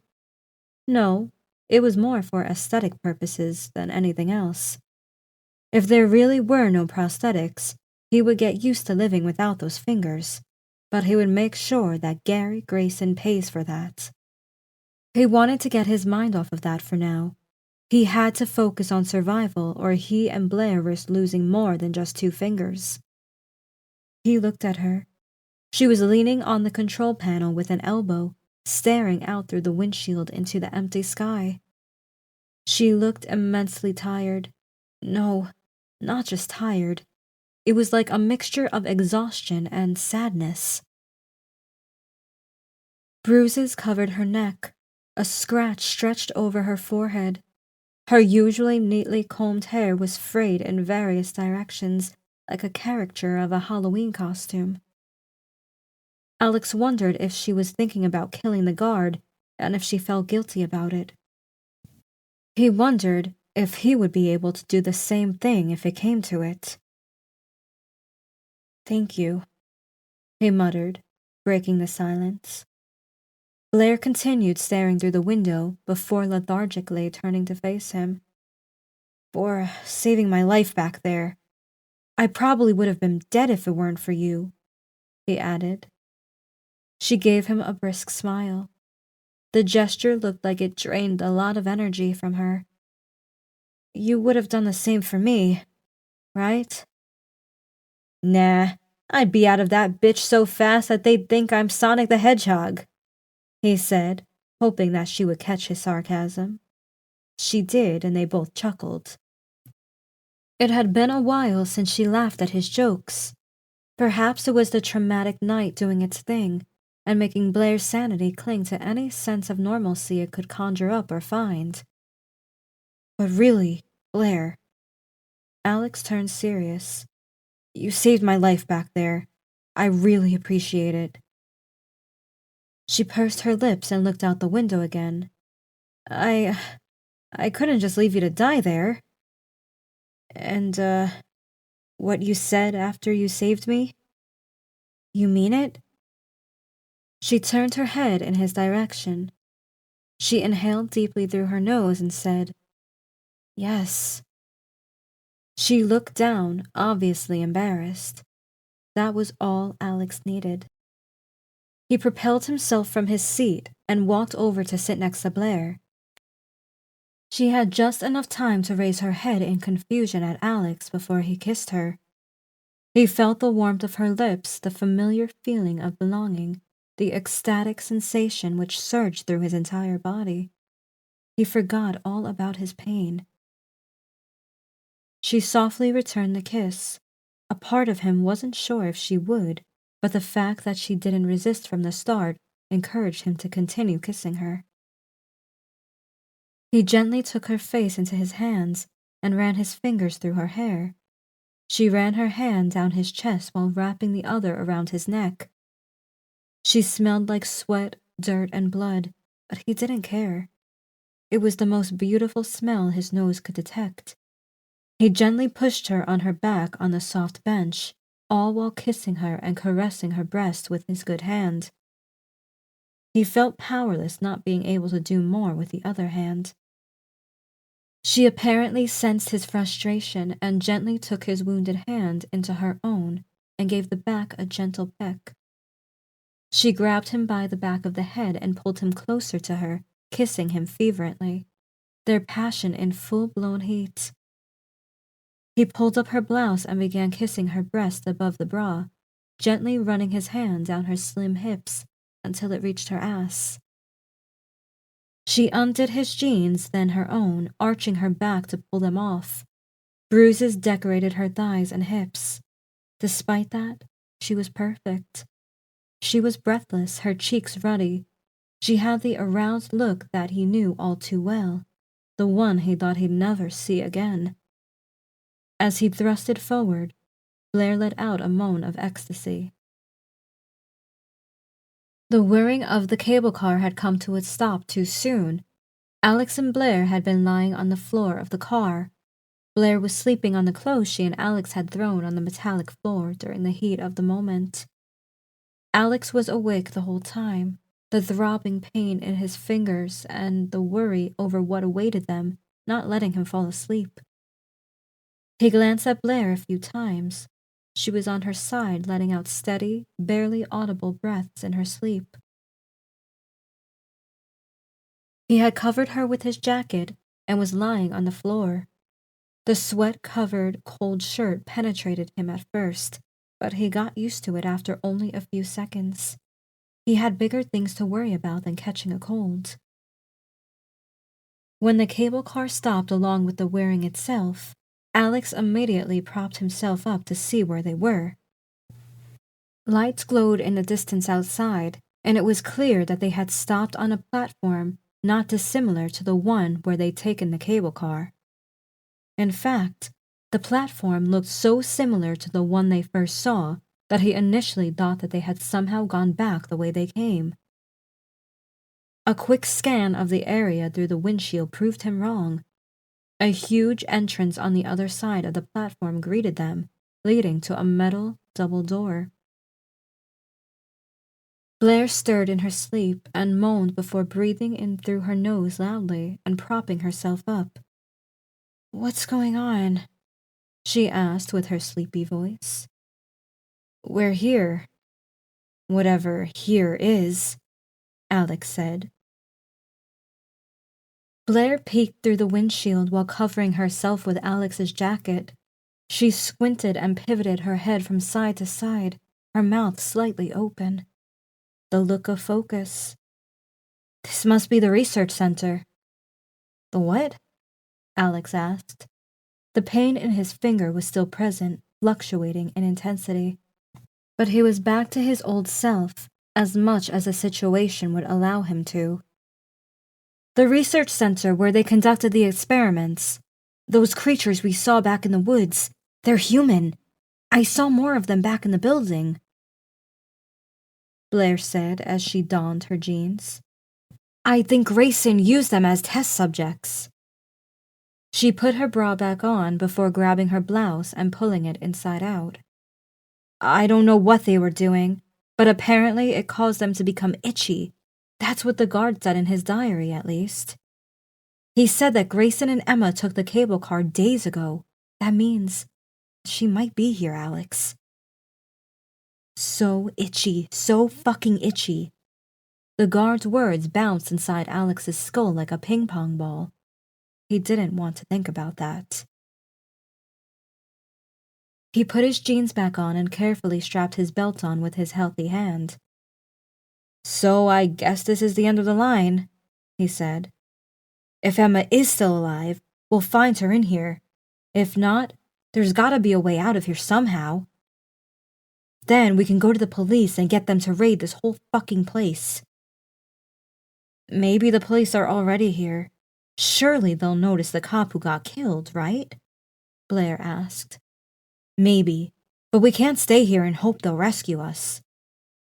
Blaire nodded. She pulled her blouse down to straighten it, the upper part of one breast messily hanging out, which matched her frayed hair, practically screaming, "I just had sex." Alex had managed to put all his own clothes back on too, and took one final look outside the platform. It was empty. He pulled Blaire closer and gave her a kiss. She looked surprised, but quickly gave in and returned the kiss. Alex pulled back and with a nod of approval, pressed the button on the side of the door. The cable car doors whooshed open. Chapter 15. A gust of cold air hit Blaire as soon as the doors opened, causing her to shiver. It had gotten steamy in the cable car, and this sudden transition of temperature was a shock to her body. She pivoted around, glancing at her surroundings. The platform stood on top of a cliff face, with no other way out except for the door on the other side of the platform. Two cable cars, one red and one white, stood all the way to the right. Blaire squinted at the red one, trying to figure if the stains on the windshield were droplets of blood or something else. "Let's try the door," Alex said, snagging her attention. Their footsteps echoed on the metal floor, Alex's much louder than Blaire's. Blaire was ready to face whatever this place threw at them. She felt reinvigorated after the romantic session with Alex in the cable car. She wasn't sure if it meant they were back together, or if they just did it because they were both under stress and afraid of dying. She pushed that thought back. Once they're back to the world of the living, they could sort everything out. The priority was to find Emma, if possible, get out, and get Grayson to pay for everything he'd done. She wondered where he was right now, and if he got unlucky enough to bite the big one in whatever the hell mess happened here. No, this was Gary Grayson they were talking about. Blaire was sure he ducked somewhere inside a safe panic room, probably leaving his staff outside to suffer a gruesome fate by those creatures.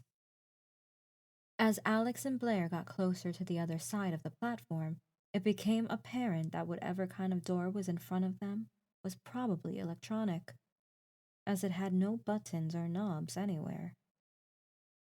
Lockpicking wouldn't work here, not that she'd be able to do it anyway. Back when she lost her coat in the woods, she lost a lockpick set along with it, just like all the evidence they had acquired so far. But she still had one tiny piece that she clung onto with dear life, Emma's bracelet. Blaire religiously felt the pocket of her jeans for it. She didn't dare take it out of fear that she might drop it or that some monster or lunatic may suddenly appear out of nowhere and steal it from her. Alex significantly slowed down from a stride to a casual walk when they were a few feet away from the door. For a moment, Blaire was afraid that the door would remain closed, their journey reaching a dead end. Then, a startling whoosh and whir made her jump. The doors had parted ways like an elevator, revealing a dimly lit corridor inside. They both had stopped at this point and exchanged a look of confusion with each other. Probably sensing her hesitation, Alex decided to take matters into his own hands. He looked at the corridor and sauntered forward. The door closed and then reopened at the detection of movement. Blaire leaned forward and broke into an amble to catch up with Alex. As soon as the door closed behind her, an overwhelming silence began permeating the air. Her eyes shifted around various corners of the corridor, admiring it. The corridor itself looked like the inside of a highly sophisticated rectangular tin can. LED lights came from the corners connecting the walls with the ceiling and floor, which turned on like a shockwave, starting from their position until the corridor was illuminated all the way to the other side. It was a few 100 feet long. It reminded Blaire of the lab she saw in the Resident Evil movie. She hoped no flesh-rending lasers would suddenly pop out in front of them. As far-fetched as it seemed, nothing was impossible with Gary Grayson. Alex's footsteps echoed as he strode forward. He stopped long enough to look behind at Blaire and make sure she followed him. Some of the lights were blinking, while others produced low, buzzing sounds. The door on the other side was similar to the one outside, except this one had a warning plastered on it that read, "No unauthorized personnel beyond this point." "Oh well, I guess we should go back then." Alex shrugged, catching Blaire's glimpse for her reaction. She was too enthralled by the whole situation to respond to his joke, although she did note how impressive it was that he was able to make ironic remarks after everything he'd been through. A sudden wave of warm emotion toward him overwhelmed Blaire, and she got the urge to hug him, but she suppressed it, determined to stay focused until they were out of this place. The door in front of them opened as soon as they stepped close, revealing a small chamber with tiny, symmetrical holes all over the walls and ceiling. Almost as soon as Blaire and Alex stepped inside the chamber, the door behind them closed shut. "Decontamination in progress. Stand by," a robotic female voice said. Alex and Blaire spun around. A hiss filled the room, and something began spurting out of the holes in the walls, spraying Blaire in the face and all over her hair and body. It was cold to the touch and had a somewhat familiar smell of a cleaning product, although she couldn't quite pinpoint what it was. Just as quickly as it started, the spraying from the holes stopped. "Decontamination complete," the voice announced. The door on the other side opened, and the corridor that greeted them seemed less flashy than the one near the entrance. There were no fancy lights in the corners, only neon ones hanging from the ceiling. The corridor looked clean to say the least, but much to Blaire's relish, she had expected to be greeted by a gruesome sight similar to the one she'd seen in the cell block. So this was a pleasant surprise. She still stopped her hopes from surging because she half expected to run into trails of blood or dead bodies. The corridor forked left, right, and straight, and further ahead into more paths. Various doors stood on each side, all of them presumably electronic, as they had no knobs or keyholes. Beside each of the doors was a plastered sign that marked what room it was. Blaire saw various words next to the doors like samples, chemicals, scanner, etc. The whole place reeked of experimentation.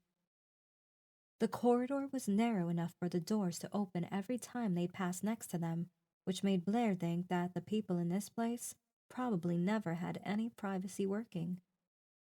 Either that, or they always dreaded expecting to see their boss walk in whenever the sound of whooshing filled the room. Blaire peeked inside some of the rooms. They seemed empty for the most part. Messy, but empty. Broken vials, knocked over plant pots, and other trash littered the floors. Blaire started to consider the fact that there were no dead bodies in any of them when the door of the resting room opened, and her eyes flittered to 3 scientists' bodies splayed on the floor. Jinxed it. Blood was smeared all over their white lab coats, but the scientists didn't resemble the necrotizing creatures they saw earlier. They had no missing chunks of flesh, and no emaciated look to them, just vacant looks in their open eyes, and blood on their clothes. Blaire couldn't tell if the blood was from their own wounds or from someone else. Farther ahead in the room lay a few dead bodies, dressed in patients' gowns. Their skin was marred with wounds and scratches, but less so than the ones in the woods and in the cell block, indicating they may have died in the early stages of whatever this was. Alex didn't bother stopping to inspect the room nor the bodies, which Blaire gave a silent and thankful prayer for. She followed him closely behind, an unnatural cold settling in on her body. The temperature inside the facility was much warmer than back outside on the platform, and yet she still found it chillier here. They had just gotten in view of the windows on the left side that overlooked the lab. It was filled with dead bodies and looked like a freaking slaughterhouse. Blaire likened it to the description her Uncle Jerry gave of his work. He worked in a slaughterhouse, and his job was to incapacitate and slaughter pigs, and he often came to visit Blaire's mom smelling like blood. One time, when she was left alone in the room with him, he told her all the gory details about pigs getting electrocuted with an apparatus, pigs hanging off hooks and squealing while blood gushed out of them, pigs' dead bodies stacked on a pile. Blaire's mom had walked into the room in time to kick Uncle Jerry out of the house and refused to speak to him for a solid few months. The vivid description of the slaughterhouse left Blaire with nightmares about it for a while, and even after they subsided, Jerry's immaculate description remained imprinted in her mind. Now that she saw the bodies of human scientists and test subjects displayed around the room, she felt embarrassed comparing them in her mind with pigs in a slaughterhouse. "I guess whatever's in there is probably what we're looking for." Alex pointed through the window. His reticent tone made it seem like it was a completely normal thing to see a pile of viciously murdered people in the room. Blaire didn't want to go inside, but she knew that Alex was probably right. Something important was probably in there. He was the first one to step near the door. He waited for it to fully open before taking a step inside. Blaire was immediately hit with the same smell as the one in the cell block. Rot, decay, death. She tried not to look at the dead bodies as she and Alex stepped around and over them. She couldn't shake the impression that she would feel a hand wrapping around her ankle at any moment, and that the bodies would start getting up and moaning, much like they did in every zombie movie she'd ever seen. The equipment used in the lab was smashed all over the floor, shards of glass scattered in various directions. Alex and Blaire's shoes crunched every time they stepped on the glass-covered floor. The noise was too loud in the absence of any other sound. Blaire felt her shoe step into something squishy and immediately raised her foot, cringing. She had stepped on the hand of a dead scientist. She followed Alex all the way to the other side of the laboratory. It took them a whole minute to step over the dead bodies and find the optimal route. And they stopped in front of a door. The door whooshed open in the same fashion to the other ones in the facility, revealing a darker room. Almost as soon as Alex took the first step inside, a male voice came from inside the room. "Who's there? Don't come any closer!" Blaire couldn't see who the voice belonged to, but what she could tell was that it was trying to sound intimidating, but came off as timid instead. Alex stopped dead in his tracks, his eyes scanning the room. "We're not here to hurt anybody. We're just looking for a way out," he said. Blaire stepped inside the room. The place consisted of aisles of some kind of computer servers. Various wiring and buttons hung from each row, giving Blaire the impression that they just stepped into some kind of Mission Impossible scenario, in which the protagonist was supposed to shut off the mainframe or whatever. "Who are you?" the male voice asked. "Our names are Alex and Blaire. We are journalists and we're lost here." The voice didn't respond, so Blaire chimed in. "Look, we've been through hell. Please, we just want to get out. Can you help us?" Silence. Alex and Blaire stared at each other. Just as Alex opened his mouth, the voice of the stranger came, interrupted. "Come closer, but keep your hands where I can see them." Chapter 16. All right, Alex said, raising his hands up. His fingers stung a lot less in an elevated position. Blaire mimicked his motion and raised her hands at ear height. Alex stepped forward and looked to the left down one of the server aisles. A foot protruded from the right, a pool of blood around it. Alex took another step forward and saw the body of a person in patient's gowns lying face down. The back of the corpse's head had a red hole in it, out of which bloomed now dried blood and formed round the head and body. Some of the blood glistened from the ceiling light, indicating that the body hadn't been dead long. Alex continued forward, and there he saw him, a middle-aged man in a blood-stained lab coat, sitting propped against one of the servers in the corner, one leg extended on the floor, the other bent close to the body. The scientist leaned his elbow on the knee, pointing a gun at Alex. "Whoa! Take it easy, man!" Alex recoiled. A thought crossed his mind about how stupid he and Blaire were not to snatch the gun off the guard back in the other building, or at least to bring the axe that Blaire had found. Like this, they were naked, vulnerable. "Come a little closer," the scientist said, not budging from his position, the gun still pointed at Alex. Just then, Alex noticed the huge gash on the scientist's extended thigh. When he looked back up at the scientist, the gun was still trained on him. He was afraid that the gun might go off any second, so he compiled and took 2 tentative steps forward.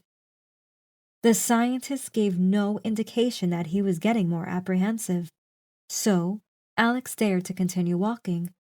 He felt Blaire's presence at his heels and heard her timid, focused breathing.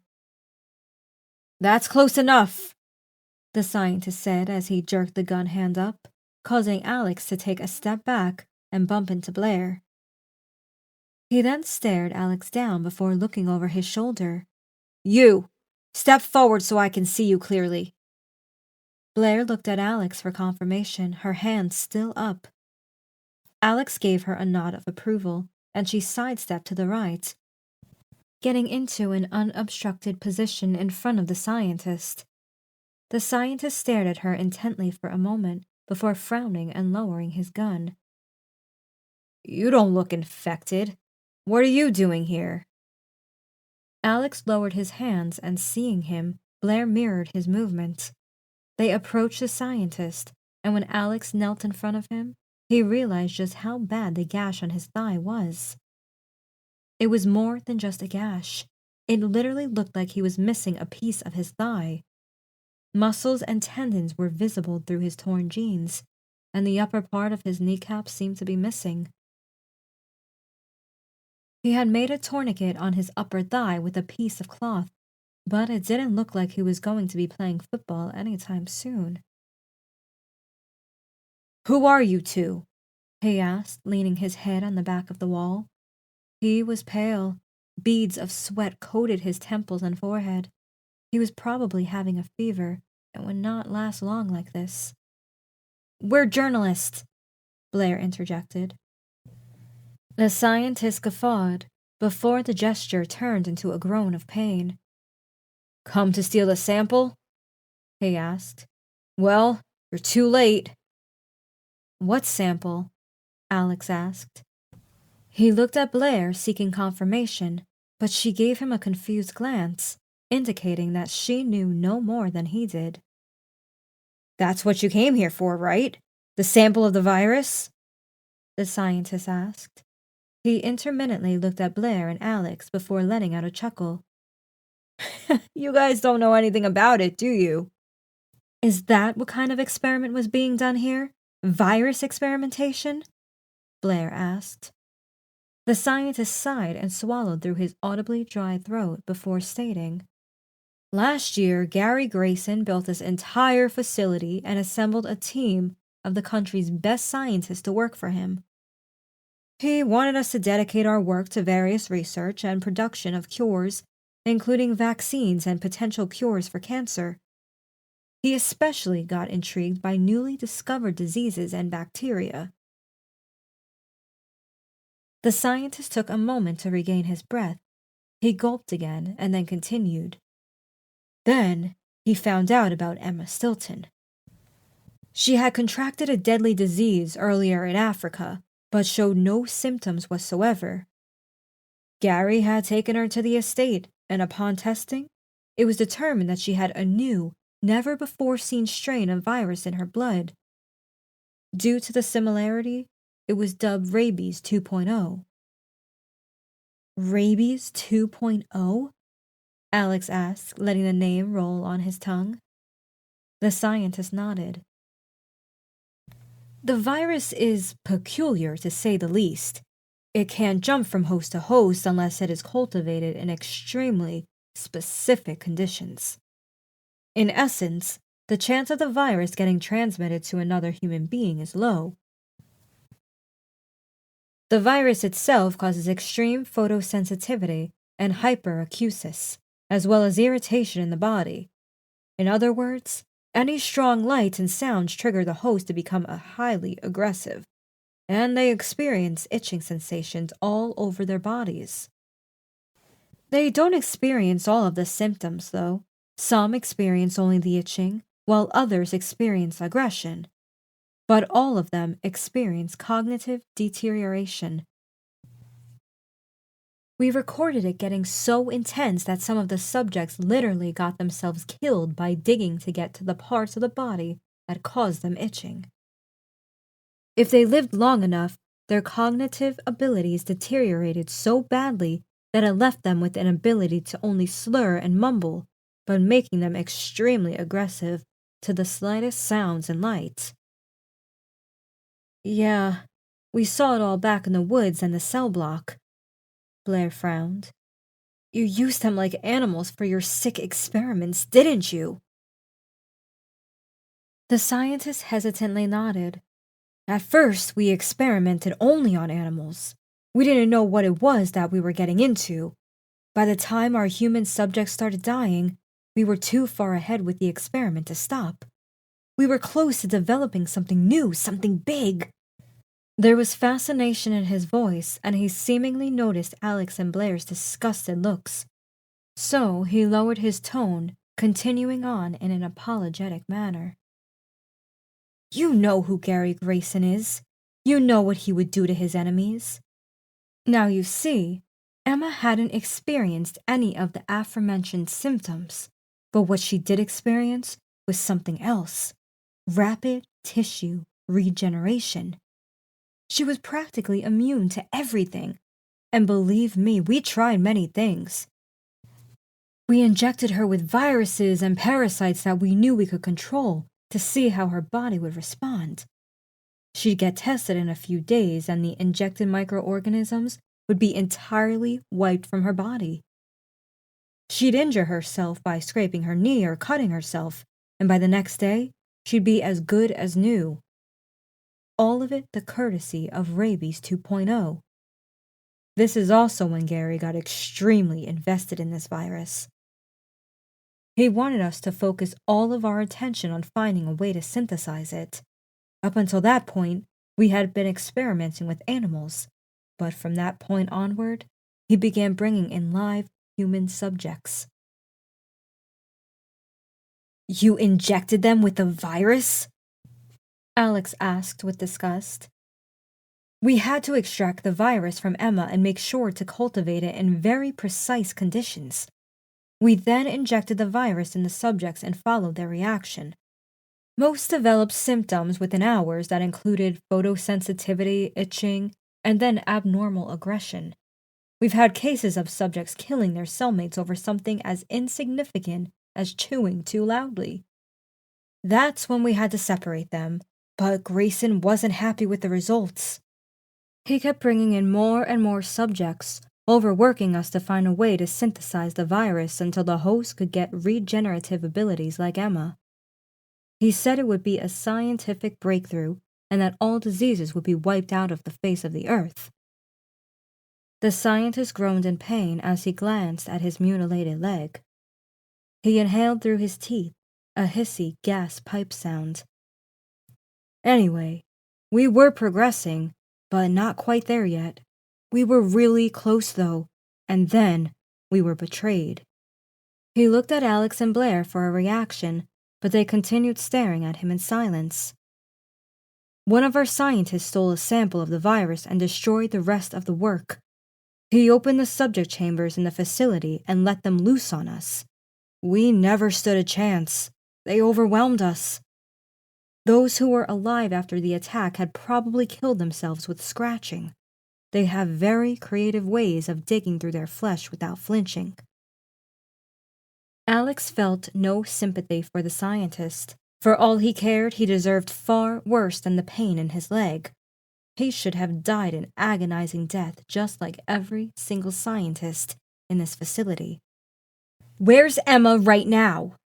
Blaire asked, her tone stern. "Probably cooped up with Grayson in the master room. Grayson always made sure to keep his own ass safe. Here, use this." He handed Alex a small keycard with the picture of an old man on it, similar to an ID. The name said Gary Grayson, and under it, Level 5. The scientist continued. "I knew that Grayson wouldn't hesitate to double-cross us, or maybe even kill us when we started working on Rabies 2.0. So, I swiped the card from the master room a while ago. Luckily enough, Grayson is too lazy to issue replacements, which means he's stuck in the facility, unless he opted for the long way out." He chuckled heartily after saying this. He let out another groan. His hand drifted to the top of his thigh as if to calm down the pain. Alex didn't understand what the long way out meant, but he assumed it involved a dangerous route. "Go to the end of the corridor and use the elevator. Go to the top floor and you'll reach the master room. If Emma and Gary are still alive, they are in there. If they're not, it doesn't matter. You can use the card to find a way down from there. There's an elevator inside the master room leading directly to the bottom of the mountain. Grayson sure loved to control who goes in and out, and let me tell you, no one has ever gone out since I arrived here. Unless they were in a body bag." "You think Emma's still alive?" Blaire asked. "I don't doubt it. She was his favorite. He took every precaution to keep her safe and from running away. He needed to find that cure since she was the only living host who was able to adapt to the virus." He was taking shallow breaths now, as if getting tired. He didn't have much time left. "So, this whole experiment," Alex started, trying to extract as much information as he could before the scientist fell unconscious or died. "This is the Grayson legacy?" "No," the scientist said. "At least, we never called it that way. I heard Grayson talking about it with Emma a few times, but whatever it is, it's not the experiment itself." He closed his eyes, the beads of sweat more prominent on his forehead and temples, the collar of his shirt stained with sweat. "Listen, I'm getting really tired. I'm gonna take a nap if you don't mind." "Can we have your gun?" Alex asked. "Sure, but it's empty," the scientist replied, a wry smile on his face. Blaire and Alex exchanged silent glares with each other. Alex glanced at the plastic keycard in his hand. This could be their way out of this hellhole. Fuck the evidence, fuck Gary Grayson, fuck this whole place. He just wanted out. They could frame Gary later easily. Covering a mess this big was beyond even the mighty Gary Grayson. After another silent exchange with Blaire, Alex stood up and jutted his head toward the exit. "Come on, we're almost out of here." Chapter 17. The elevator stood at the far end of the corridor, beckoning Blaire and Alex to step inside. Alex pressed the button to summon it, and it began glowing with a bright white light. The elevator whirred to life, descending from somewhere far above. The electronic display above the elevator read 43, and the number very slowly decreased. The whirring started off low, but progressively grew in intensity. Blaire contemplated everything that they had seen thus far. The night had started off so innocently. It was supposed to be a simple break-in and evidence acquisition. Getting out was supposed to be the easy part. She thought about all the poor souls that lost their lives, or worse, because of Grayson's experimentation. She couldn't remove the image of the animalistic husks of humans she'd seen in the woods and in the cell block. They probably used to brim with life and ambitions. What had they planned on doing after getting out of the Grayson estate? Did any of them have families waiting for them? Were they still waiting, hoping that they were okay and would come back home one day? Her eyes filled with tears, so she decided to push those thoughts away. She looked at Alex, who had a stern look on his face. It was one of those faces where she couldn't tell what he was thinking. It could have been that he was carefully contemplating something, focused, or simply angry. The whirring of the elevator reached down behind the doors in front of them and halted to a full stop, just in time for the number to turn into a 1. The door slid open, revealing a rather small elevator. Alex took one step inside, causing the elevator to rattle violently, sinking an inch down. He recoiled, but after seeing that it was probably a normal reaction, he got the other foot inside too. Blaire stood outside, her eyes flicking around the elevator. She suddenly didn't want to enter it at all. Making it all this way just to die from a faulty elevator didn't appeal to her in the slightest.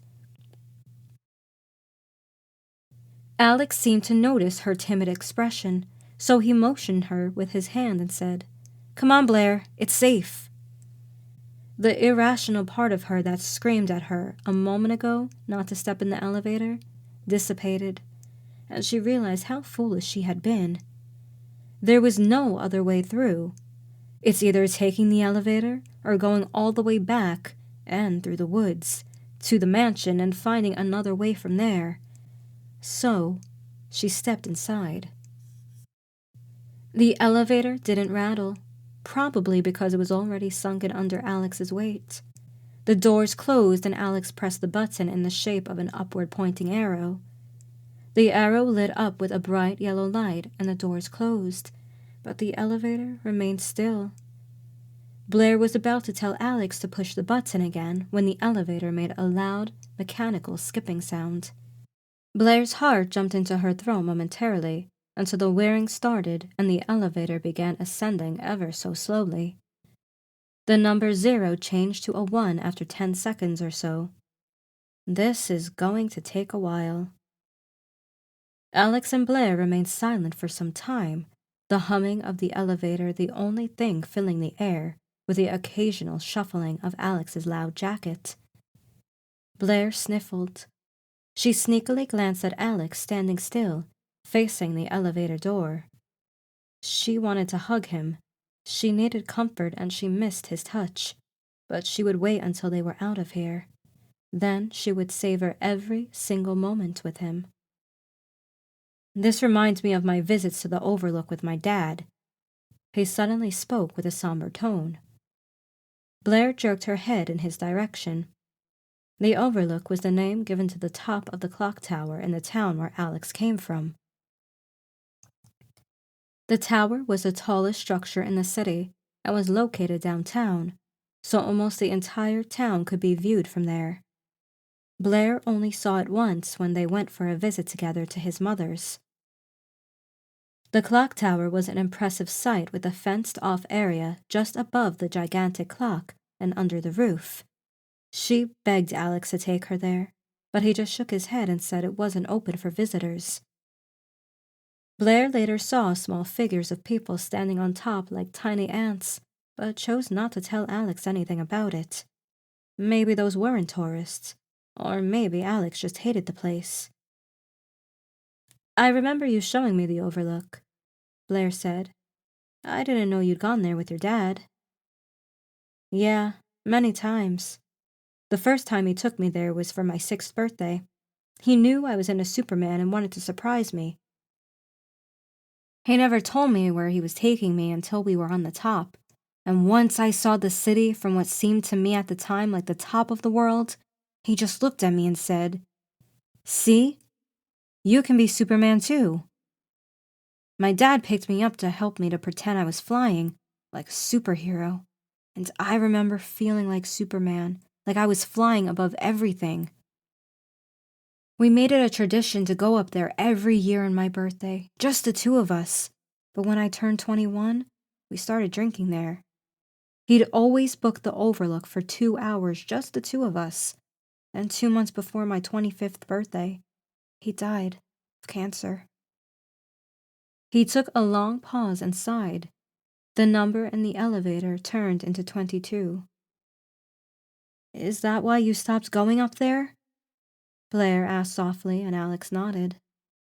"Yeah, I didn't want to admit to myself that he was gone. I thought that going up there alone without him would make his death real. I thought that as long as I didn't go up there without him, he wasn't truly gone. I hated seeing the Overlook every time I went outside. No matter where you are, when you get outside, you see the clock tower just standing there. It was like it was mocking me for the loss of my dad. After I moved out, the more I looked at the tower, the more it seemed like a call to climb it, and finally start dealing with my dad's death. But I never did it. I was too afraid." Blaire took Alex by his healthy hand. She was falling in love with him all over again. A warm feeling surging through her entire body. But at the same time, she wanted to comfort him. Alex looked at her and smiled. "When this is all over, I'm gonna take you up there, just you and me." Blaire smiled and squeezed his hand. He squeezed back before letting go. 31. "Alex, listen," she said. "If anything happens to me here, or between us..." She stopped to see if he would interrupt her. When he only gave her a look of anticipation, she continued. "If anything happens, I want you to know that it wouldn't be your fault. I know you, and I know you'd blame yourself. I wouldn't blame myself," he sardonically said. "I know you'd blame yourself," she continued, ignoring his remark. "But I want you to promise me that you'll try and not do that." He opened his mouth. Blaire knew what he was going to say. He was going to say that everything would be okay, and that he would make sure they both make it out alive and make the relationship work this time. He probably knew that his response would be predictable, so he closed his mouth, before opening it one more time and saying, "Okay, Blaire, I promise." 38. "I still don't want you dating other girls when I'm gone, though," Blaire said. "Got it. Don't date other girls until I'm back in town." "No, not until you're back to town." "Until I'm done grieving. Got it." "No, I mean at all." "Got it. I won't date anyone at all until I'm done grieving." Blaire punched him in the shoulder. He yowled, rubbing it and smiling. They used to have playful catfights like those all the time back when they were in a relationship. Blaire hadn't even realized how much she missed that until now. 42. "I love you," she said. "I love you too," he responded, and they softly kissed, glued to each other's lips for a long moment. The elevator slowed down to a halt, just in time for the 42 to turn into 43. The whirring stopped, and Blaire and Alex pulled back from the kiss. The elevator doors opened. Chapter 18. At first, Blaire's eyes needed a moment to adjust to the dark outside the elevator. The dim glow of the elevator light, which was cast upon the red nylon carpet in front, provided no visibility into the room ahead. Alex stepped forward first, his shoes muffled on the carpet. Feeling encouraged by his daring move, Blaire stepped out of the elevator and pivoted her head left and right. Two pristine gray sofas sat on either side of the room, with small glass coffee tables in front of them. Opposite the elevator on the other side of the room was a double door, similar to the one which led inside the Grayson mansion. This is the place. I'm sure of it. Some kind of waiting room, huh? Alex asked no one in particular. Blaire imagined the people in the facility panicking and scrambling to reach the top of the floor, only to have Grayson's secretary tell them to wait until Gary was ready to take them in while the place was falling apart. Alex approached the double doors and, in a cop-like stance, opened one side from the cover of the wall, letting the door swing open with a creak. Immediately, a silver of blue moonlight gleamed inside the waiting room. Blaire immediately noticed a massive glint on the other side of the room, stretching across a big portion of the wall. Alex stepped inside, and Blaire followed closely behind. Bookshelves lined the walls, similar to the library back at the mansion. On the other side of the room stood a large desk, a chair behind it. The glint Blaire had seen earlier was from the curtain walling, which covered a big portion of the back of the wall. The full moon was visible through the window, glowing brightly and illuminating the vast majority of the room, standing as a glimmer of safety in this wretched hellhole. This is definitely the place. Blaire looked around the room. It was too empty, its spaciousness underutilized by whatever Gary Grayson could potentially put inside. She had half expected to see some deer head trophies hanging off the walls, or even certificates plastered around the place. Not this emptiness.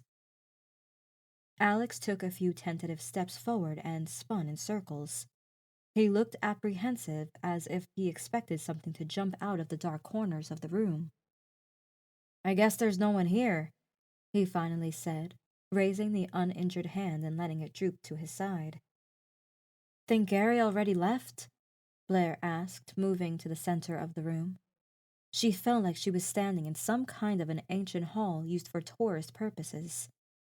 She admired the tall ceiling and the windows on the other side. She moved toward the curtain walling, squinting through it. The room seemed to be positioned pretty high up, on top of a cliff that extended below like an abyss. Countless trees stretched at the bottom, tiny soldiers of an infinite army. Oh shit, it's so high up, she said. Blaire also wondered if there were any more test subjects in the woods down there, aimlessly roaming around. She wondered what it would be like working with a view like that one, if one disregarded what was actually going on here. So there are still normally functioning humans in the facility. A frail voice came from the right side of the room.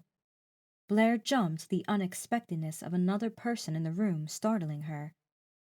She jerked her head in the direction of the sound just in time to see a figure emerging from the darkness. A person seated in a chair rolled into the light. It was an old man in an electric wheelchair. A balding head with only a few streaks of gray hair on the sides came into the moonlight. Deep, dark eye bags decorated the person's hyper-pigmented face. His flabby cheeks hung down, oddly reminding Blaire of a certain dog breed. The person wore a blue robe, and in the chest opening, a bony torso protruded. There he was, in all his glory, although less glorious than he looked on TV. Gary Grayson.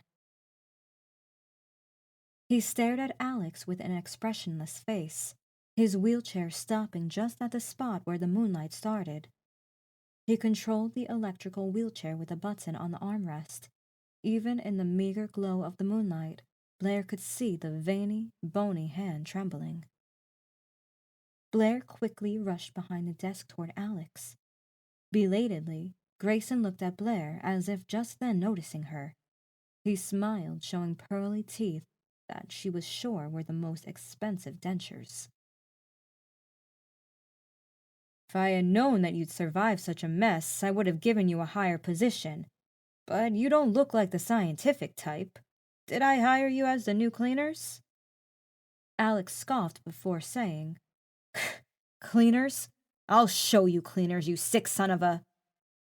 He took menacing steps toward him, but Blaire grabbed him under the arm. There was no way she could physically hold him back, but he stopped anyway. She felt the muscles in his arm tensing up and relaxing as he clenched his fist. We're not cleaners, we're journalists, she said, letting Alex's arm go and taking a step toward Grayson. And we've come to expose you for your crimes. You're going to rot in prison for the rest of your miserable life, Grayson, Alex said, his voice venomous. He looked and sounded like he was just about ready to lunge at Grayson and tear him to bits. Meanwhile, Grayson's mouth stretched into an even wider smile, as if he was amused by the whole thing. Blaire thought that Grayson's smug smile would anger Alex even more, so she jumped in to intervene. We know the experiment you conducted with Rabies 2.0. We know how you used human subjects for those sick experiments. Grayson upturned his palms, the smile still etched on his face. Well, you got me. I can't hide it anymore. By tomorrow, this whole thing will go public. There's no way of stopping it. Why did you do it? Alex asked. Grayson's face turned somewhat serious. He looked toward the window, the moonlight illuminating the blemishes on his face, before turning back to Blaire and Alex. Last year, I was diagnosed with terminal cancer. Not even the most expensive strings I pulled could cure me. I had already accepted my death, written my will to my son Matthew, decided to dedicate the rest of my short life to doing something good. Blaire wanted to shout at him, ask him how experimenting on innocent human beings and killing them was a good thing. But she knew that Grayson was probably one of those people who was willing to sacrifice the lives of the few in order to save the lives of the many, or to save his own life. Gary Grayson continued. And then I found Emma Stilton. She was my last hope of making it out alive. We tested the virus in various scenarios, and it performed remarkably, even for the deadliest of diseases. If the virus was synthesized to be used in a host without the negative symptoms it caused, it could cure the entire world. But you didn't care about the world, did you? Alex asked. You cared only about saving yourself. Grayson chuckled. Absolutely. I spent my entire life swindling my way to fortune, not giving a damn about insignificant, mediocre humans suffering because of it. And then, when I learned that I was dying, something changed in me. I wanted to do something good before I died. I was afraid of judgment from God. I wasn't much of a believer, but I couldn't shake the feeling that I would regret it if I didn't do something to change my ways. He took a wheezing breath before continuing. But when I found Emma, when I learned that I may not have to die after all, I didn't care about the world anymore. I just wanted to save myself. If I happened to find a cure for other ailments in the meantime, I'd gladly share it with the rest of the world for the right price, of course. But saving my own life was my priority. You're pathetic.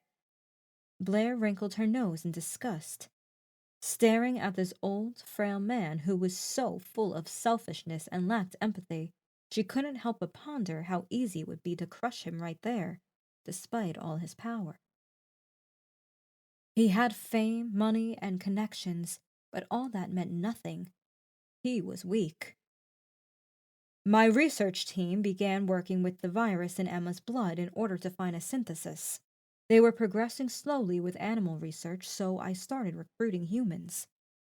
I told them that this was a simple, harmless test that would create new, powerful vaccines. But that was a lie, of course. By the time they realized what was going on, they could no longer leave. He then coughed wheezily a few times. It was a deep, old man's guttural cough that sounded like he was on his dying breath.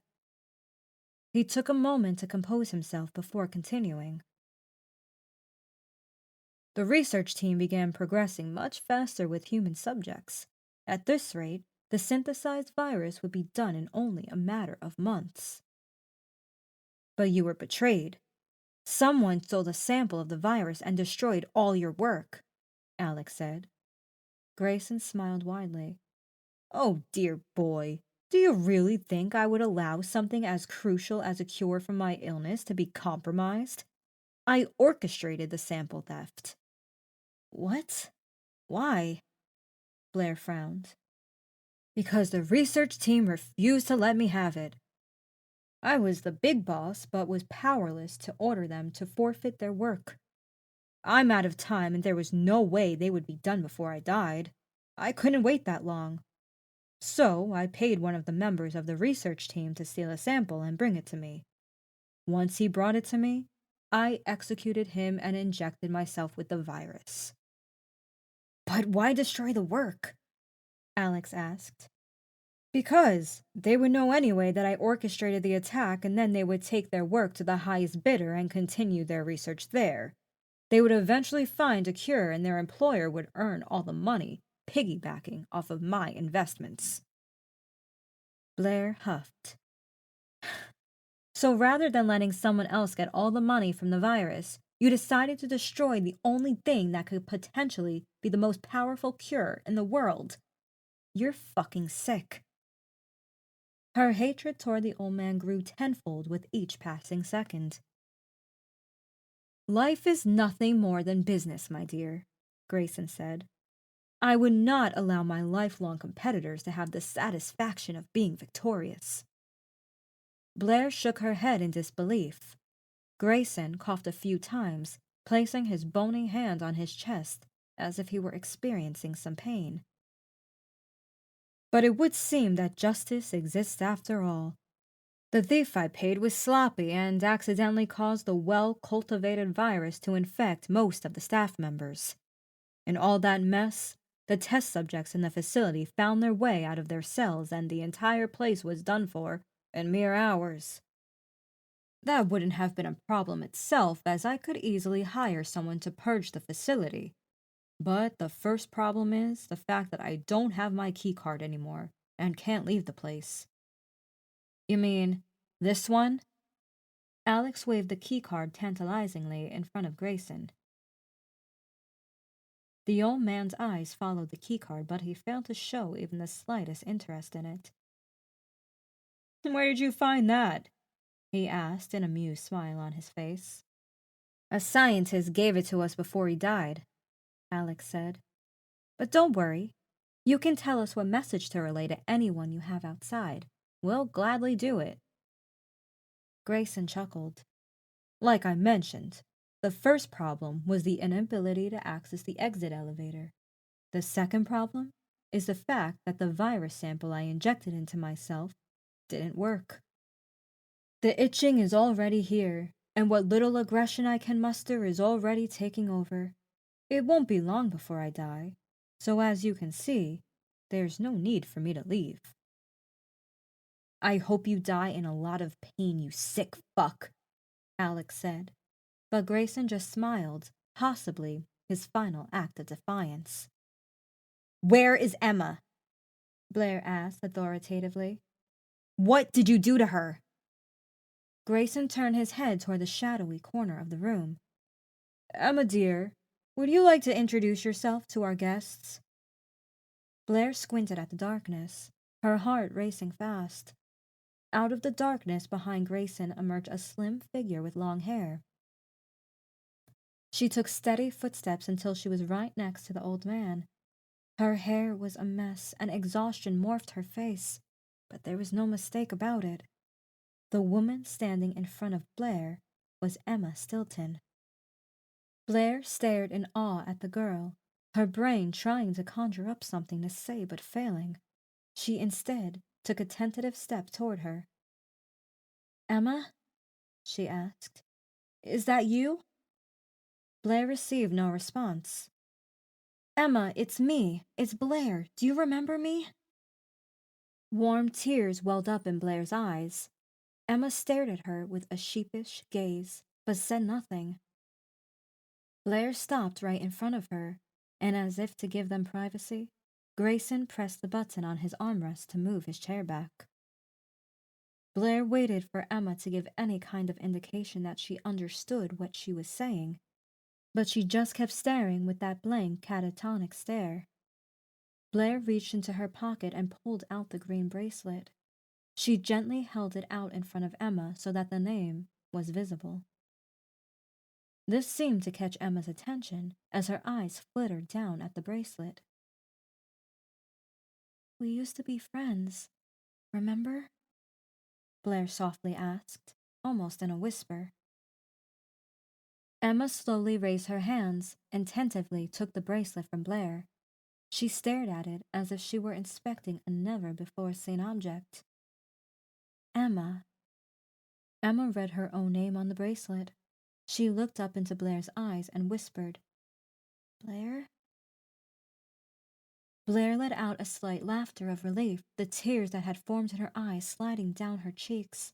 She put a hand on Emma's cheek. "It's me, Em. It's Blaire. You're gonna be okay. We're gonna get you out of here, okay?" Emma continued staring at Blaire with an unfocused leer. It was like interacting with a sedated patient in an insane asylum. "What did you do to her, you sick bastard?" Blaire looked at Grayson long enough to ask him. "I didn't do anything," Grayson calmly responded. "Bullshit," Alex interjected. "It was the virus," Grayson said, not showing in any way that he heard Alex. "We thought this whole time that she had adapted well to it, and we were right, but it didn't come without any symptoms." "It was your experiment. You forced her into this," Blaire retorted. Emma flinched momentarily. Grayson threw back his head and chortled. "Is that what you think, girl? That I brought her here and conducted experiments on her by force? No, child. Emma willingly came here, of her own accord. She pleaded with me to help her, to cure the symptoms of aggression she's been experiencing. I promised her that we could do so much more than that we could cure the world with her help. She was to become my biggest achievement, my magnum opus, the Grayson legacy." He raised both hands triumphantly with a crooked smile. "You manipulated her into this," Blaire shouted. Emma raised one hand and put it to her temple, as if to stave off a headache. "Be quiet," Grayson said. "You're going to rot in prison for what you've done, you sick son of a bitch," she continued. Emma recoiled, clasping her ears with her hands. Blaire was too angry and too focused on Grayson to pay attention to her, though.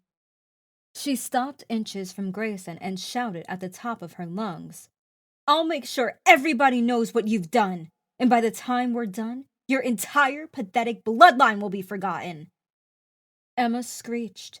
Blaire turned around to see the girl digging her fingers into her skull and writhing in pain. "Emma, what's wrong?" Blaire asked, raising her tone to drown out Emma's screaming. "Emma, talk to me!" Emma raised her head, her eyes crazed, her teeth gritting. In that moment, Blaire no longer saw her friend. She was an angry, vicious monstrosity. It was the same expression that the test subjects had. Before she had time to respond, Emma lunged at Blaire, knocking her on her back. She flailed and screamed violently, spit flying out of her mouth and all over Blaire's face. "Emma, stop!" Blaire shouted, trying to hold her back with both hands. Emma continued clawing at Blaire's face. She was strong, too strong for what Blaire expected from someone built like Emma. In her peripheral vision, Alex came into view. He jumped in from the side and grabbed Emma by the shoulders. She swung an arm and backhanded him, causing him to stumble backward. It must have been one hell of a hit, because Alex looked disoriented for a moment. Emma focused all of her attention on Alex and then thrashed against him, while he held out his hands in front of him, blocking her and simultaneously walking backward. He yelped and grabbed his wounded hand. Fresh blood appeared on the surface of Alex's bandages. Emma shoved him and flew backward onto the library shelves. He smashed the back of his head against the shelves and plopped to the floor, where he remained motionless. "Alex!" Blaire shouted in a moment of overwhelming fear and adrenaline. She was up on her feet. This seemed to catch Emma's attention instead. She turned around to face Blaire and almost immediately began dashing toward her, a rictus of unadulterated aggression on her face. Blaire was too slow, and before she even realized what was going on, Emma had jumped like a long jump athlete and knocked Blaire on the floor once again. Blaire hit her head on the carpet, the image in front of her spinning. Emma buried her face into Blaire's neck and then violently reeled back. A chunk of something red and pink was in her mouth, dark droplets flying in the air, splattering Blaire in the face. Warmth swaddled Blaire's throat. She raised her hand to touch her neck and felt a hole where the chunk of her throat was missing. As if registering it just then, the pain and suffocation suddenly came. Her throat filled up with warm blood, obstructing her from breathing. She coughed up abundant amounts of blood. She kept thinking that the flow of blood from her throat to her mouth would stop and let her take in a breath, just one breath, but the blood kept flowing like an endless river. The whole time, Emma stared down at her with a furious look in her eye, blood messily caking her mouth, the strip of flesh hanging between her teeth. Alex's fierce shout came from the side in her dimming vision. Emma got knocked off Blaire. She saw with her peripheral vision Alex raising his foot and violently bringing it down over and over. His shoe had turned red, and large droplets of blood flew up and down with every stomp, until they turned into squelching. Blaire's vision was getting darker by the second, as if someone had a dimmer light switch that they were controlling. The sounds around her were fading. No matter how hard she pressed her neck, blood continued gushing out. Alex knelt next to her. He was saying something, but she couldn't hear him. She had stopped trying to breathe in as she had no strength for it anymore. She stared at Alex's worried face. His lips moved, but she couldn't discern the words. She tried to raise her hand to touch his face, but she wasn't sure if her body obeyed even that command. In her final effort, she opened her mouth to say something, but no words came out. Live is what she wanted to say before she took her last breath, and everything went dark. Chapter 19. Alex's missing fingers throbbed with new pain. As he looked up from the ground, Emma stood above him. Blaire screamed Alex's name, and Emma turned to face her. Alex forcefully blinked and shook his head to chase away the dizziness and darkness in his vision. Emma lunged from an incredible distance at Blaire, knocking her on the ground like some sort of predatorial animal. The next thing he knew, Emma sank her teeth into Blaire's neck and pulled back with chunks of flesh in her mouth. Blaire's body convulsed on the floor as she grabbed at her neck, profusely bleeding from the bite wound. "No!" Alex shouted, but his voice was a muffle. He got a sudden burst of energy and propelled himself to his feet, the pain in his fingers gone.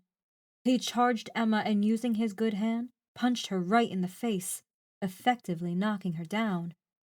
She didn't seem to mind the punch one bit and was about to get up and attack him again, retaining the same angry look from before. He kicked her in the face, and yet she still came at him. He raised his foot and brought it down on her head, crushing her nose. Blood immediately started pouring out of her nostrils, but she still didn't stop. He raised his foot and brought it down on her head, and then again and again. A crack came from Emma's skull, but she didn't seem to mind it one bit as she continued trying to claw at him. He brought the foot down again, a louder crack resounding this time. Emma's strength seemed to wane and her clawing attempts turned into playful kitten-like waving. Alex stomped her head once more. Crack. Emma's forehead collapsed. A chunk of bone protruded above her eye socket. Her head was a concave mess. She had stopped moving by then. Stomp, crack. The cracking sound was less audible now, and with each subsequent stomp it morphed into what sounded like walking on wet rain puddles. Blood splattered everywhere, and what remained of Emma's face was an unrecognizable mass of red pulp. The lower part of her face seemed somewhat intact except for the broken nose and the front teeth that dangerously hung inward from Alex's stomping. Chunks of her brain and skull frayed in various directions, making her look like a realistic version of one of those rubber baby dolls whose heads would collapse when pressed. Breathing heavily with his shoes completely covered in blood and pieces of flesh, Alex finally stopped stomping and turned his attention to Blaire. Blaire was on her back, no longer convulsing. She held one red-painted hand on her neck. Blood gushed out of her mouth like a fountain and slid down the sides of her mouth, into her ears and on the floor. Blaire! No, no, no, no, no, please, no! It wasn't until that moment that Alex was hit with the terrible realization. Blaire was dying. He dropped to his knees next to her and pressed his hand against her neck firmly. It did nothing to stop the bleeding, and within seconds, his bandaged hand was soaked in blood. Blaire locked eyes with him. Blaire, don't you die on me! He cried out, trying to sound authoritative, but the sentence came out as pleading. Blaire contorted her mouth in various shapes, as if trying to say something, but what came out was only a gurgle. She feebly raised her hand toward Alex's face. Alex grabbed her hand and squeezed it. She gave a wobbly squeeze back. The corners of her lips slightly curled upward. Then, she stopped moving entirely. Her eyes continued staring at Alex, but they were empty and lifeless. Oh God, Blaire! Blaire! Alex sobbed and shook Blaire to wake her up. She wasn't dead, she couldn't be. This was Blaire, his journalist partner, the love of his life. Any moment now, she would wake up and they would be getting out of here together. One look at the frozen smile on her face told him that that wouldn't be happening. He was fooling himself. He put his hand behind Blaire's head and lifted her upper body, embracing her in a tight hug, wailing. He wanted to feel her hands wrap around him in response, but they instead hung limply on the floor, soaking in her own pool of blood. Blaire, God, no, please, he pleaded, rocking back and forth. Please, please, please. I told her to be quiet. Grayson's voice suddenly penetrated the air. That worked as a trigger for Alex. With immense difficulty, he separated himself from Blaire by gently placing her down on the floor and standing up. He stormed toward Grayson, overwhelmed with unimaginable rage. He would destroy the old man. He grabbed him by the neck, knocking him out of his wheelchair and on the floor in the process. The old man was light as a feather, just like Alex expected.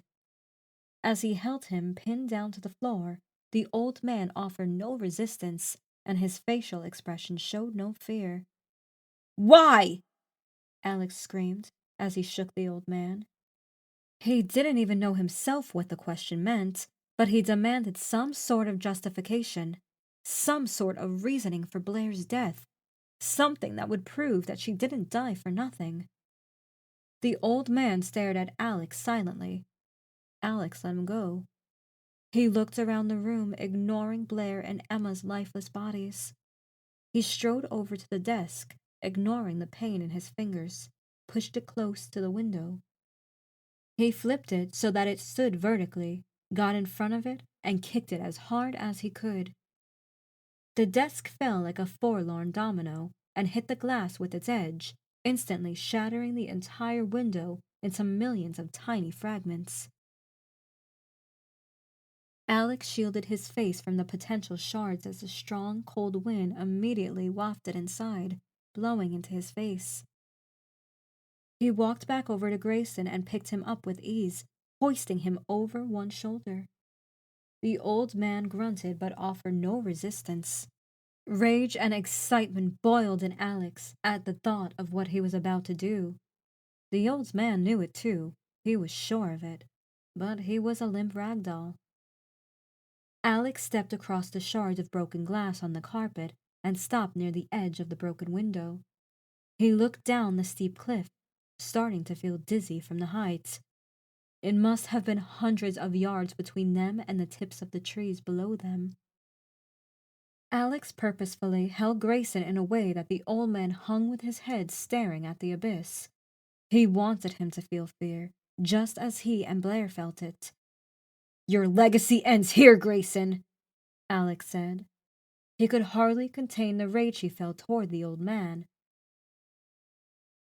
"On the contrary, boy," Grayson spoke in a calm tone. "My legacy has only just begun." Alex gripped the old man with both hands and chucked him out of the window. Grayson's malicious eyes locked with his own as he fell and twisted until Alex couldn't see his face anymore. The old man never once screamed while falling, or if he did, the strong wind drowned it out.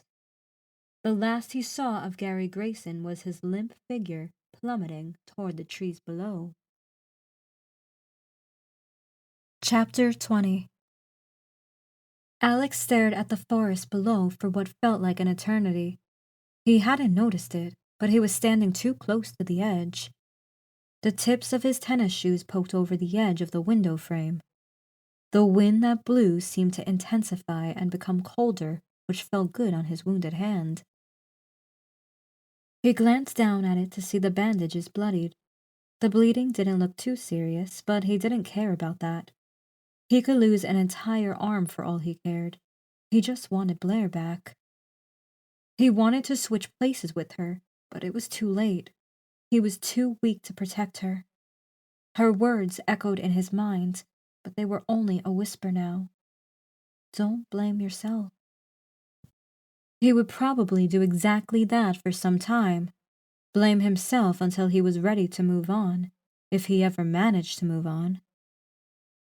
What would life be like without Blaire? They spent a lot of their time together, at work, outside of it, etc. How would he even begin to rebuild his life without her? Tears welled up in his eyes once again, and for a moment he pondered if jumping out of the window along with Grayson would be such a bad idea. He raised one foot and hovered it above the nothingness below him. It would be so easy to just step forward and allow himself to fall. No pain, probably some fear, but no pain. He remembered reading once about a suicide that happened in his town. It was a girl around his age that studied medicine and was under immense pressure. She ended up jumping off her building. The tenants reported hearing an inhuman scream of pure terror as she plummeted. They theorized that halfway down she regretted jumping, but of course, there was no way of confirming or debunking that. Everyone who jumped probably regretted it, just like everyone who hung on the noose or drowned in the river regretted it in their dying breaths. It was against the brain's instinct to commit suicide, and it fought with all force. With those morbid thoughts, jumping off the cliff here didn't seem too appealing anymore. Maybe using a gun to blow his brains out would be a better option. Alex turned around and went over to Blaire's lifeless body. He knelt next to her and closed her vacant eyes. She was already cold to the touch, and it made him realize with utter finality what he had been trying to convince himself this whole time. Blaire was dead. "I'm so sorry, Blaire." He let out a whimper. "I'm so sorry." He started sobbing once again, his fresh wounds reopening even deeper than a few minutes ago, but Blaire's voice continued echoing in his head. Don't blame yourself. I still don't want you dating other girls, though. Don't blame yourself. He wiped his tears and exhaled deeply. He was going to honor her final wish. He was going to live. He was going to expose everything that happened here.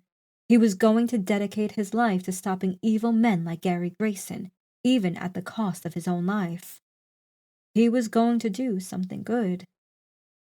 He wanted to pick Blaire up and carry her out of there, but he was so fatigued from blood loss and an entire night of running from lunatics. He may still have a long way to go. Upon inspecting the corner from which Grayson and Emma earlier emerged, Alex found an inconspicuous door. He swung it open with a creak and found himself in a narrow corridor leading to an elevator. A card reader lay next to the elevator. Alex lethargically contemplated how stupid throwing Grayson out of the window would be had he not known about the keycard's importance. Grayson easily could have installed something like a retina scanner, rendering passage only to himself. Alex swiped the scientist's keycard, and to his relief, the light above the reader turned green. The elevator opened and Alex stepped inside. This elevator was significantly smaller and only had one button with no electronic displays.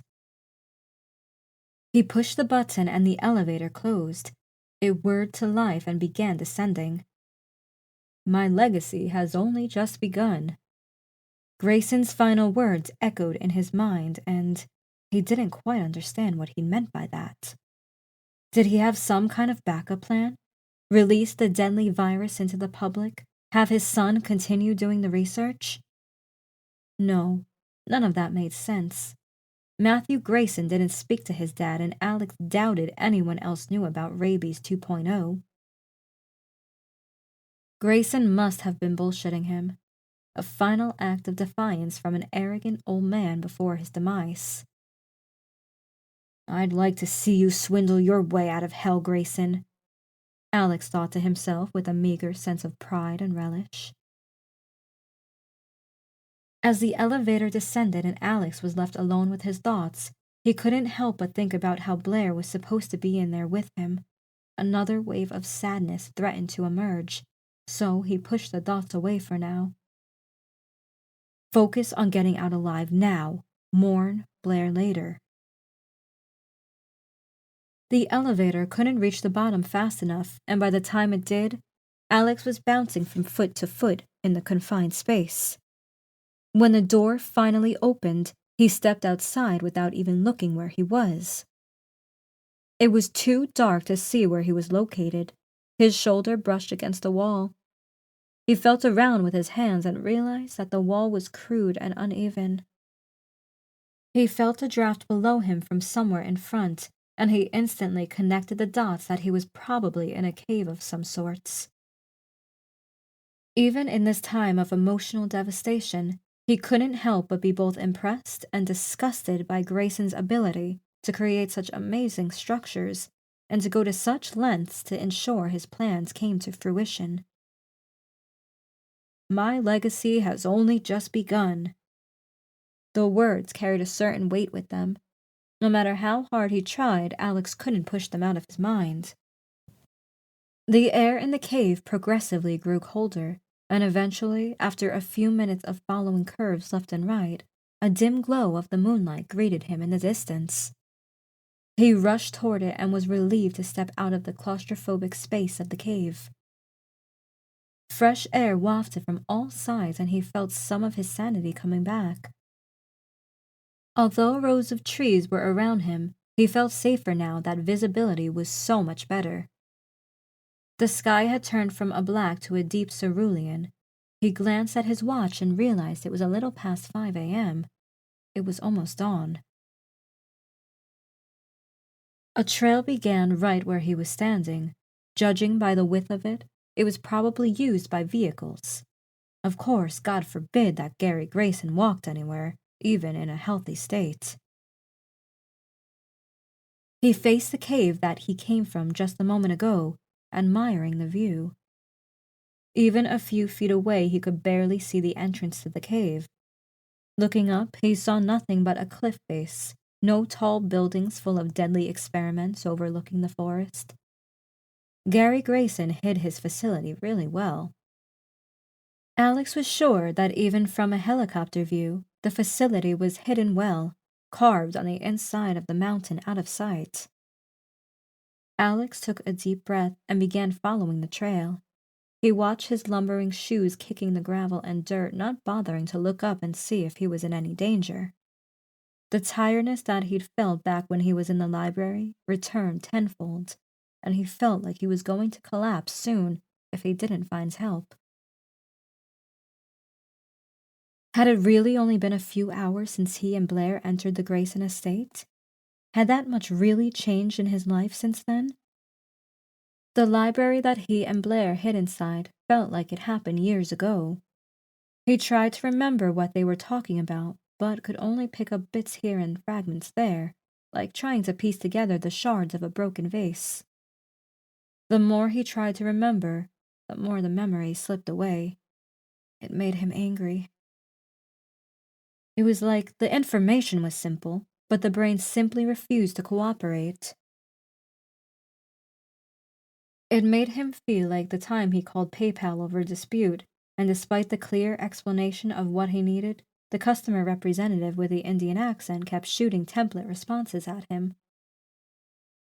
The trail slightly curved to the left and led down, letting Alex pick up the pace. From there, it swerved to the left and right behind the rows of trees and flatlines. The trail got familiar from there. He knew exactly where he was now. This was near the trail he and Blaire used for hiking all the time. He would just need to follow it for a few miles, then turn right and continue down until he reached the nearby motel. Feeling a little reinvigorated, he quickened his pace. It turned out he was right, because soon he saw the trail forking left and right. The left one led deeper into the mountain, the right one back to town. As soon as Alex reached the forked road, he was met with an unexpected sight. 3 police cruisers sat parked on the left side of the trail near the edge of the woods, where it ended. Police officers were taking notes on the hoods of their cars and discussing something amongst themselves. None of them seemed to notice Alex until he was 10 feet away. Almost immediately, their heads turned toward him, and they rushed to converge in front of him. Alex counted 10 of them. Alex belatedly realized that some of the cops had drawn their weapons and pointed it at him. They were shouting imperceptible words at him. He strained to focus until he realized that they were threatening him to stop where he was and raise his hands. Alex looked down at his feet and realized how suspicious he must look with all the blood on his clothes and shoes. He scanned the police officers' faces. They were apprehensive. Only one of them was calm. He still hadn't drawn his gun, but his hand rested on the holster. "Sir, can you hear me?" he asked as he took a small step toward Alex. "Can you tell me what happened?" "I'm not... This is... Grayson." Alex tried to structure a sentence, but only gibberish came out. Comically, Grayson's final words echoed in his mind like a broken record. "My legacy has only just begun." "Sir, have you consumed any drugs tonight? Whose blood is that?" the officer asked. "Dale, get the hell away from him," one of the officers shouted. "Hold on, I got this," the officer in front of Alex said, raising a stop sign to his coworkers. He turned back to Alex. "Sir, I'm going to perform a quick checkup now, okay?" He raised a tiny flashlight and flicked it on. Bright lights flashed in Alex's face, burning his eyes. Alex raised his hands, the light causing the back of his eyes to throb with unimaginable pain. Why would the cop do that? That made him angry. No, it didn't make him angry. It made him furious. He wanted to pummel that cop just like he did Emma, until all that remained was a bloody pulp. Alex faced the cop, who had lowered his flashlight in confusion. His coworkers had started shouting something at him, but it was too late, as Alex lunged at the police officer with pure bloodlust. Loud gunshots filled the air. The end.